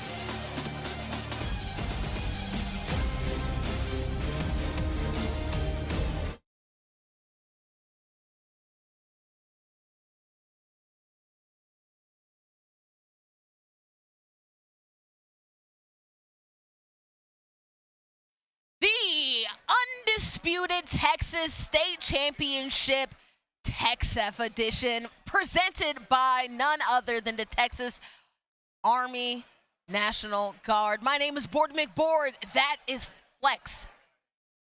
And guess what?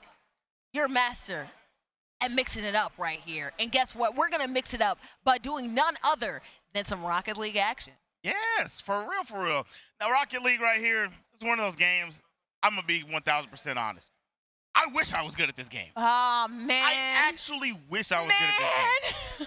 You know what I'm saying? Like, there's a lot of games, like, most of the time I turn a game on, I'm solid. Yeah. If I do turn it on, and you know, I could still be solid, but I just might not like it, right? Yeah.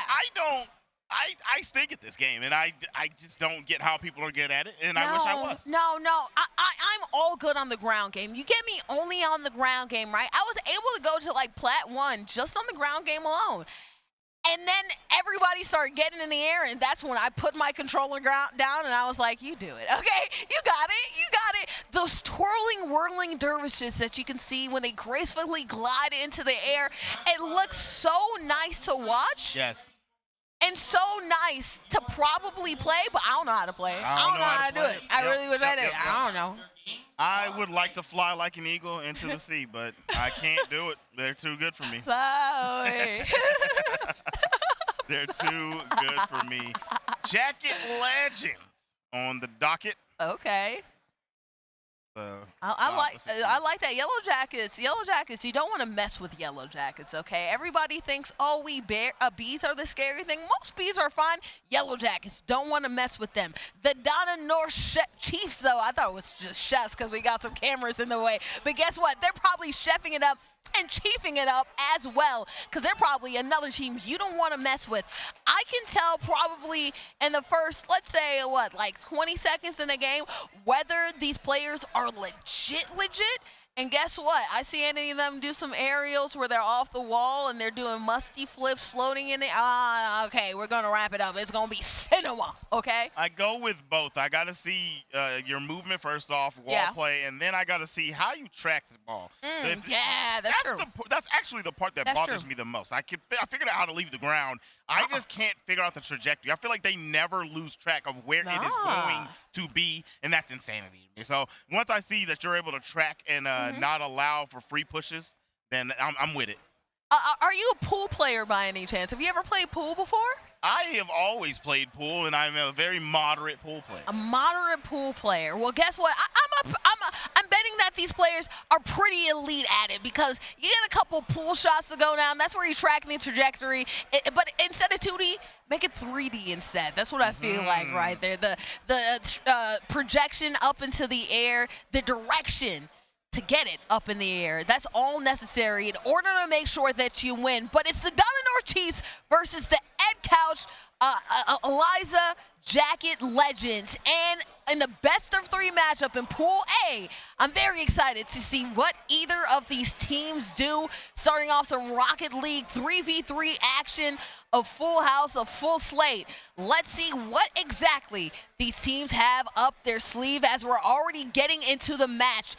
1 goal down, and we'll actually get into it. I believe it's the Yellow Jackets who have that red marker. We'll double confirm with our crew a little bit later, but look at that, all up into the air. There's a little bit of aerial game from this red crew right here, but teams like Team Blue also knows how to get it up in the air. Yeah, these guys are definitely back and forth with it, but that is a bucket on the early goings of the game. And so we're still trying to figure out which is the left, the red, the Chiefs? I believe that the red are the Jackets, but I will confirm a little bit later on, okay? Once we get that imaging slated on up. But right now, a daily double, right? We have 2 for the Jackets, I believe, for the red team.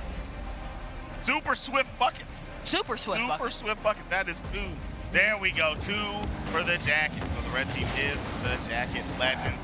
And the Donna North Chiefs having a hard time at it early in this one. But it looks like they got a straight right there. If they could have caught up, that might have been a clean shot. No assist for you today. Watching the Jacket Legends tighten up on defense. Try to get this out of their goal line. Goob going ahead and saving the ball. That's a good name. That's a fun name. Goob. Goob, go ahead and score one for me just so we can hear it and just so I can just say it all the way. We have Oreo, LOL, Storm also, Jalapeno playing for the Jacket Legends. And right now, we have a heck of a save that didn't count as a save right there. They put it into front court. Frosty tried to hit a shot. Oreo denied right there. No Oreo Frosties in this building, okay? No Oreo Frosties. You know the McDonald's machine is down. It is. It's always down when I go, okay?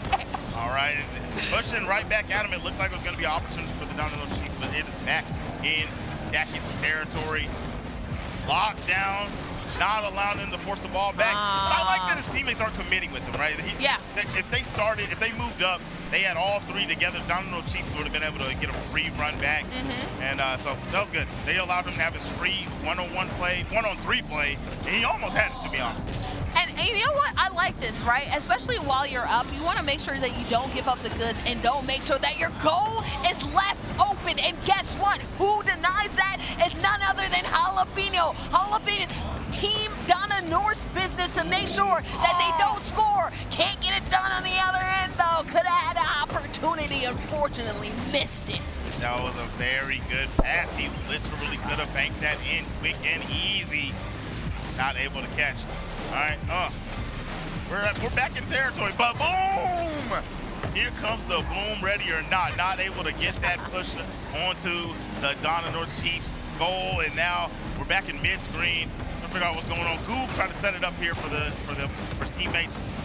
He's really on the prowl, left and right, all over the place. On the prowl, dare I call him Prowler? We'll see right there. Ooh, that's a flip reset, trying to get it spicy and fancy with it. You would have thought that is Jalapeno right there. I think you would have thought it was Jalapeno. Actually, it was Jalapeno. So Jalapeno getting a little bit spicy with that. Couldn't get it with the flip reset. Instead, it survives another day. But that's something to keep a note of. And we can flip in the air and then flipping in. Ooh-wee, that's a master controller in the air. Jalapeno, some nice fancy work right there. Definitely a trick shot for sure. Right now, only a minute left to go. The shots remaining for Donna North are starting to shrink in order to make sure that they can tie up this ball game, Flex. They're trying, man, but the ball is just residing on their side of the field for the majority of the game. They're not really able to get anything going. But the surprising part is, as long as the Jackets kept it over there in the Chiefs' territory, they weren't even getting shot attempts. They were just kind of hovering around and not allowing the ball to go across half the court. Yeah, well, sometimes defense is the best offense, and hopefully they don't take offense to that. Donna North does need to take offense to this, right? Best of three, they have some opportunities to give up a game, but guess what? You only have one if you drop this one. You want to make sure you maximize your opportunities, at least get some momentum left into the board. We're getting to the territory, and which it will be a little bit hard. Had Ace Crosser set up off the top bar. Can't get it done, no!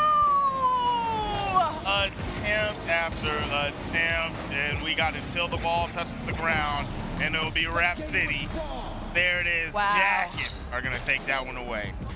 What an opportunity that they had when I say that they set up the crosser so well, but unfortunately their teammate couldn't get it out the air. It's okay, at least we have another opportunity, even while running out of boosties, was able to go ahead and position itself so that they could go ahead and knock the ball in, but they still can't get it done. It has to hurt a little bit right there if you are Donna, Team Donna, because obviously, I mean, you were going to lose either way, especially the time counting down. Definitely. Yeah, but, once you, go ahead. Oh, yeah. Oh, okay. Time counting down, but at least you can get some momentum going into the next match.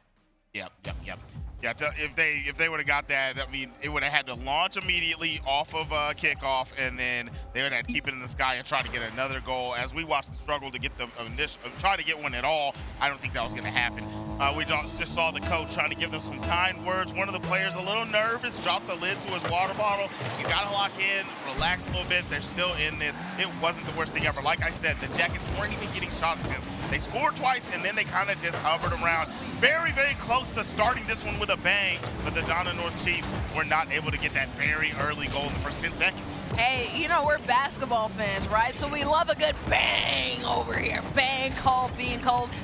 We'll see if we actually have the right name. We just changed it, imaging to Stafford Red. So we'll see if that was actually the correct imaging all along or not. Jalapeno, though, either way, try to get a shot off. You know, shots on goal matter a lot, right? And you see right here, the red team, even though they're not getting these shots in, they're being aggressive and they're keeping the ball on the blue side team's court. So, like, despite the fact these shots aren't going in, when you're constantly playing defense and you don't have an opportunity to play offense, it's kind of hard to actually, you know, score the ball. Yeah, it's definitely pretty difficult out there. We've seen these Stafford boys on here for multiple games, and they've been pretty solid every time, so it wouldn't surprise me now that we have the name switch. Doesn't surprise me as they get another one into the goal. Storm coming through. The Storm is a brewing. It is 1-0 here in game number 2. Am I tripping? Was that an own goal? Was it? I think that was an own goal, wasn't it? That was an own goal right there. Hello, Storm. What are you doing? Give that guy a manual. Oh my goodness, a little bit of an error. It's okay. But knowing Stafford Red the way that they dominated the last game, maybe a little sandbagging tutorial? Maybe a little sandbagging? No, no way. Not in this situation. Yeah. There's no way.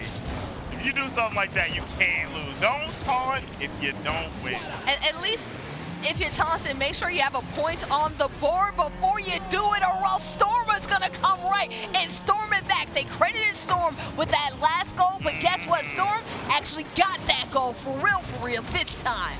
Yep, nice shot right there off the tail end of the car. And here we are. We have 2-0, 3:32 left on the clock. And you know it's an interesting nugget? Down there at the bottom title card, it said that Storm was a season 15 grand champion, okay? So we have a little bit of grand champions over here. Top of the top, a Rocket League action happening. So we love to see that. I love to see this shot up into the air. Good defense, though, from Donna North. Luckily, this time their defense has stuck through, and their offense has too. My Lordy McLorders. Oh, is that me in a different reality? Yes, that's correct. Okay, gotcha. That is correct. That was ridiculous. These guys are off to a tear. You get a self-goal to start off, and you think, you know what? They haven't really been scoring on us. We can still just come back. Yeah. Everything's fine. Yeah. Everything's okay. This is fine. And then they start tearing it up, shredding the field, bucket after bucket. Now you have 3 minutes to get 3 goals to even tie. You don't want this to be a belt to posterior type situation, okay? Right here, you want to make sure that everything is good, or else you'll be in deep hot water. Right now, Stafford Red playing on the defense. No more offense for them. I would take offense to this good play right here. Let's see what Donna North can do with control of the ball. Frosty, a shot on goal. This defense is really short up for the Chiefs. Ball on the way in. Wow, snuck up out of nowhere. We get the stop from Frosty. Frosty putting it to the midfield. I feel like that was Oob that came through in the mid, but doesn't quite get anything going. Defense is shining. Moving it along. Feeling the dribble is the Chiefs. And they're clearing that ball out, giving it to the other side effectively. Good job right there, not getting an own goal, because that would be important there. 2 minutes left to go. Still, anything can happen. This is Rocket League. For all we know, crazy things can happen. That's a crazy demo right there. Demolition time. Can Frosty get it in just a little bit too early with that? If they were probably, what, half a second later, that would have ended up being a goal. Instead, the Chiefs walk away, sighing a little bit as they go wide left on that. The Chiefs' defense has actually been immaculate. Yeah. Like, they're not having any of it. We saw, like we said, the Stafford Red was resting around in that first game, being all in their base, not allowing them to even play the game. And now we're seeing way more mid-screen stops coming out from the Chiefs. Chiefs dancing around, trying to find an opportunity to send that upfield. And there we go. Oh, yes, their own boy. Stopping the trajectory. We have some own goal action and owning, I guess, happening right here too. Say times 20 times fast. I don't even know what's happening right now. I am not sure what's happening to the Stafford Red after it looks like they were dominating the first game. It slowed down tremendously. They've had a couple Shots on Oh my goal, but right now they're PKing. And dude, like PKing, everything. They're getting all the goal. What is that? He hacking? Pancaking, hacking. Hacking you? What is the P inside? I know, right? Hacking. That's still Maybe it's like knacking, like you know how like the PN. Oh gosh, okay, all right. Apparently, maybe it is silent the way that it is, or maybe it's emphatic. It's a hard P. P-cation right here. You have to go ahead and emphasize it right now because they put an emphasis on the game. They're definitely putting their stamp of approval, exclamation point, whatever they need to do. It is 5-0 with 40 left on the clock, and 40. I don't know if this is happening. Yeah. Oh, hey, whoa. Speaking a little too soon there as we watch the Jackets get away. They just changed back to the Jackets. Yeah, they changed back to the Jackets, so that's good. We're getting the Jackets, right? So it is the Jackets as I take off my jacket. So, you know, timing is everything in this industry, and I guess you did a little bit of a reverse announcer script, supposedly, maybe? Yeah. Yeah. Definitely reversed. All right. 5-1, 30 on the clock. They did finally get on the board, but this is still looking like an insurmountable lead. Man. I don't know if you can. I'm knowing that I'm feeling that the Jackets are really wanting you to say that they're not going to score again, just so they can rack up some easy goals, right? But as the time ticks down, I think we're at impossible to reach territory. Frosty try to go ahead, add some momentum, but Storm G is exactly why they're a season 15 grand champion, and the champion for this match is going to go ahead and beat the Chiefs. There it is. Chiefs looking real good right there. That was some solid Rocket League. Love what we saw from the boys out there. And now, we're going to go into our game number 3. This is best of 3. I like that. So this is the final game. Give the people a show, right? You know, you could go ahead and, like we talked about, put belt to posterior in a lot of these games, right? But I prefer there to be some war in this interior, right? Some action, some battling, some strife going on right here. And I'm not talking about guilty, right? Okay, I'm talking about, for real, action popping off. So in this last contest, in this last battle, who will walk away with the victory for this Pool A matchup? Anything's possible. Anything's possible. Kevin Garnett. Come on now, you know it. You know, we've got so much defense going on the side of the Chiefs. This might be the 08 Celtics. Wait, 09? 09. 09 Celtics. Yeah, sorry about that.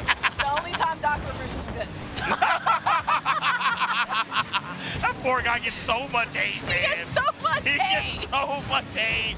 His players that just throw series, and it's his fault. Oh, it is his fault, okay? That Clippers team should have won something, okay? But right now, no Clippers involved. We'll see who's wins. Get clipped right here as the Jacket Legends are determined it's not them. Putting another point on the board after going almost GOAT the entire last game. Phenomenal. Starting off hot here after they got blown out the water in that previous game. All started with a self-goal, and it just snowballed from there. Now we see Jack starting off with a little bit of confidence after that first goal. Yeah, shout out to Argentinian flag out here. Guess what?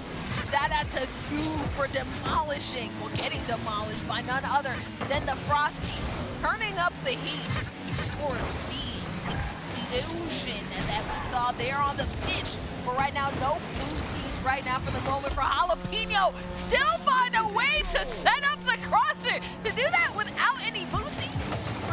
Yo, he broke dude's ankle so nasty. Oh, I wish it went back further. When he came off wall, like you would normally press that play and take the bend, he came off the bend, and I don't even know how he got behind ball and popped it right around homie, and it ended up being a goal. Hopefully we get that on the replays afterwards, but my goodness, that was sick. You gotta know how to use that handbrake, and it's looking like Tokyo Drift right there, the way that they're moving and grooving with this car right here. It may not be midnight, but I guess the club is jumping right now with the way they're driving, huh? I don't know. Jacket Legends turning it back on right now, but Donna North Cheese, ooh, look at that, up into the air. The whirling dervish goes nowhere, though. The ball is cleared, and the ball is blocked. But you can only block the Storm for so long. There's another one on the board. Storm has really been raining buckets on the opposing team. Gotta love it. We have 2 for the Jackie, then we got 1 for the Donna. Storm, rain, buckets. You've been outside too much, bro. You've been seeing the weather out there and wanting to integrate it, huh? You know, the weather outside is frightful, but this Rocket League game is so delightful. You know what I'm talking about? And you know, we really don't have any place to go, so let it storm, let it storm, let it storm. Oh, it's let it roll, let it roll, let it roll. Oh, let it roll. Come on, come on. Rolling. Yes. I'm integrating another song into the mix right here. I know. If they get another one right here, a little wide, he almost had it, tried to go for the flip, didn't quite turn his car enough before he ended up clipping it on that right side. He had to change the trajectory a little bit more. He would have had that bucket. Now, hustling over here, back on the Chiefs side of the court, side of the field, if you will. Good feel is important. We talked about the ability to ball track, and look at that. That's one of the most difficult ones. While you're looking the other way in the camera, trying to track the ball while going in reverse and still making sure you're not running into anything. Jalapeno with a good save that didn't end up a save right there. But some good play by Storm G. Definitely the MVP. The reset didn't end up going anywhere. Frosty says, get that out of here. And Oreo, can they do something with it? Ryan. They are trying Storm up here in the rafters, trying to air dribble this one to the crib, but very good defense coming in from Jalapeno. Oh, it doesn't matter though. Dropped it low down into the field from the skies after his block. His teammates were not there to back him up as we get a dunk in, and the Chiefs are gonna tie this one 2-2. Pancaking, saving the day, maybe saving their bacon potentially. They can make pancakes. I'm not sure right now. It's a tie ball game with a minute left to go. Oh my God! We just got here, guys. Like, give us a moment. Give it an opportunity to breathe. Jeez, Oreo setting up and doing it immediately afterwards. Thanks to the setup by who else but Pancake. Man, that's the Twin Dragons right there coming out. One of my favorite things about this game. I love seeing that. Let's see if we get another swift bucket here to start off. No, this is going to turn into a regular possession. Wait a second. Did I lie? Where's the follow through? Where's the last little blue? Yeah. Okay, there we go. Frosty able to stop the onslaught that was coming. Frosty could have probably turned that into a one. No cigar. Running out of boost at the worst possible time is right there. Unfortunately, can't get it out the air right there. So we'll see a little bit of ping pong back and forth affair just to make sure that everything is good in the neighborhood right here. But the Chiefs up. Can they hold on to their lead after, unfortunately, dropping the first contest? Maybe. Flex, maybe. And it looks rough. It looks rough. There's not too much time left on the clock, and with the defense we've been seeing from the Chiefs, man, I don't know. It's going to be hard to get that goal. And then we have an overtime even at that, and like we said, they've been holding strong. We got a lot of shot attempts from each player on the Chiefs too, so you can tell that they've been the ones putting on most of the pressure. No, the Chiefs just had two shots on goal. Go anywhere. But when you're so aggressive, guess what? That means there's no defense involved. Guess what? They have a saying in basketball, you reach, I teach. They reach too hard for the goal, and guess what? They taught on the other side. It's my goal now. Reach, I teach. Taught him a lesson. Tried to go for that ball. It was nothing doing. Well, there's nothing over there, as one singing man would say. All right, gonna take it out through the skies. Air dribbles from Goo. Low on that boost. Still able to deny. Coming in hot is the whole blue team, as we see Frosty finally stopping the inevitable run. We might be going in some overtime territory. Remember, if the ball touches the ground, it's over, but that's only an if. Right now, the ball not in the air, immediately going into overtime right here. Ooh-wee, things could go either way in this setup. Game one, slightly close but dominant. Game two, blowout. Game three, down to the wire in extra time. This is a great game so far between the Chiefs and the Legends.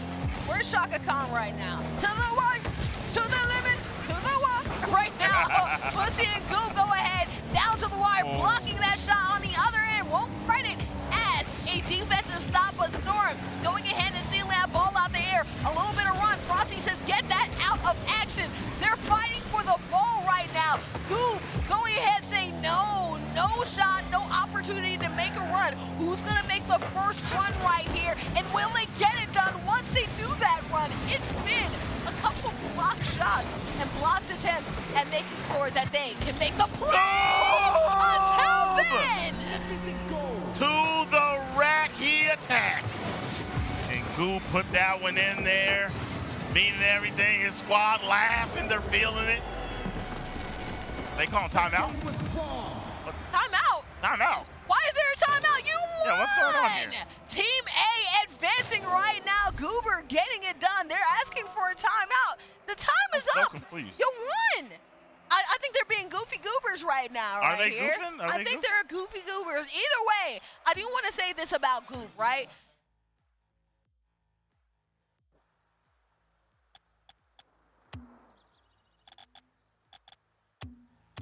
Okay, we're trying to make sure that that wasn't our Rocket League match, but look at that. The Jacket Legends going ahead and getting it done thanks to Goof, not being goofy, instead getting it and doing it well. I shout out to them because it was some excellent play, especially towards the end.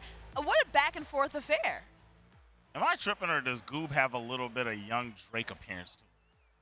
Have a what? Young Drake. Young Drake? You know what? Come on now. You know what? Are we talking about which Young Drake? Are we talking about the grassy Young Drake? Yeah, I'm talking around there. Yeah, I'm talking like season 1, even though I never watched the show. So I don't know exactly what. Jimmy Drake. Yeah, that's what they call him. Yeah. That's what they call him. That's what they call him. Just like they call me Terry Lewis, you know what I mean? Well, I'm calling the Jackets. That's funny. We were just talking about that. I'm calling the Jackets a winner right here. And the way that they won was very excellent because there were highlight plays all the way around. Oh, that's a cute little highlight right there. Making sure, guys, there's a lot of noise right now. There is a Pokemon. That is him, Don't yes. you play Pokemon? You should know just who that couldn't. is. I mean, he's got the headphones on, man. The Pokemon doesn't wear headphones in the game. The headphones disguise is like putting on glasses on an NPC. Like he suddenly can't tell their identity right there. It's Clark. It's Clark Kent, right? You know what I'm saying? Yeah, absolutely, Clark Kent. And let's be real, that's also not a popular Pokemon. That is not a popular Pokemon. I don't know, none of them are popular right now in the current gen to me. But the current thing that I want to talk about, some of these highlights, besides the crowd highlights, obviously, some of the domination that we saw from players like Goob, from Frosty, and Jalapeno, because guess what? Even though they have a cool, spicy, and goober combination, guess what? They were still able to ice out competition, lay up the heat, and be goofy goober enough to get it done at the end. Salute. Good job, guys. That clutch bucket at the end, man. Goob, put it in there, man. Absolutely. Dunked on them boys. Dumped That's a on little them.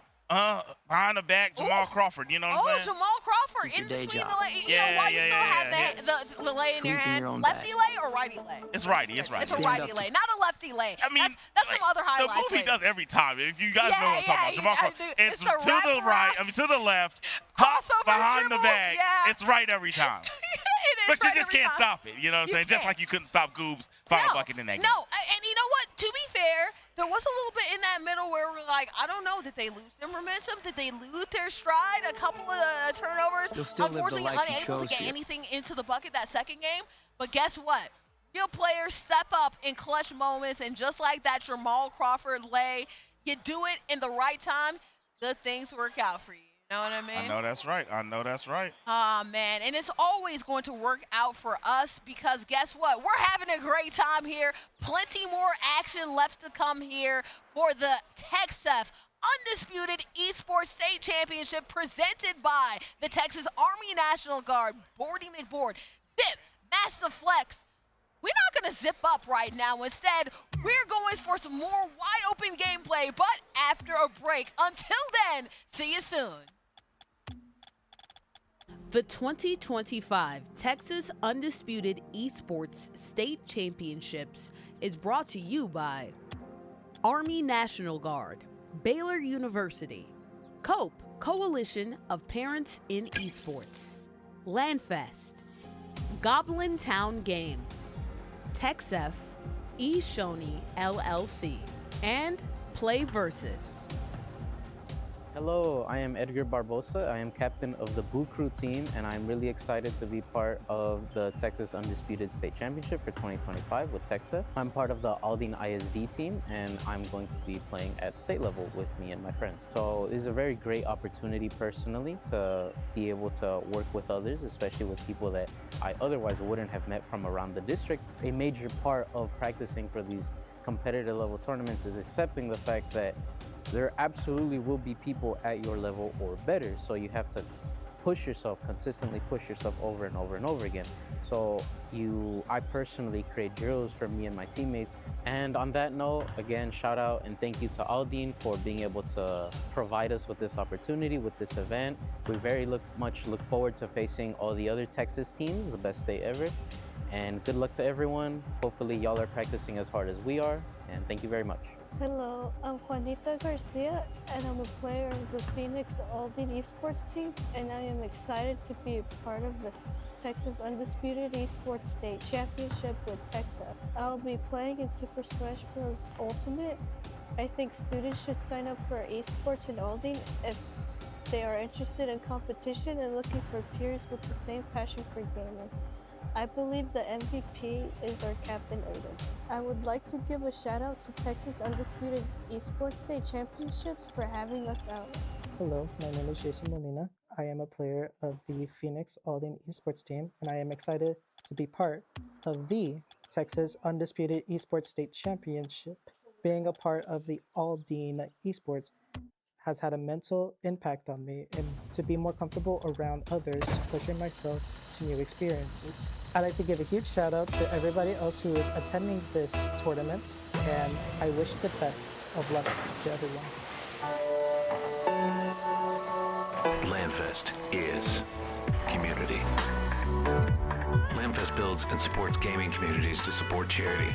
We have more than 25,000 attendees and 400 volunteers across 18 chapters that span 3 countries. Landfest is charity. Charity is at the core of what Landfest is. We've raised more than $1 million for charities nationwide. We support food banks, veterans, animals, hospitals, and so much more. Landfest is gaming.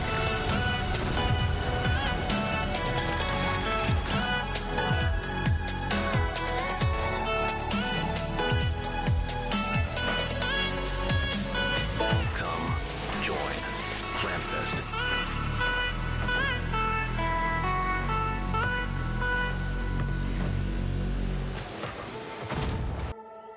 You'll still live the life you chose for yourself. Be with your friends and family. Keep your day job. Sleep in your own bed. Stand up to protect your community and those close to home. But when your nation needs you to join a larger cause and help defend those who can't defend themselves, you can be ready to answer the call.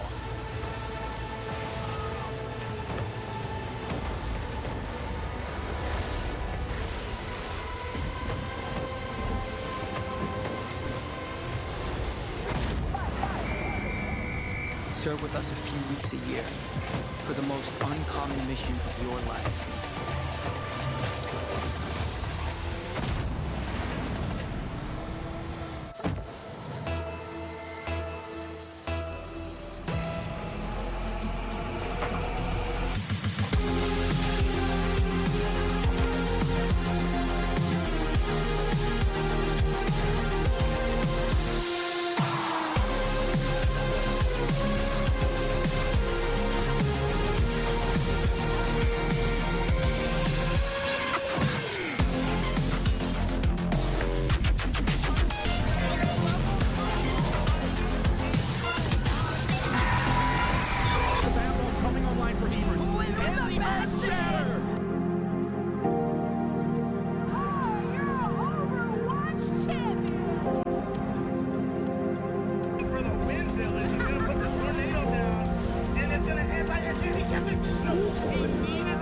overdrive version of that. Was able to confirm he is a weapon in the level 2.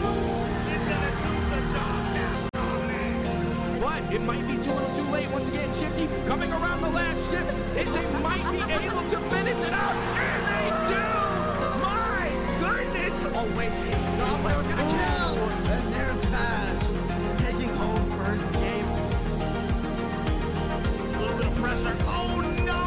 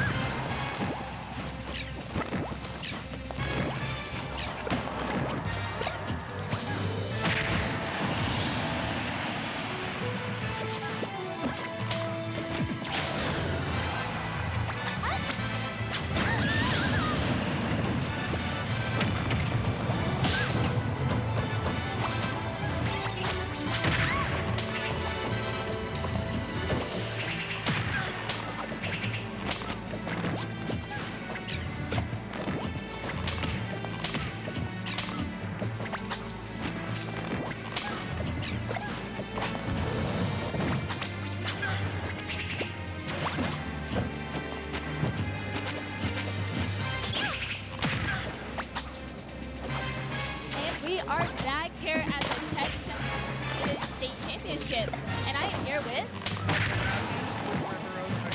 All right, Mike. How are you feeling today? What are the vibes? Chaotic. Chaotic, but wonderful. Those are some great descriptive words. All right, and how was your experience getting into the state championship? So the experience was a surprise that this is our first year as an esports team, and we found ourselves placing in a tournament. So our school was like, hey, this is a surprise. You've got to raise the money. You have 2 weeks. 2 weeks? Not all the money. The school did support us significantly, but they're like, hey, this is your chance. You have 2 weeks to raise roughly $1,000, and we did it. We did a fundraiser with West Texas A&M University and Amarillo College. They gave our seniors some scholarships on top of Accident Technologies sponsored our team, and Border States sponsored our team.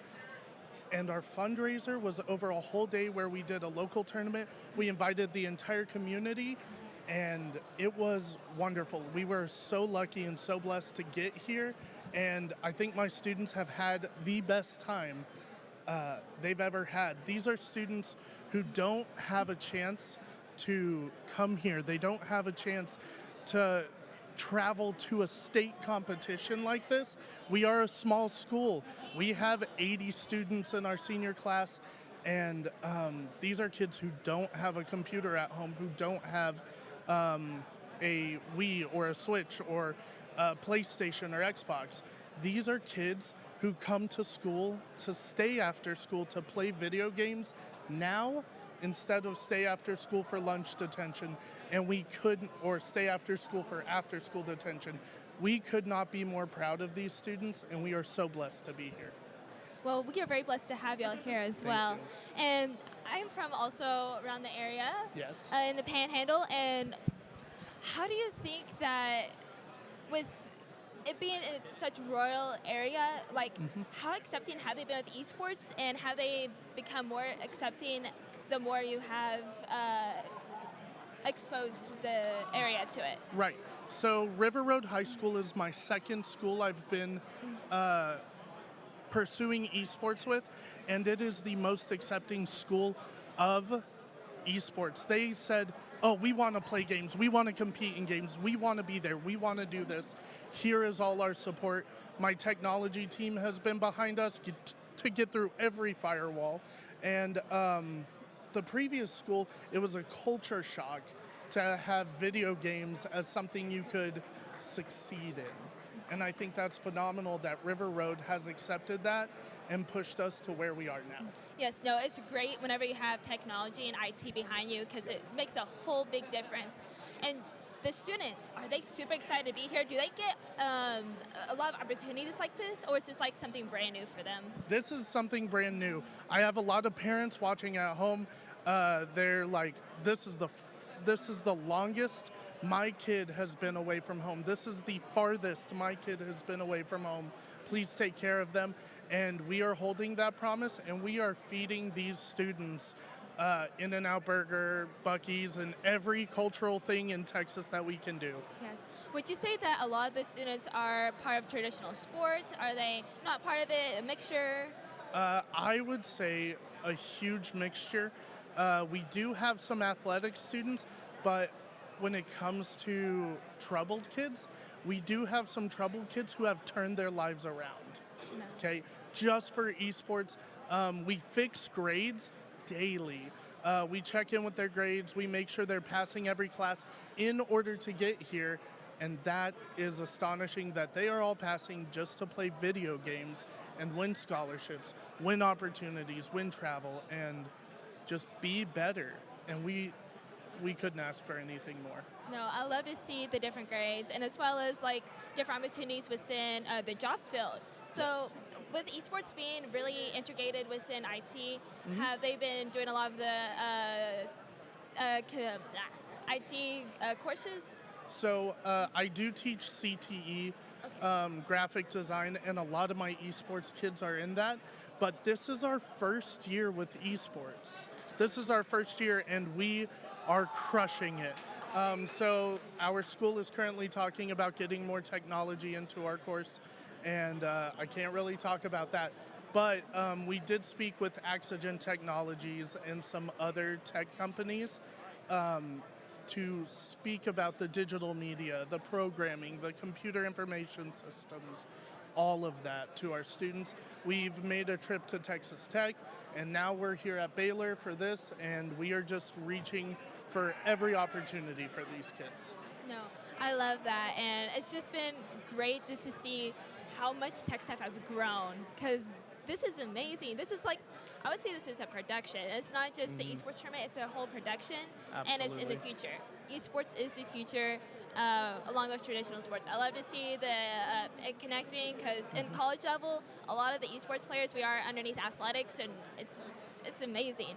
Is there like a few words you want to say before we wrap this up? Can I give a big thank you to a few people? Yes, go ahead. Huge thank you to Caleb Izzard. He's my right-hand man. Aaron Sudbrink, Spencer, and Gina Montgomery, and of course our superintendent and assistant superintendent of River Road. Y'all are the backbone of this, and I couldn't do it without you. Yes. Thank y'all so much. Thank you.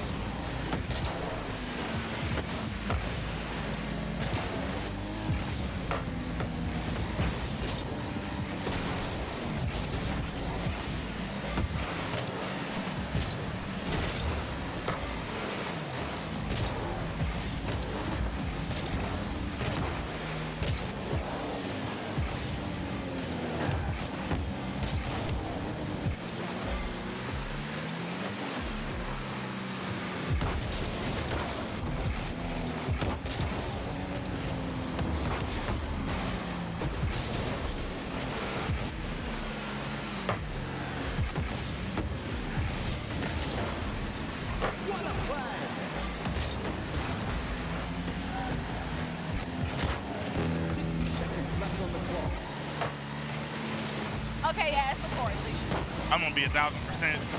That's also like just not my type of rapper. That type of song, I'm not playing that.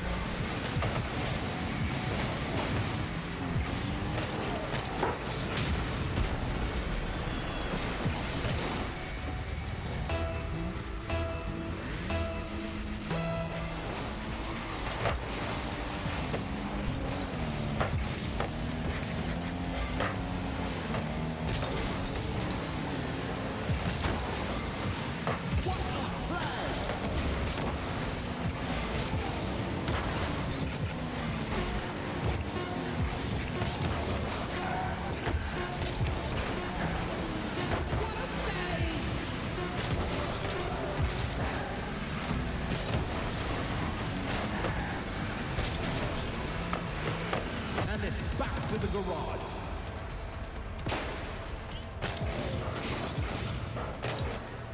Tried to at least get one more feel-good bucket before it ended right there. Just couldn't get it in there. A little morale booster, if you will. That's what that would have been. But they weren't able to get that one. And you can't let them have happiness or joy, like, you know, like a little bit of leeway, you know, something. Yeah. You know, you gotta put your foot on it. As the other team, I get it. But for them, they need it. Goob, you know, the guy that sealed the deal for them last time, he tried to bring life to them. I'm sure they'll come to the next game ready to play. Locked in, clocked in. Locked in, locked in. Will the Jackets step up or will they say sayonara? We're wrapping this up. We'll figure it out right here as Frosty already demos their team. Let's see if they can take advantage right now. Ball still on Team Rocket's favor, and right now it's Books right here. Social action, everything's going up. All right. On the hunt, very good defense. Playing in the mid lane. On the side of the Garland Rockets, so there could be some shot attempts on the goal. But boom, here comes the boom, and we're going to be a man down for the Jackets as the pressure is put on by the Garland Rockets. Very nice slow dribbles on the top wall. Nobody was there to catch the assist that he laid down in front of the goal. That was perfect play. He just had nobody aware. Very good defense, though, from the Jackets to stop that shot. Nothing is worse than when, you know, you're getting your crosses that you're setting things up, and it doesn't happen. Well, guess what? Win it, dog. You're winning, son, right here. Flipping it up into the air. It looked like it was wide up, and guess what? Off the crossbar? No, it wasn't. It was a double tap, and boom, I got you on that. That's what I was going to say. What's that one zombie movie where they Zombieland? Yeah. They got double tap. Yeah, got double tap. Shout out to Zombieland. I was actually talking about that the other day. Yeah. With the crew, production crew. So shout out to that. Do you remember what restaurant they were trying to look for while they were in Zombieland? We forgot that. Was it a restaurant or was the guy just trying to find some Twinkies? He was trying to find Twinkies, but wasn't he going to? They were going to his. Were they going to Disneyland or something? Yeah, they were going to a theme park. They were going to a he wanted theme Twinkies, park, and then at the theme park, he found a bunch of expired Twinkies. Ah, there you go. That's the connection right there. Okay, I'll explain the backstory a little bit later. I'm sorry, guys. There's a lot of backstory. You guys don't want to fill in the details. But I do know this, right? And the details matter when you're going to a 13 game and you're down 2-0. Cooks is cooking them. Guess what? You didn't end up being down 2-0 in the series overall. And if that happens, then you're out of here. You lost the whole round, too. That right there, you know, two guys have a chance to get the ball, the goal. One already had it, and then Cooks came through Like those guys from Finding Nemo. Mine.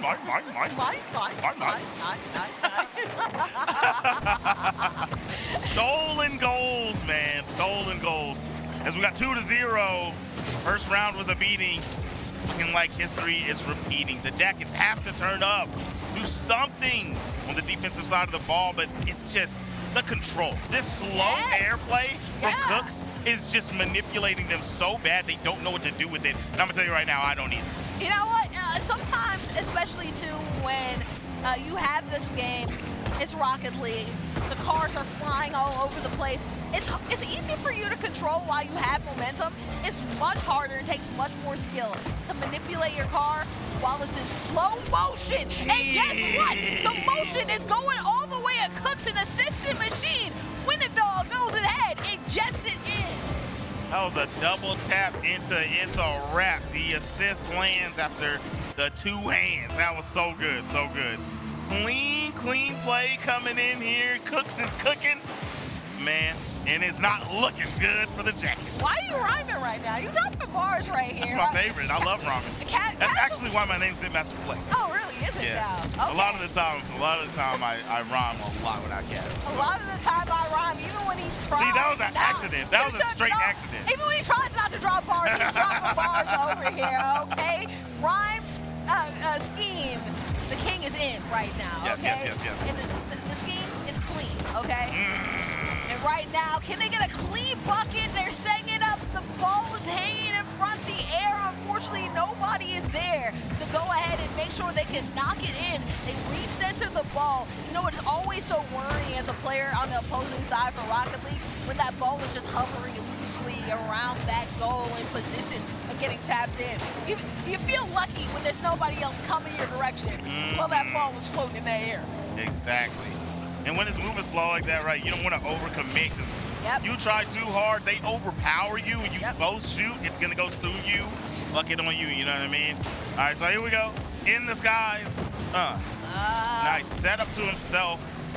Audi tried to get something to go, but we do have the Jackets here putting on some good pressure. I like that. He gave him a little bump. On the next touch, he's probably going to blow up, right? Yeah, no, like, you want to make sure it's the momentum that causes the big booms, right? So not enough momentum to really cause the explosion, but enough to say, hey, get out of here right now, right? You need to take control. With only a couple seconds left to go, less than a minute of action, every second counts. Jalapeno tried to do it. Winnie Dog said, no winning over here, dog. Get it out the dodge. And it looks like the Team Garland Rockets might be able to seal the deal. A flip, unfortunately, does not go anywhere for Frosty.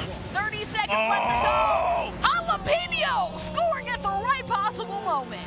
They needed it. Hey. It ain't 30 on the clock. It's 28. You know when it rains and then it rains in a while, there's usually some old person. We needed that. We needed that. They needed that for real. They really needed that. Okay? Really did. You know, with 28 seconds left to go, it's now feasible for you to make a comeback, but you gotta go now. Oh, this goal has to happen immediately. But all the way. And they pray and they pray. These boys living on a prayer right now. They have now set themselves up with, what was it, 15 on the clock? Yeah. To try to get another goal and tie this up after being down tremendously for the majority. 4 minutes and 30 seconds of this game. And they're more than halfway there, okay? Because guess what? Now they only need one more goal to tie it up. Dare I say another one to win this one? Guess what? Clutchness is everything that this team knows. The Jackets were able to clutch up last game. Can they do it again and rack up the clutch? We didn't even get to see it. They did. We did not get to see it. We did not get to see it. But we are going to see the Garland Rockets moving forwards after a good dub right there. You know, I'm at a loss for words, mainly because I have no idea how that loss happened, but I do know this, right? I do know this. You can't score goals in less than a minute and expect to go ahead and win this one, unfortunately. And really, that was the only momentum that they had the entire, series, unfortunately. Because obviously, the last matchup, at least they started off, then they lulled, but they were able to close it up. Yes. This entire time, they were on their back foot. And when you're on their back foot constantly, even if you have some momentum, you have to work darn hard in order to close that gap, and they just couldn't get it done. No, couldn't get it done. 4-0 game number 1. The next one almost ended 3-0. They had miraculous plays at the end to make it 3-2. But unfortunate for them, they will fall. I'm sure they still have more games to come after the tear we saw them go on to start this off. They were doing great work on the stream earlier. Yeah, no. And we want to say thank you so much to our production crew for making sure that we have the shots that we need. Thank you so much for the gamers for going ahead and giving the games that we need. Thank you so much for the parents for being parents, right? That's part of the reason why we have the Coalition of Parents and Sports, because the parents are big supporters as well. The coaches, the managers, every single person that's a part of this in here, part of this to make sure that this thing happens. We're all in this together, like Disney said, and Troy Bolton and the rest of the high school cast. So. I don't know if you want to do the dance with me. You want to do that? We can do the dance right here on stage if you want to. I'm not cultured, Morty. I don't even know what you're talking about. High School Musical. You've never heard of seen High it. School Musical. I've heard of it. You heard of it. I've heard of it. But if I never seen it, why would I know the dance? Well, I can teach it to you live on camera right here. We have some downtime, why as well, Let me tell you another secret fun fact about myself. Oh, no. I don't know how to dance. Are you serious? I can. You can two-step. I was taught by somebody a little bit back the bachata. Bachata? Bachata. You know how to bachata? That's it. Bachata, Just a little bit. Just a bachata little bit. Is actually one of the harder It dances. is hard, and it took me a very long time to learn how to do it. But you know what's not difficult? Dancing our way into a little bit of a break. The sweet melodies of the stream music is going to be playing in your ear. We're going to be right back with you guys for more Texas Undisputed Esports State Championship.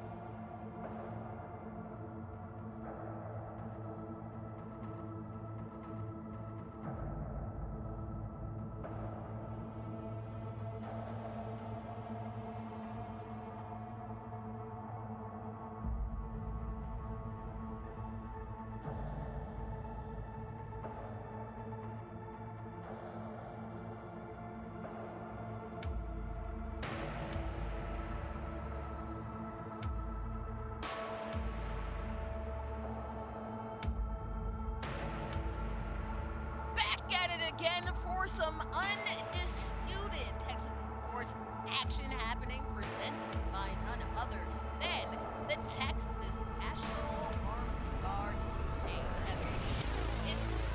It's also me, who's that Sim Master Flex beside me, and it's me, Gordy McBoard. And we're here to another team dominate, and I like the fact that we're seeing the same teams go against each other. This is the Garland versus the team that we saw earlier. You know, I'm starting to realize why we were seeing repeat teams. I'm starting to really realize, not whenever we switch games, but I'm realizing why we're seeing repeat teams when we stay on a game. It's because in a pool, they're playing like round robin play. Yeah. To get out. I didn't know that this whole time. That's my fault. Yeah. That's why we keep seeing the same guys. Yeah. All right. So now, that's why tomorrow. Yeah, bracket. Yeah. Okay. That's on me. All right. Now the Chiefs. The Chiefs going up against the Rockets. This one is already cooking up. A lot of pressure being put on the Chiefs to start this one off. Boom. As we get a push here. The Cooks having none of it. Actually, wait. So Cooks is on the Chiefs, then? No, Cooks is on the Rockets. On the Rockets team, right? And Cooks cooking up a Storm, but Storm G says no. Winnidog, who is probably our top striker, I would say, the last game, going against the immovable object we saw before in Storm. But guess what? A new challenger appears. Audie going ahead and getting it in.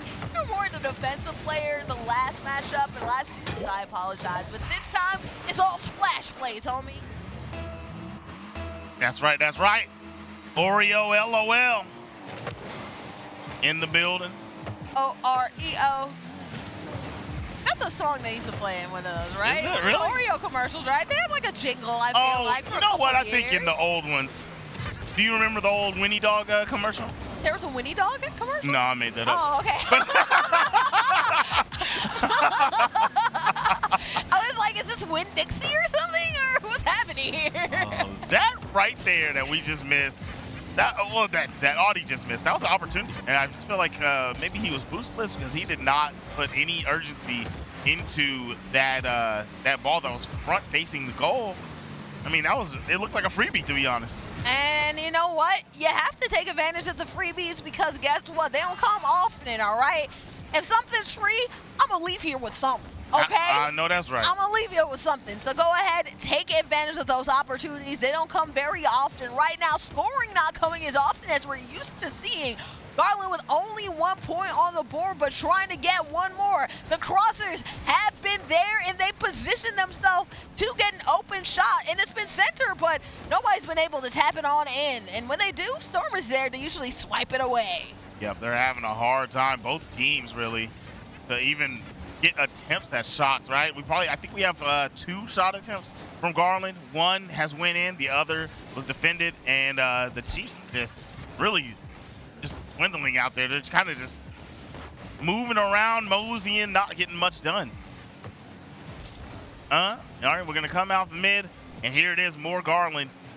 That blue team having none of it, not really giving opportunities to the Chiefs. You know what? You were in Texas, so a little bit of moseying is all good and everything, but a lot of bit of moseying, this is where we start to, waste time a little bit here. Of course, in this competition, it's good for Team Rocket to go ahead and waste time because, hey, they have the lead, but if you're Donna North Chiefs, hey, Donna's got to get to stepping, okay? I know that's right.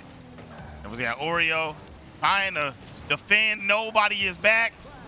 Storm makes his way over and gets a nice block. That is going to be a block on the goal. He's going to earn him a little bit of points for that one, but how much does it count for the team if you cannot put it in? They cannot find an opportunity to score as the Garland Team Rocket is really just blasting off again.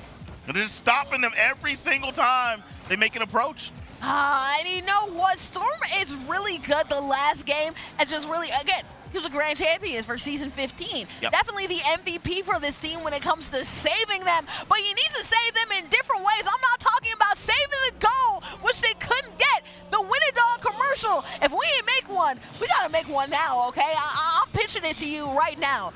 Have you ever been in trouble? Do you really need to win, dog? Well, guess what? I don't just have a win, dog. I have a win it, dog, for you right here. Today and for today only, you are going to see the best of Win-A-Dog action. And guess what? We're always winning. dog. That's my I'm trying commercial to figure out why the weenie dog wasn't like food. Like, why was it like a lawyer commercial? I like law firm commercials. You don't like that? You know what I mean? Have you ever seen, I'm not sure if it's national, but it was like John Fox where like he's like an action hero and it's like, why are you an action hero and you're a lawyer? The lawyer commercials are always the most absurd. So yeah, They are. I'll give you that. You're on point. There's one in Atlanta where it's literally just like rapping. And it's just like you turn it to like, you think it's a song, it's like, no, it's a lawyer commercial. So like, I like the absurdity. That's It would be beautiful if we could get the Chiefs on the board, but no, they're going to go down 3-0 as we watch Garland taken off the same way they did to the previous team. They are not holding back, and they're just having the greatest time of their life. Yeah. We got the one dude down there at the bottom. He keeps looking at the camera. The other guy at the top with the glasses on just smiling his life away. Yeah. And then the only one that's just full locked in is in the middle with the fro. You know what? I feel like every trio needs two goofs and a straight person, like a serious guy, right? And so that's what we have. We have two goofs who are smiling, enjoying, and having us up, and the one that's perpetually locked in, regardless of any action that's happening. We love to see the locked-in nature. Team Garland. I mean, shout out to Rockets. I mean, the Chiefs, I apologize. They finally get on the board once, but at the end, it doesn't matter. It's a dub for the Rockets. That's right. The Rockets going to get that one on the board. And now playing from the back foot. Going to have the opposing team try to make their way back into this bad boy, but who knows, man. It looks bleak. I don't want to write these guys off because we've seen them cook, but man, the Garland is they're looking so much better. Yeah, and it's rough too when you have a grand champion on the other side and you still can't handle the onslaught that's cooking on this Garland squad. I mean, let's face it, Garland, they have great team commitment. They're really over here. Everybody's striking. You always have somebody blocking. And we do have that one MVP for the other side for the Chiefs. But it's just an onslaught. One person's doing it, another person's doing it, and the other person is doing it. You're getting a whole team affair, and it's hard to stop, man. Definitely difficult to stop. All right. So Garland looking to set themselves up to be having a good day tomorrow if they can take this one away. But we'll see if the Chiefs can hold on and shut them down. So, what's interesting for a lot of these series games that we have, right? Games in which we're playing several games of the series. Usually, you advance every day. We get a little bit more games added to that series, right? A little bit more matches added to those series. So in this first initial pool, we have a lot of competitors, so we want to make sure we get through those competitors as fast as possible. We're only doing best of threes, but maybe we can see some more comeback opportunities in the following days because there are more games for you to go ahead and come back. But now with their back against the wall, we're in must-win territory. If you're the Chiefs, in order to make sure that you can go ahead and get to the next level, you really have to make sure that you have your foot on the gas. And I'm not just saying that to be punny and cheeky. I don't even know if these cars need to put their foot on the gas. I feel like they're like Lightning McQueen, right? They're the full embodiment. They're actually the cars out there playing soccer. You know what I mean?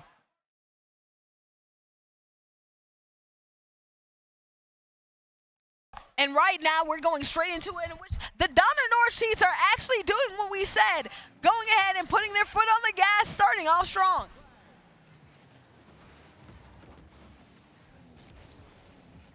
And here it is, Cook's on the way, trying to see what's cracking. And there it is, he's cooking. This man has been on fire. I don't know if he's Chef Gordon Ramsay or what. Bobby Flay all day. Well, guess what? This gameplay is raw right now, okay? They're doing it. You said it's tartare? It's tartare right now. What else is it? Beef tartare? It's a medium rare steak, okay? The cow is still moving. The cow is still moving, and I mean moving, literally saying moo too. Right there, Cooks tried to cook it up again, but Cancaken said absolutely not. Saving the day in real time. Let's see if they can reposition themselves, Team Garland can, and get it inside. All right, Storm trying to save the day, but Winning Dog continues. Are you winning, Dog? Absolutely, every single time. It doesn't matter where, when, and how. The top striker that we've seen on this stage, Winning Dog, keeps on doing it. Winning Dog, it is 2-1 here. The Chiefs are on the board, trying to make something shake. We'll see what they can bring to the table against these guys, the guys that are looking undefeatable. The Rockets, defense is there, making their own push now. Are we finally watching the Garland team become human? Is that what's happening? You know, Detroit become human.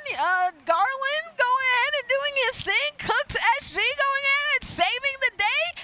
I'm seeing some more offensive prowess going on for the Chiefs. So obviously they have a little bit of fire underneath their belly and underneath their seat, right? They're feeling the pressure, and they know they really do have to get to stepping. But right now, Garland is not making it any easier from them. Any contested battle, anytime they try to get this ball into the blue team's court, it's getting smacked away almost instantly. Knowing there was 2 men there, that was so smart from Storm to just kind of play it back. He didn't make a play on the ball. He just kind of let them have it. And now still being able to maintain after doubling back on defense to help his teammate. Now, I mean, it is starting to get pushed down. That's a good shot, but very good defense. Thought the shot was a little bit better than that. Got a little overzealous there.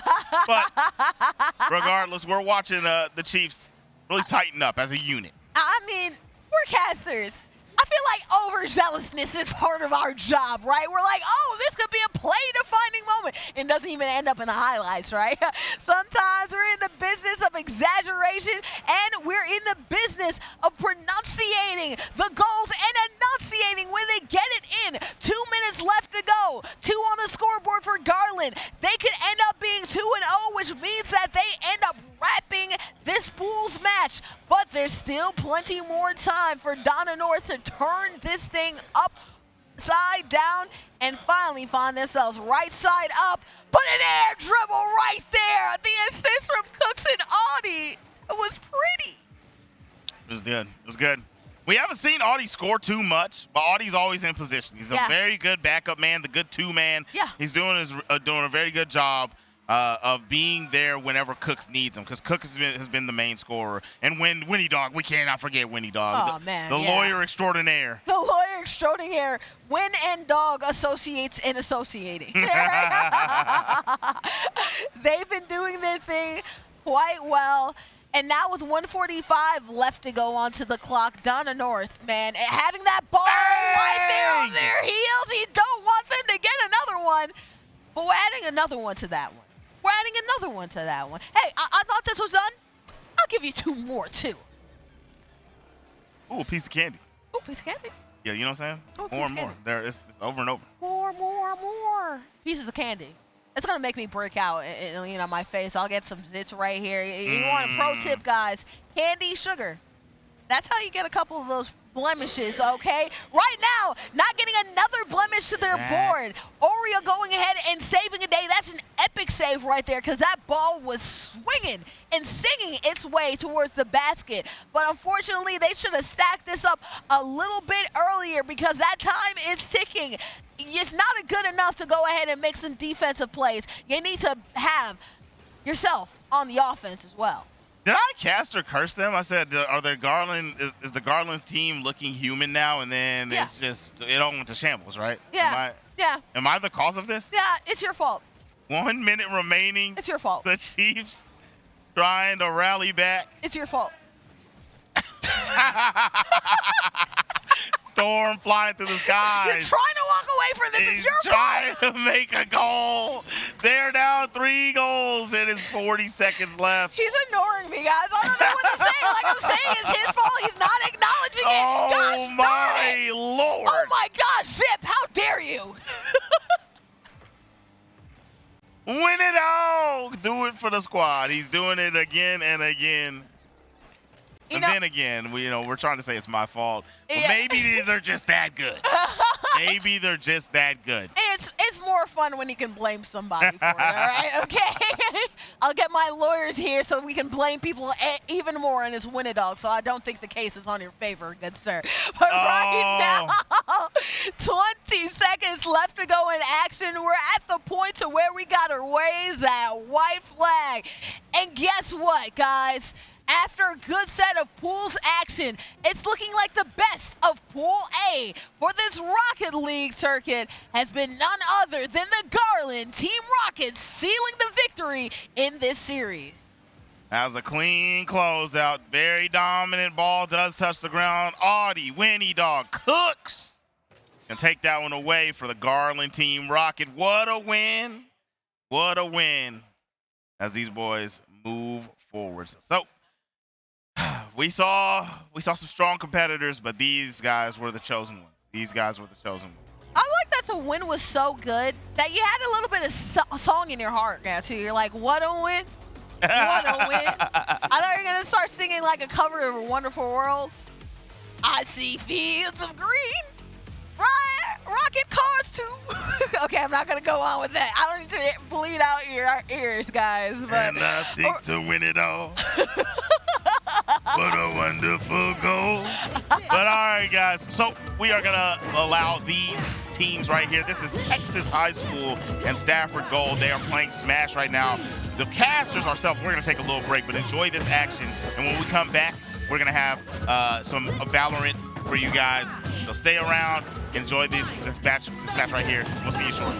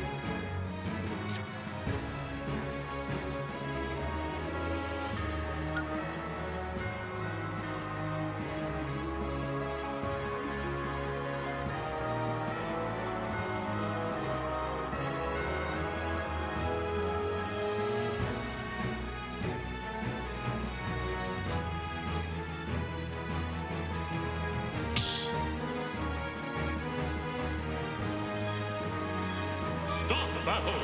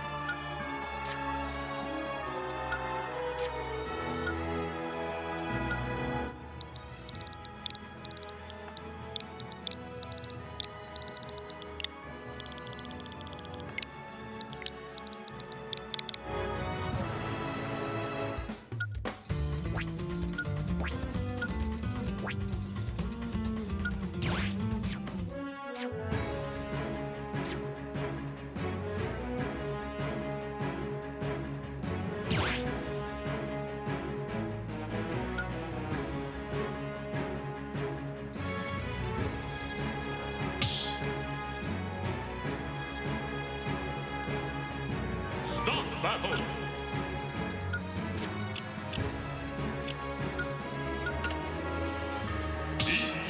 Mithra.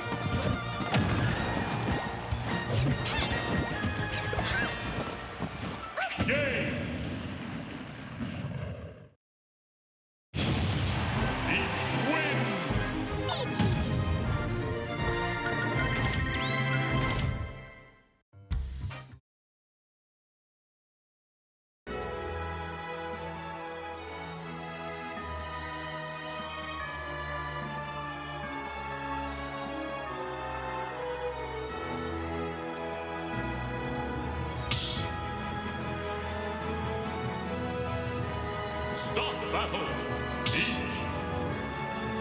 Boy.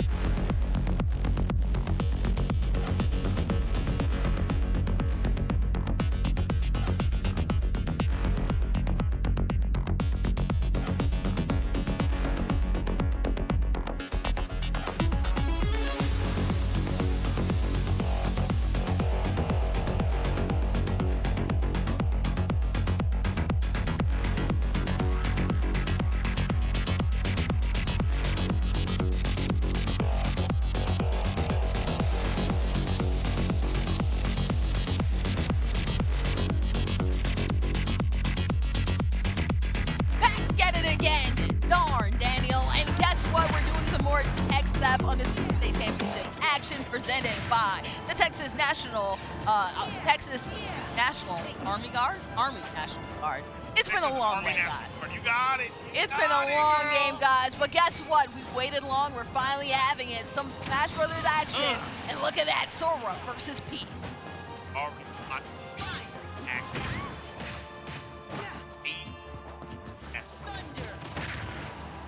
My tech. Okay. Yeah, my tech.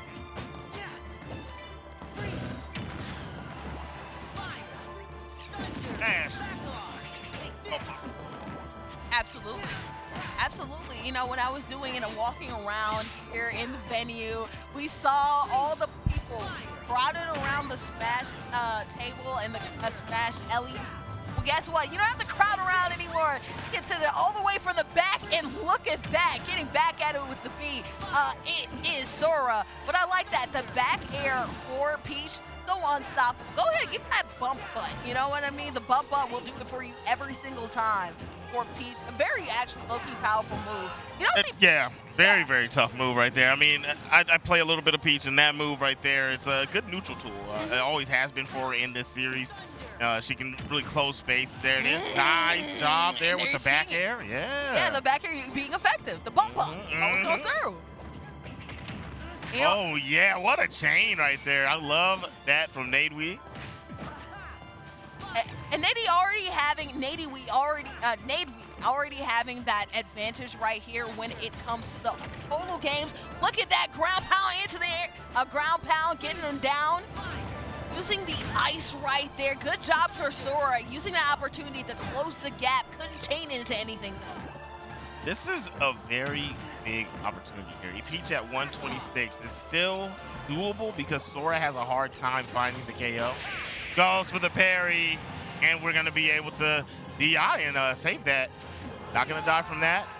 Oh, this is tough. He's got a good edge guard here. Yep, that's a free punish. Free punish. That was a very good recovery considering the circumstances there. They were still able to go ahead and survive and use that parry. That was excellent. Almost reverse Uno that, but at least the Peach saw that coming. But yeah, very precarious situation to be in. No, that's not enough. That's not enough. Smash still can't get it done. Again, the KO potential for Sora can be a little bit precarious to say the least. She didn't get the out of shield dash for the grab, and that led to an opportunity on the top platform for an up air. And that is going to be SHS taking a dub. Going to be one game up. Yeah, I can see they were trying to get that neutral air to go ahead and go down there to try to chip away at some damage to end up going to that up air. That did end up hitting though, so they just went ahead. They found a way. I think Peach was trying to get out the dodge just because Sora had been leaning on that thunder to make sure that they can go ahead and chip away that damage. Ended up running right into that up air, so perfect timing, and honestly, I like that. You're looking at the tendencies, right? Nadewee was looking at the tendencies, so try to get away from that, but the Sora was able to sniff it out. Went with the tendency breaker, the up air, you're out of here, and that's great for him for basically tying up the game. Yeah, exactly. I'm trying to figure it out. At the bottom, it says Naughty. So I'm thinking maybe it's Nadewee? Maybe it's like Nadie, but like she's Nadie. So like it's like it can be like Nadie, but it like when you're having fun, it's like Nadie. Yeah. And this guy, see, he's an edgelord like myself. You gotta ripped. Huh? He's an edgelord like myself. Ripped. My stuff right there. You know, I want to know if it's cryptic. Is it like a gothic theme here? Are we going with the theme? Either way, it's like dark and edgy. You know what I mean? Reminds me of the first Watch Dogs, if you've ever played it. You know? But right now, we're going straight into the battle right here. I believe this is called Small Town, right? So right now, Animal Crossing style action right here. With the platforms, this is usually something where, you know, if you're a character that likes to float in the air, that's going to be a little bit more dangerous right here. So we'll see how the Peach does with all these platforms. But at least they're moving around, which allows her to not get into some precarious situations like we saw, causing that up air that we saw to get her out in the last game. I'm loving the movement that Nadewee has, or Nadewee, however we say it. There it is. Got the powerful. One of those little veggies going to get that KO. Yeah. Only one version has the KO potential. I haven't seen her pull a bomb yet either, though. Right? That's super RNG. Yeah. The lightning. Oh, my goodness. Comes up a little bit higher than you think. and didn't see it coming. The only play there was really to dodge up. That probably could have put you in a precarious situation also. Yeah. Or maybe umbrella over the top and try to float around. I think that would have been a little bit worse than just dodging up and trying to land on the platform. Yeah. But the Lightning Storm has been doing a very excellent job of, like, you know, chipping away at this damage, especially because somebody like is able to move around like he talked about. Very, very good movement tech right here from Natiwi. So if you need a surefire thing, especially too sometimes with the Keyblade, it can be hard to hone in. That's exactly what we're using to go ahead and get some damage. But the turn up, really using this a way to pace him out and space him out. Great job from Natiwi. Yeah, if you can't get Sora to actually touch the blast zone, like, you actually have to kill him. You have to KO him. Yeah. Because otherwise, there it is. That's going to work, right? He has one of the best recoveries in the game. And it's rough out there. But he's a light character, so you don't have too hard of a time. It's just his mobility. No way we get an SD. That is unfortunate. And Natiwi was trying to time this up perfectly in order to make sure that that actually did not happen. Instead, unfortunate timing. Couldn't get it in and couldn't get the recovery on time. You have to know the bounds of your recovery. Just couldn't get it done. Nice job using that invincibility on the edge guard to make sure that she didn't actually get hit. But ooh, some nice damage. That Sora's chaining away. Guess what? Nice chainage right there. Some chains, a couple of back bumps. And guess what? We're back almost tied to the health battle and damage percent right now. Yeah, we are right in here. This is a lot of damage. The up air doesn't hit sweet spot. That's not going to quite be it yet. This is a battle right now. I'm really loving both of these players. I can't wait to see them. I hope they're placed on opposite sides of the bracket so we really get to see them shine. They're very good. This is a very good matchup in battle right here. Oh, that could have been such a huge punish. Looks like Natiwi has not really been ready for the punishes on the Whip Lightning. She played a great one, but Crypt definitely utilizing his zoning tools to close that one out. A lot of keep away game there, and he's coming away with the double Ruski. And to be fair, Natiwi really tried to zone him out too, using that turnip effectively. But like you talked about, didn't get that RNG bump with getting the bomb. That would have helped a lot of damage, especially when they were in KO percent for a while. And they're both Weaselly characters too. So I like the fact that obviously the Soren knew the fact that, you know, in order to make sure it's a high movement character, but then a high movement player also in Navy as well. Yes, for sure.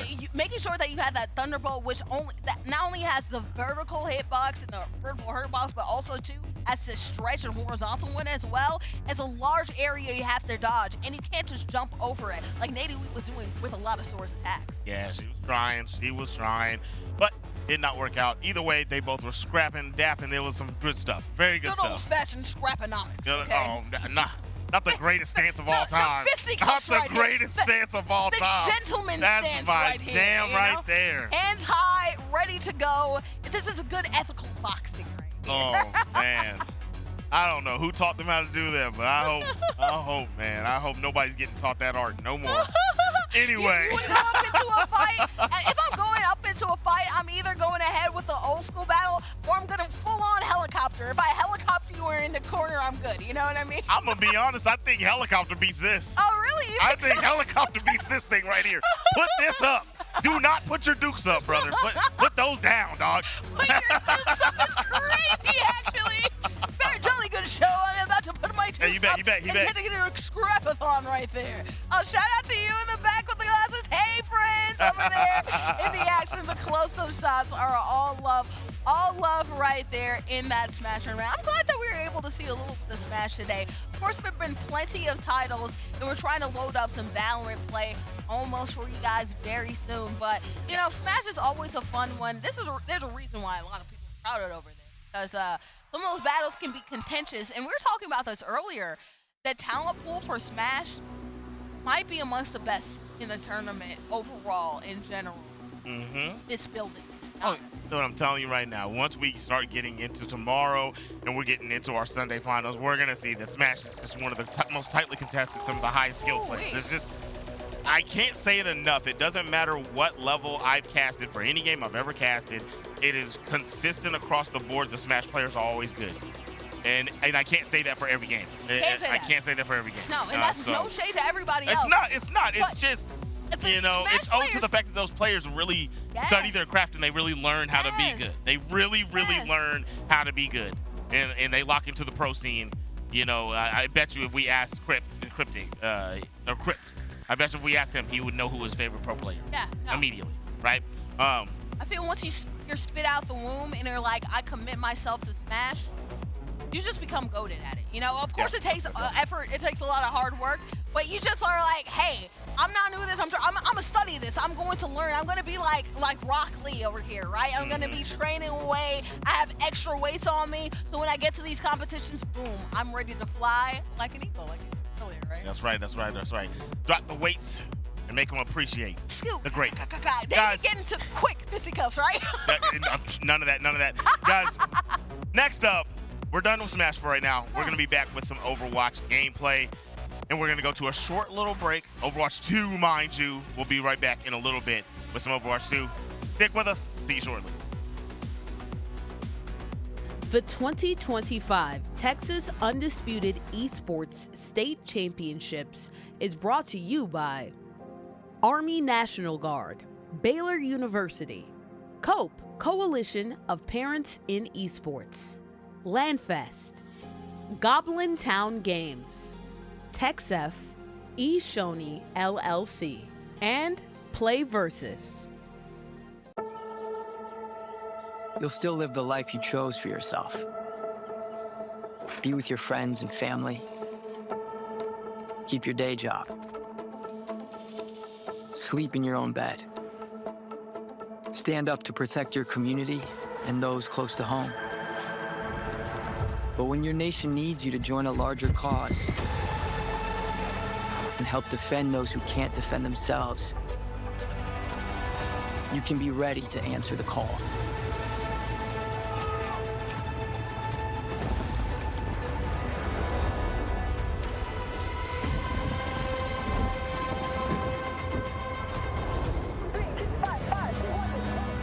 Serve with us a few weeks a year for the most uncommon mission of your life.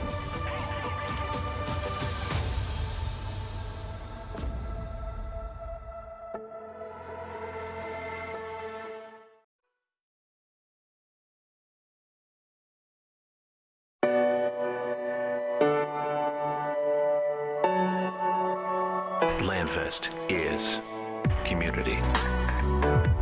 LandFest builds and supports gaming communities to support charity. We have more than 25,000 attendees and 400 volunteers across 18 chapters that span 3 countries. LandFest is charity. Charity is at the core of what LandFest is. We've raised more than $1 million for charities nationwide. We support food banks, veterans, animals, hospitals, and so much more. LandFest is gaming.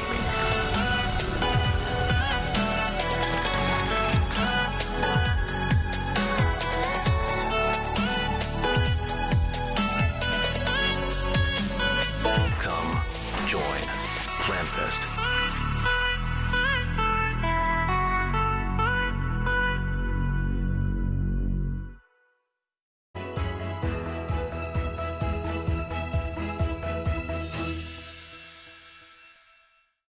What's your team's proudest achievement so far? Our proudest achievement is making the playoffs. Why should other students at your school join the esports club? I say the reason why students should join our esports club is they can get opportunities to participate in other athletic events that normally no other student could, and they can also get a scholarship from it. What do you want to do after high school, either esports related or otherwise? Not really esports related. I just want to go to college. I want to go to UTA and probably major in criminal justice. And that's really my plan. What games did you compete in this year? I competed in Splatoon 3, Mario Kart Deluxe 8, and Overwatch 2. How has being part of the esports club impacted you? It has helped me interact with more people, and it gave me more confidence on myself, and I'd like to thank this club for that. Who's the MVP or standout player on your team, and what makes them special? It would have to be Sebastian. I would say probably Sebastian. He's really grown as a leader this academic year, and he's able to make call-outs and communicate effectively with his peers. Our MVP is Eric. MVP player would be Eric. I'd say Eric. Most of the time, I believe it's Eric. because he clutched up for our playoffs. He got us qualified for it. How has being part of the esports club impacted your school community? Our esports program is pretty new. We're only in our 3rd year, and it's really cool to see the community that we've built within the group itself. It really feels like a family in there. A lot of really close relationships and friendships that have sparked from that.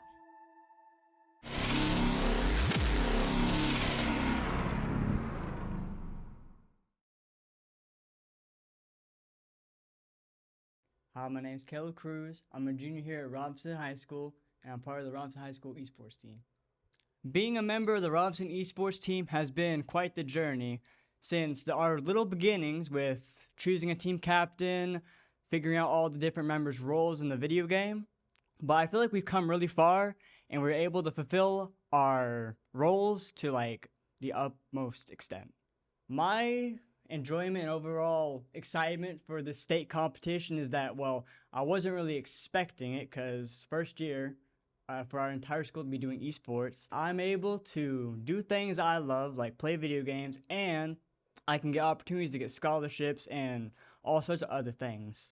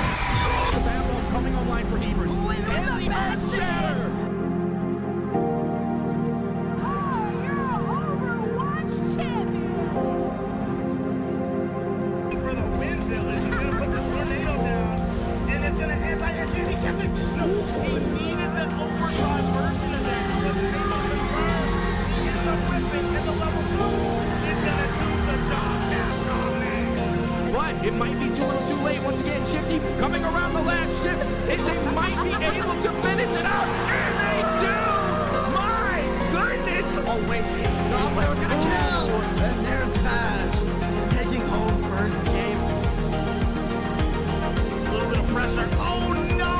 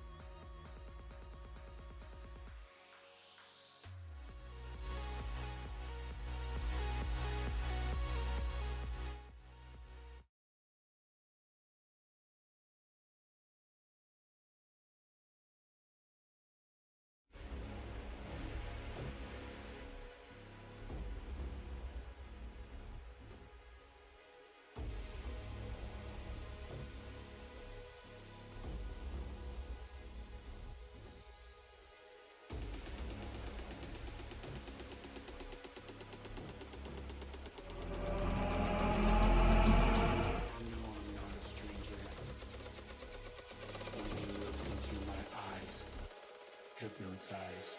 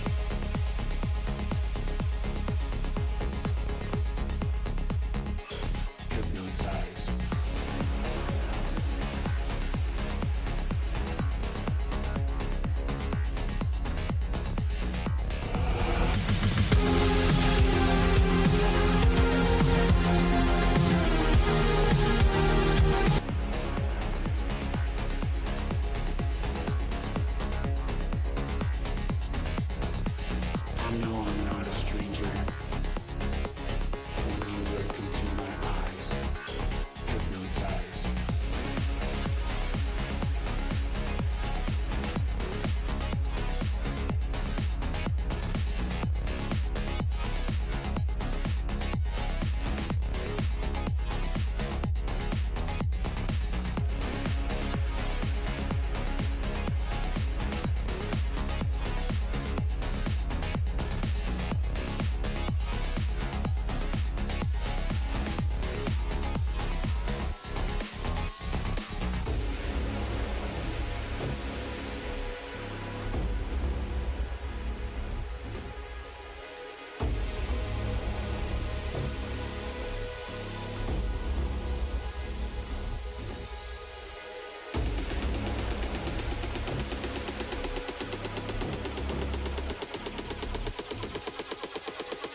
know I'm not a stranger when you look into my eyes, hypnotized.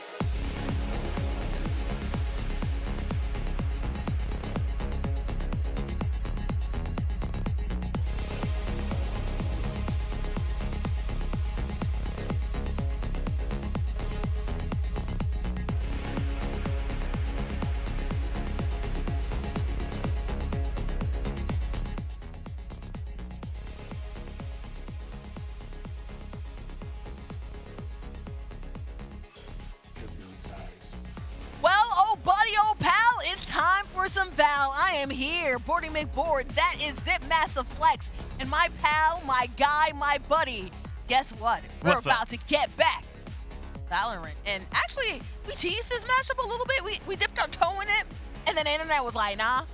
Now we're back at it. That definitely happened. That definitely happened. We thought they were going to play. Yeah. We had some difficulties. You know, that's what technology does, isn't it? I'm sure you know that at your house. It's always good It's to happened. you until you need it, and it's like, nah, I'm good. Yep. I'm chilling. Yep. But this time, it's not chilling. This time, it's for real, okay? And this time, we are going to see Texas High School versus Stafford. Go. Okay? That's right. They've been sitting up there ready to play for a while now. I've been sitting here watching them on this little side monitor, just sitting there hanging out, just getting their minds ready to play. Yeah. And these two schools have had good performances in every game we've seen them in, so Yeah. it should be a pretty banger match. Yeah.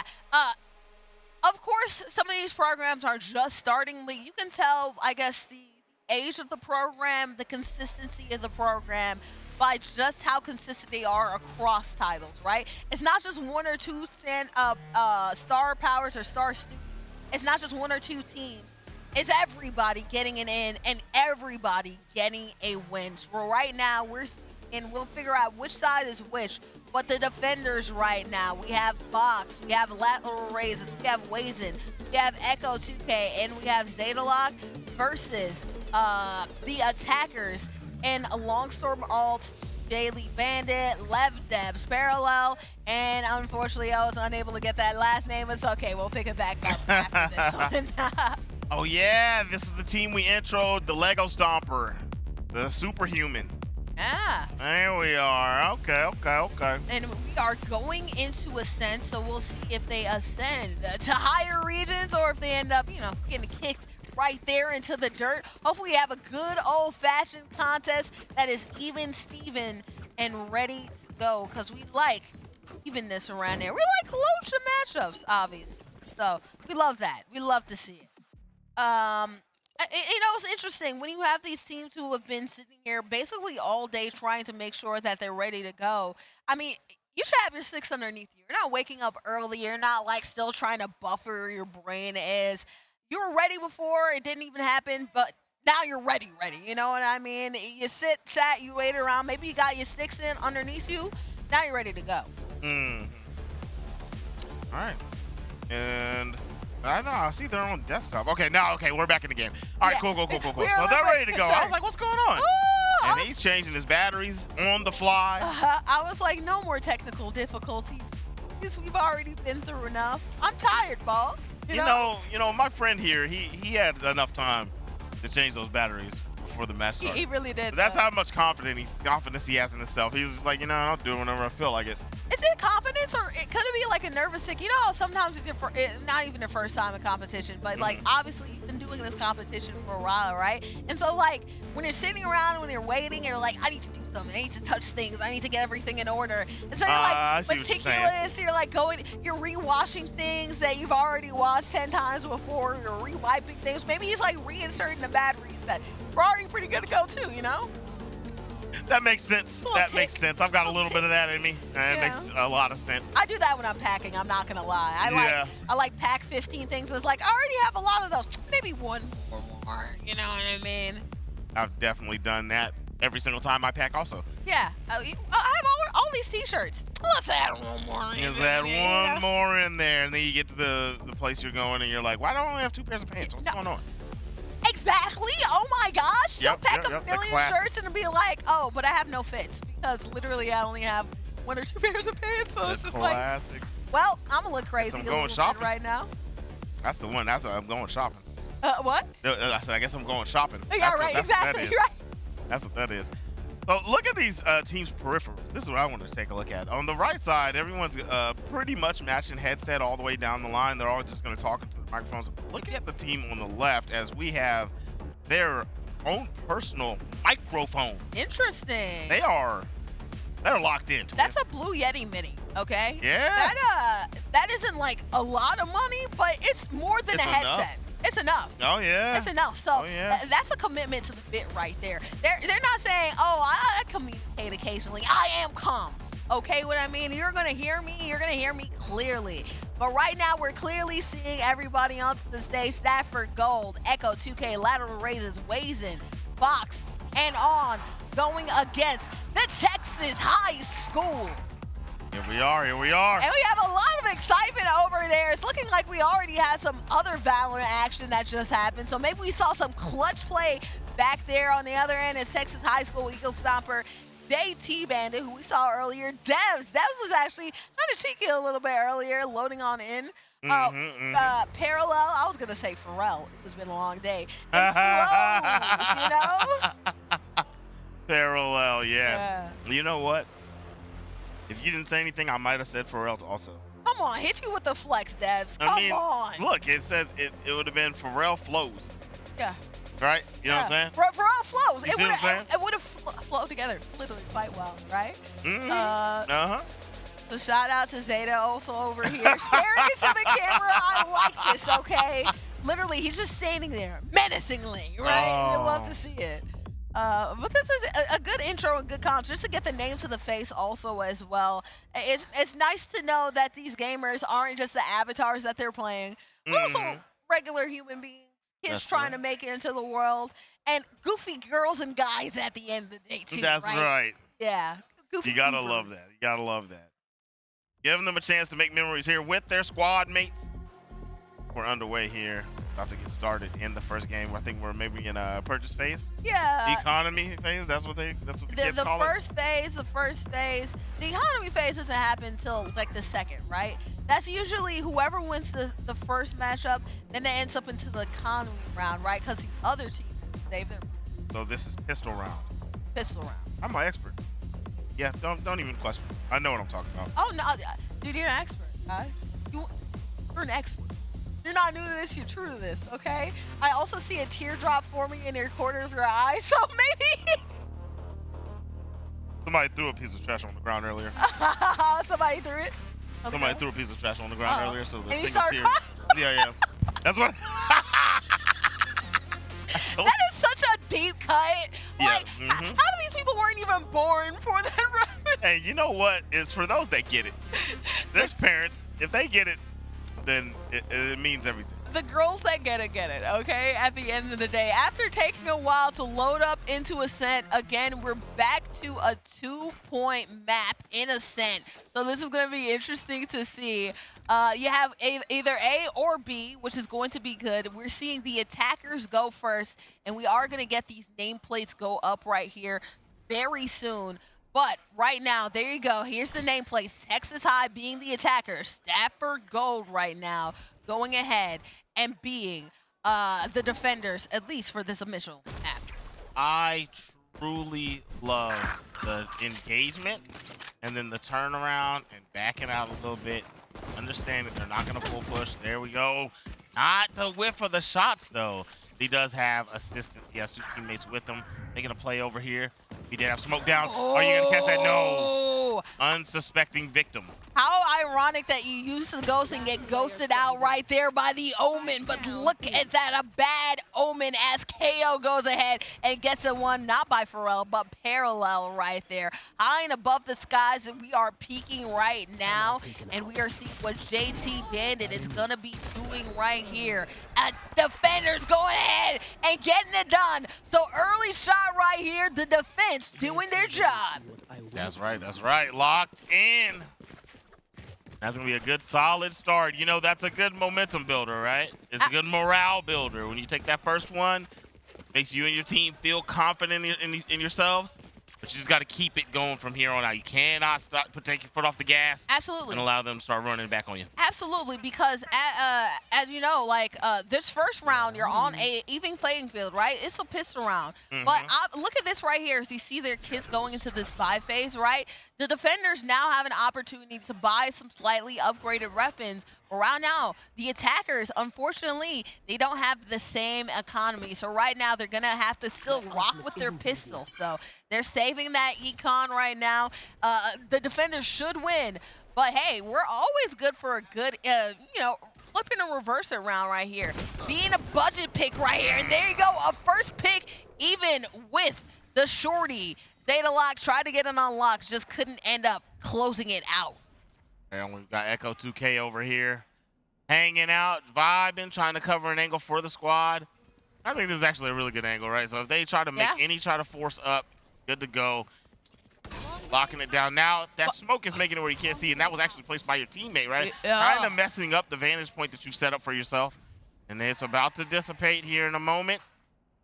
And it was just shy. Just too late as they got out of dodge. And you know what? I like this, right? So obviously Texas High was really trying to go ahead and make sure that they could push onto point A, but it wasn't really working out. They were trying. Guess what? We're going to flip it. We're going to reset it right here. So we're going to see what happens with them and how their rotation really works. And it looks like they're going for a mid push instead. But guess what? They are on target. Fox going ahead and getting it done. Deadlock right on lock, but then you also have KJ getting it done. A team ace right now, 1 on 5. Guess what? The 5 are packed out. Very, very clean. Very clean. And that's gonna be. That makes it 1-1, correct? No, that's 2-1. 2. No, 2-0. 2-0. 0. Let me lock in, man. Lock in. These okay. players are more locked in than I am. It's a long day. We've been locked in all day. Sometimes you need a break right now, right? But at least right now, the attackers finally get a break, right? Full shields going into this round right here. They get their Vandals. They get their Phantoms. So now they actually have their heavy weapons.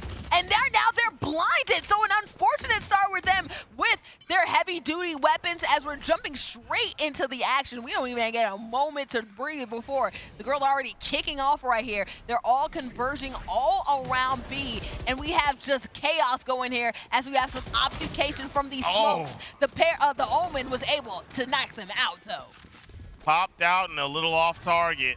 Not able to land the shot that was necessary. Oh, I like getting a bang right here with the radar, the recon bar, to see where exactly the enemies are. I'm not sure if they were able to find anybody. Looks like they finally did. Right here, peeking. Ooh. Guess what? I'm teaching. Good job right there. He is so tough with that pistol, man. He's been hitting some good, clean shots. It is so much harder with the pistol, so the long-range shot is crazy, but guess what? The Phantom gets it done. Lev going ahead and closing it all out for the attackers. The attackers finally get one down. There it is, 2-1. That economy kind of evened out a little bit. You see how they're on even footing? It looks pretty good out there. Absolutely. You know, it's one thing to beat up on somebody that, is smaller than you. But, it's all fun until the rabbit gets the gun, So, the rabbit finally going ahead, suffering succotash, flipping in, reversing it, and, hey, they did a good job. Well, why would a rabbit ever have the gun? Have you ever seen Bugs Bunny? You know what? I retract everything I just said. I am finished with that one. What's up, Doc? Oh, right now, that's a concussion happening right there. They were slow. They couldn't get anything done. It's rockets. It's smoke. It's flashbangs. It's a lot of chaos happening all around. And guess what? Still in the back pocket, Parallel trying to go ahead and use that flashbang effectively. Let's see, did they blind their competition? They didn't, but they still able to get the Sova Zeta lock out, just all the way up and out of there. Deadlock locked it down. The attackers got back what they just dropped in last game. So in this game, I'm being educated, even though I'm an expert. Third five. When you're strafing in this game, are you more accurate when you stand still? Can you not fire a strafe? you're more active, you're better winning. You're more, the less recoil, less bloom, less all of that okay. when you are stand still. So that's why players prefer to peek stand still. You know what I mean? That's what I'm noticing. They do a hard step out and stop. Because, And, you know, every pixel counts, right? Versus Apex, you can kind of do with movement, you know, kind of doing that. There's room for error. There's not a lot of room for error right there, right? Good job just going in the hole and really getting that recon off right there. Wazen knows that there are other people on the other side. Are they going to go for it? Yes, they do right there. Cypher, get out of here right here. Trying to decipher where everybody else is. Lev, they're going to go straight into the smoke, and let's see what they do. Oh, flank season, baby. Guess what? Everyone is invited. Unfortunately, the rest of the Blaze Storm can't get the bottom of the barrel, though. Picking up a Vandal. I like that move right there. More room for error with the Vandal, a 2v1 situation, and guess what?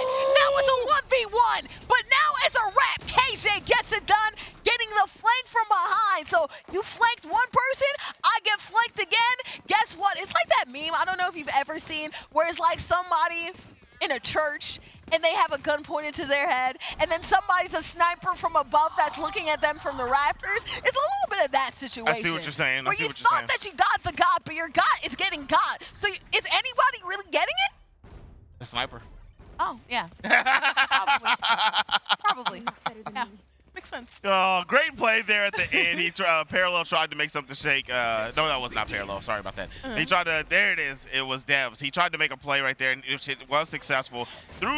He threw down his smoke cloud, and what ended up happening is his opponent steps out, misdirection. Right? They're not hiding in the cloud. The first thing you see is this bright object. Your attention's going to get put over there. Slow down your reaction time. He gets the kill. Now, I mean, to see him do something skilled like that, I'm looking for his performance to pick up here in the later rounds. Oh, and Very well KO done. suppression, trying to make sure that you can't get things to go down, planting the spike and initiating it too.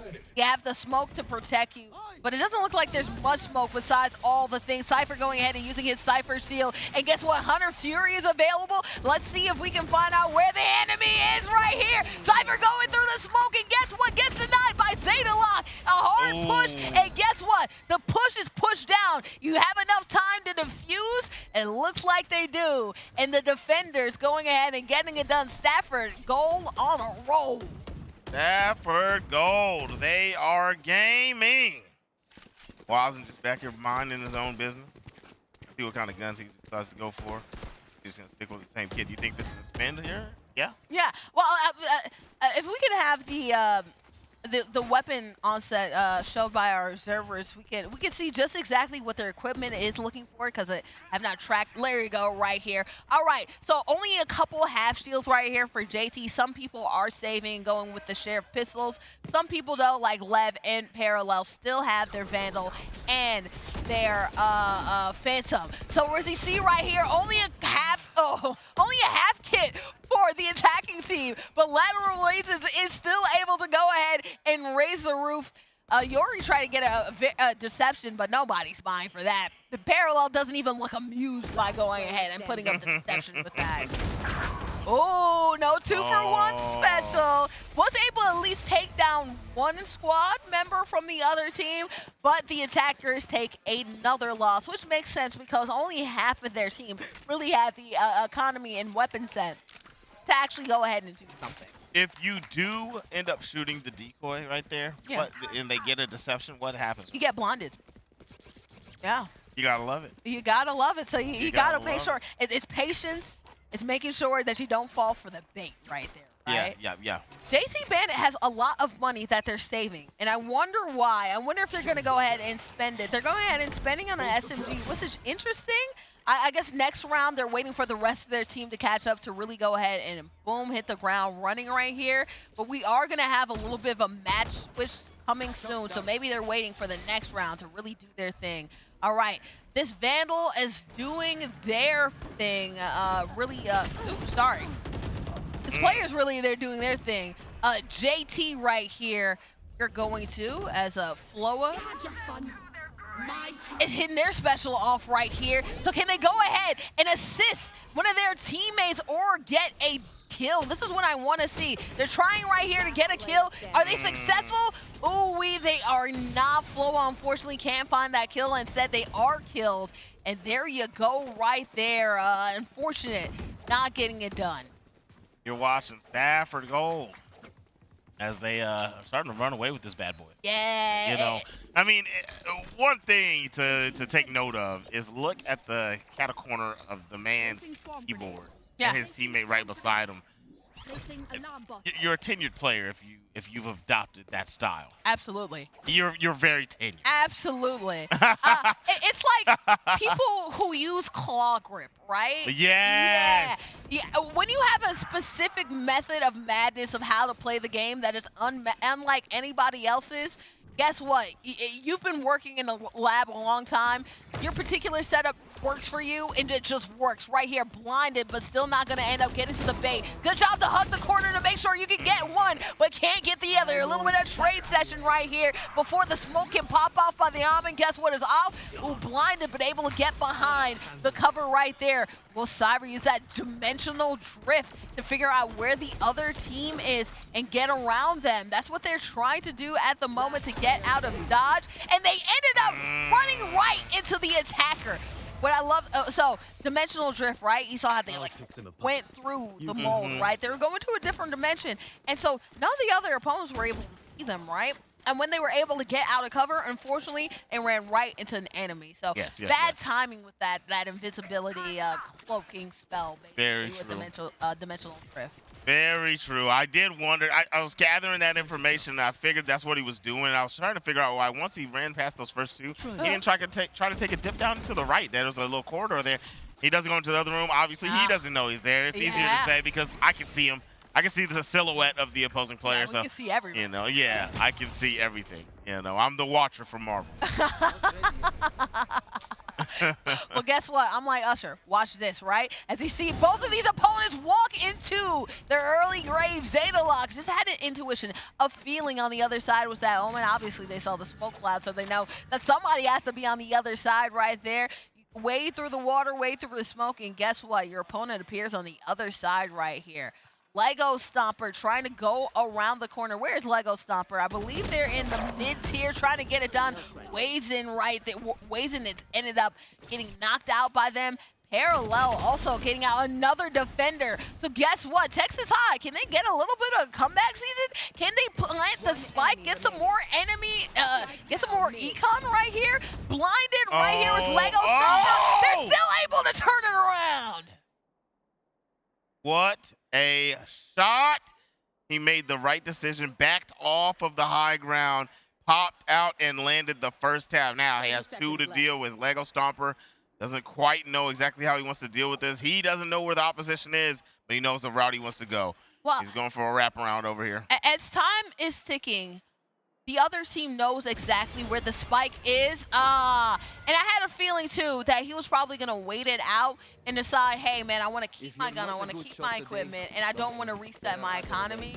But then he decided to risk it for the biscuit anyway. Make a decision. That's my thing, right? Yeah. Make a decision, right? You never know what tomorrow might bring, and maybe you having more firepower than everybody else allows you to clutch it up. Maybe you can get that ace. So if you know that you're not going to win, you had two players camping on the spike, then just go ahead.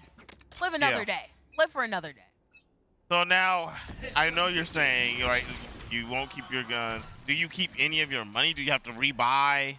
Is it possible to lose a gun and then just go right back in and buy it again? Yeah, you can buy it again if you have the money, but, you know, do you have the money? You're spending things on your items, right? So the more you spend, the more your money's going down, right? So you want to keep every single penny.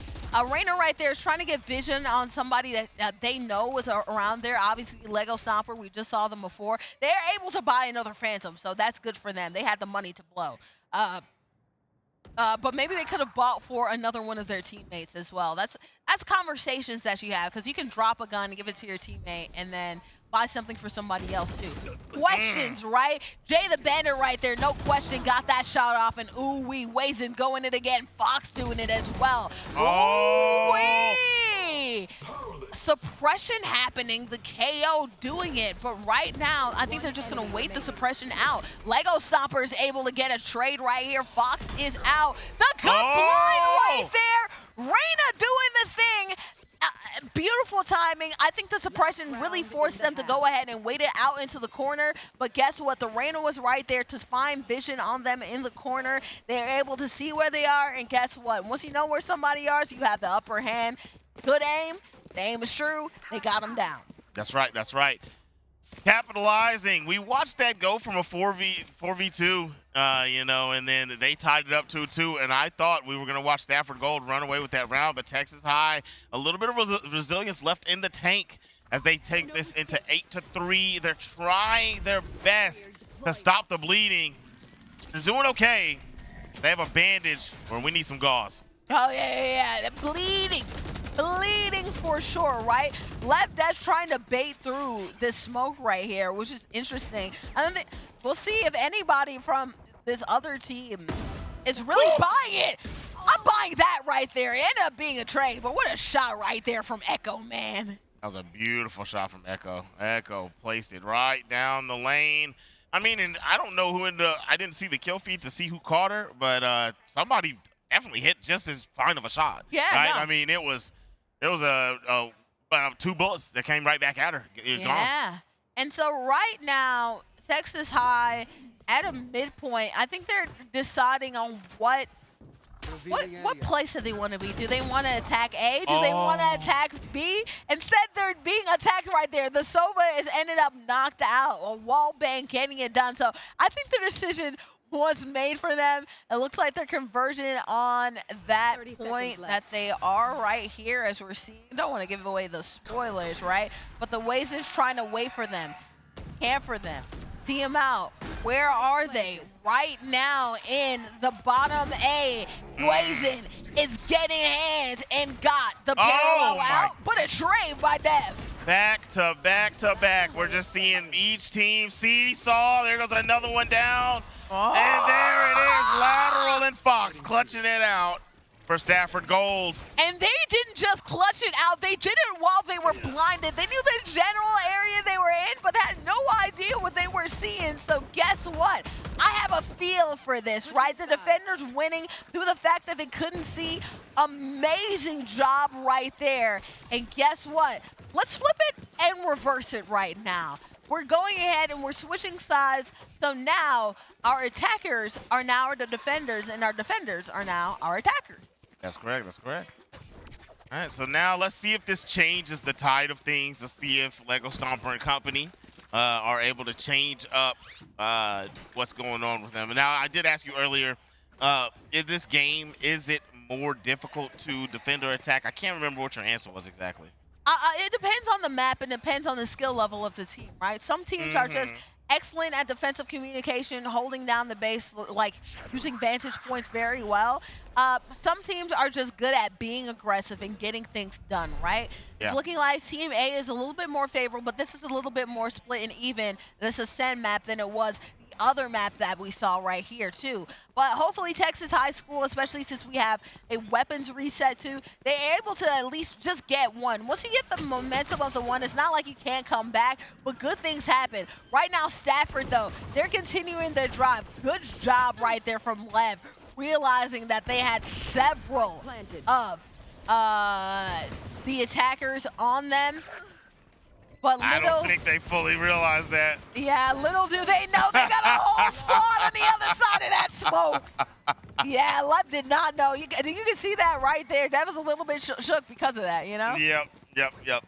Yeah, it's very unfortunate. You think you're taking a 1v. It did appear that they realized that they were fighting multiple, but if they did, there's no way they would have engaged in that corridor like that, right? I think for sure that they saw that jet on the other side. The two-piece? Yeah. Not all three. Not all three, Yeah. I could see him taking a 2 for sure. Yeah, you know. I could see him taking a 2 for sure. You have confidence in yourself. You know that someone's there. Quick luck of the draw, right? Yeah. But in the 3v1 situation, you're basically Leroy Jenkins in it because you can't see behind that smoke.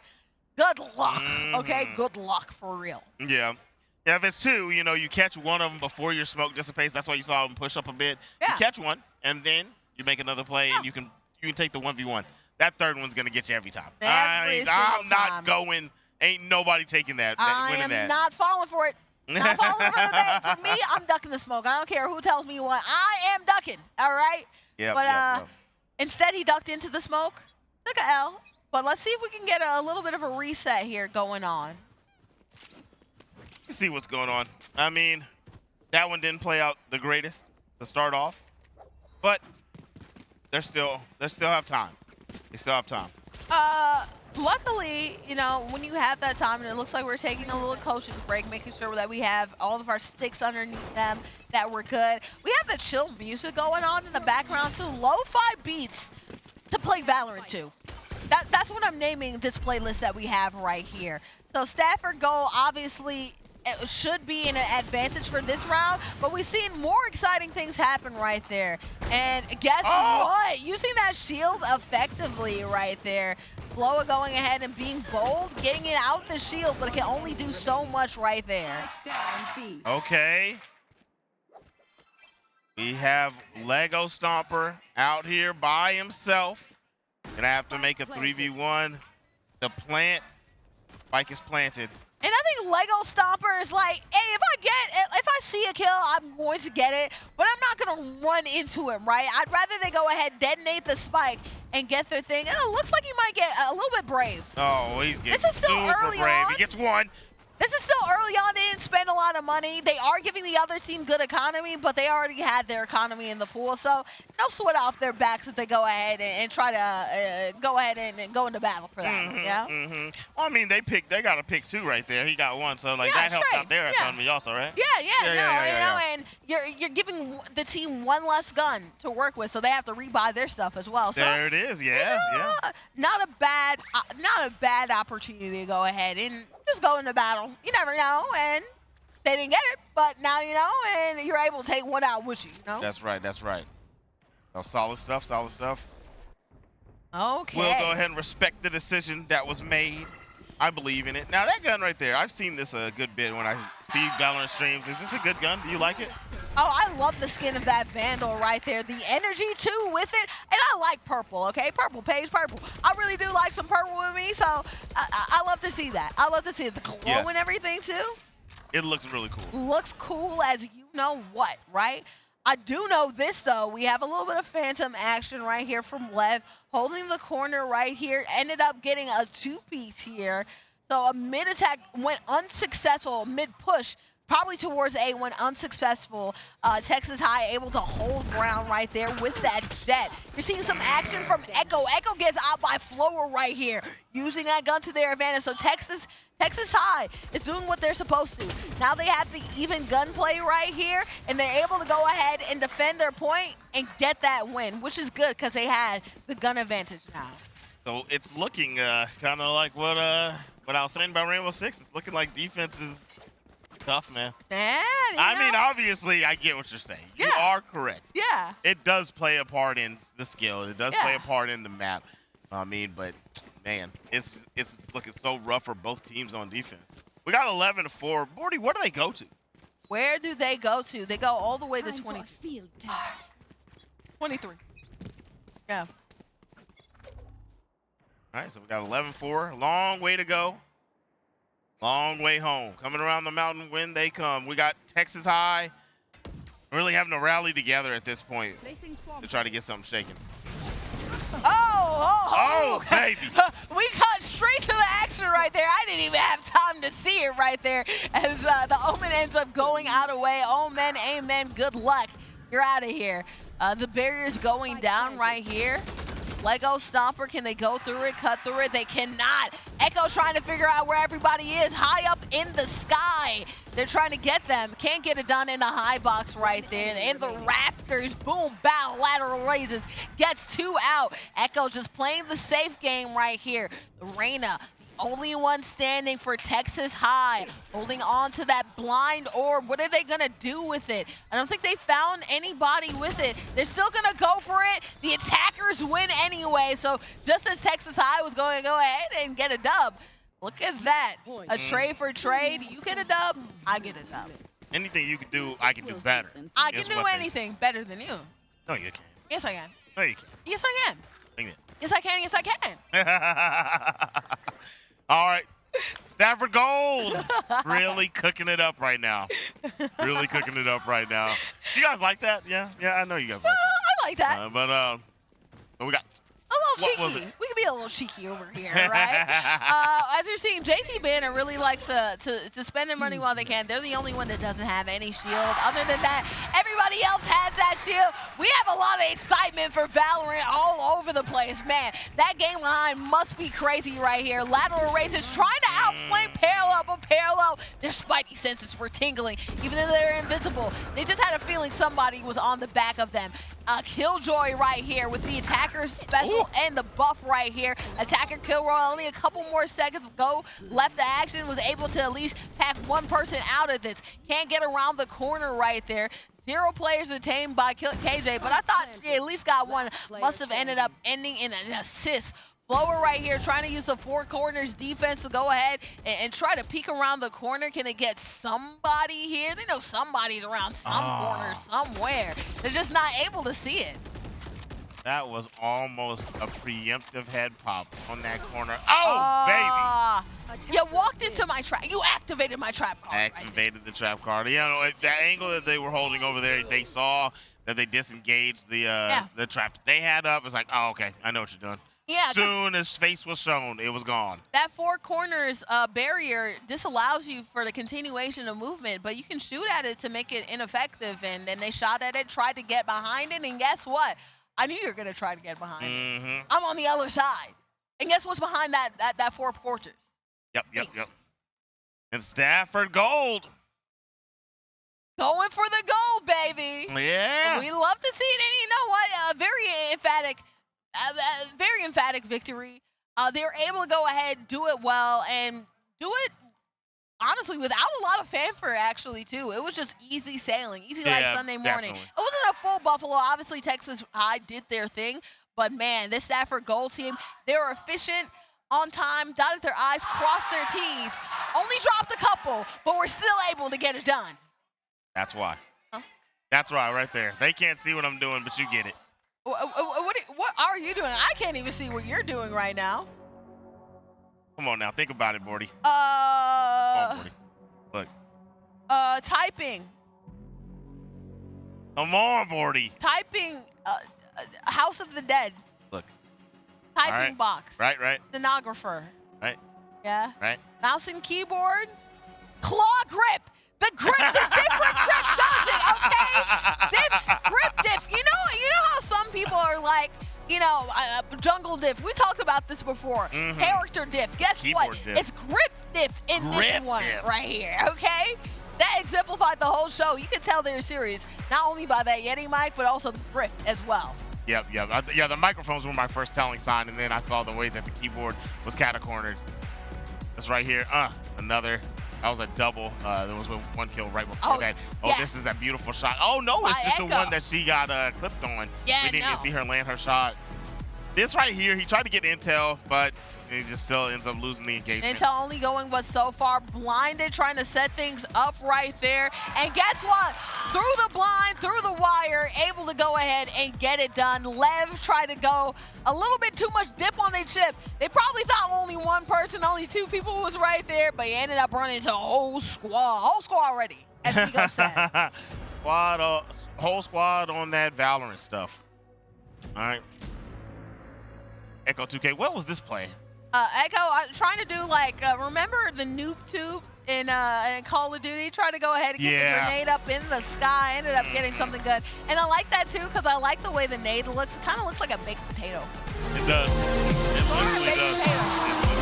I'm going to throw some baked potatoes at my co-host right here, Zip, just because. Why would I deserve that? I don't know. Baked taters? I don't know. I just want to do it. That's crazy work right there. I'm going crazy right now because guess what? We're approaching the end of our casting here for today. Guys, we're almost there to the finish line. Not quite, but we're almost there.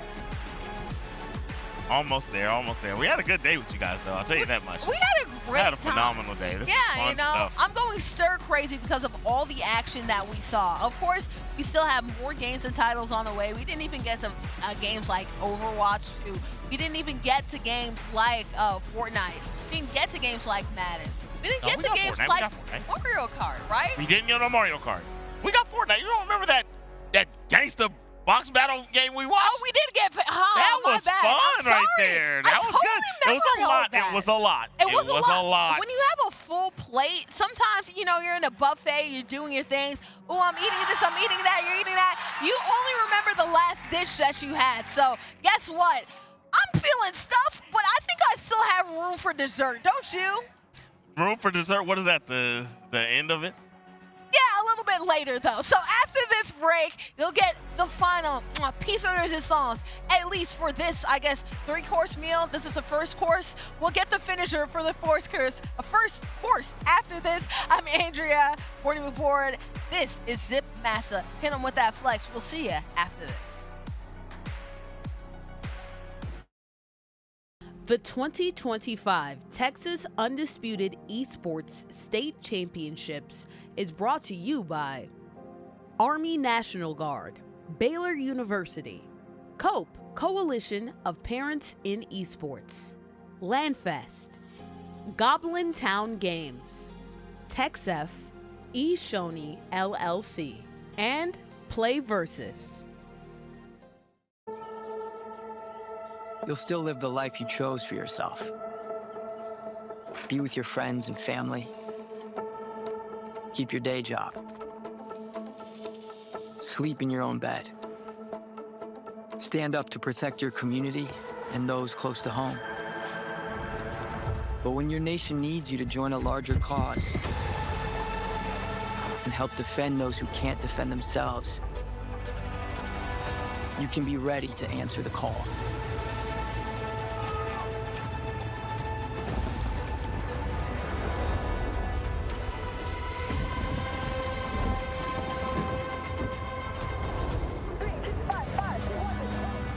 Serve with us a few weeks a year for the most uncommon mission of your life.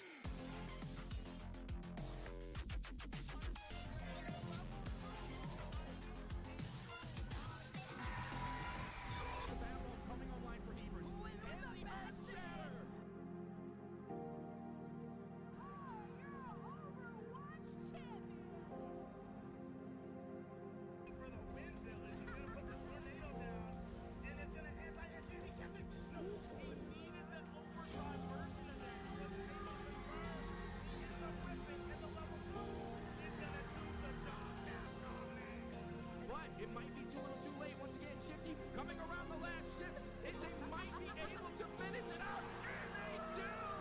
My goodness! Oh, wait. Someone's gonna kill! And there's Vash taking home first game. A little bit of pressure. Oh, no!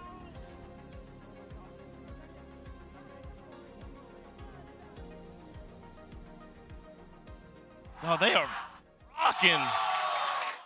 Bro, why didn't we have that up? Bro, that's Hebron, bro. Hebron is always lit. Oh, man. Okay. Oh, guys, I'm sorry. We were seeing Hebron get lit back here. That's one thing that we love about this tournament experience. We see the excitement all the time. I'm boarding aboard. This is Zipmaster Flex.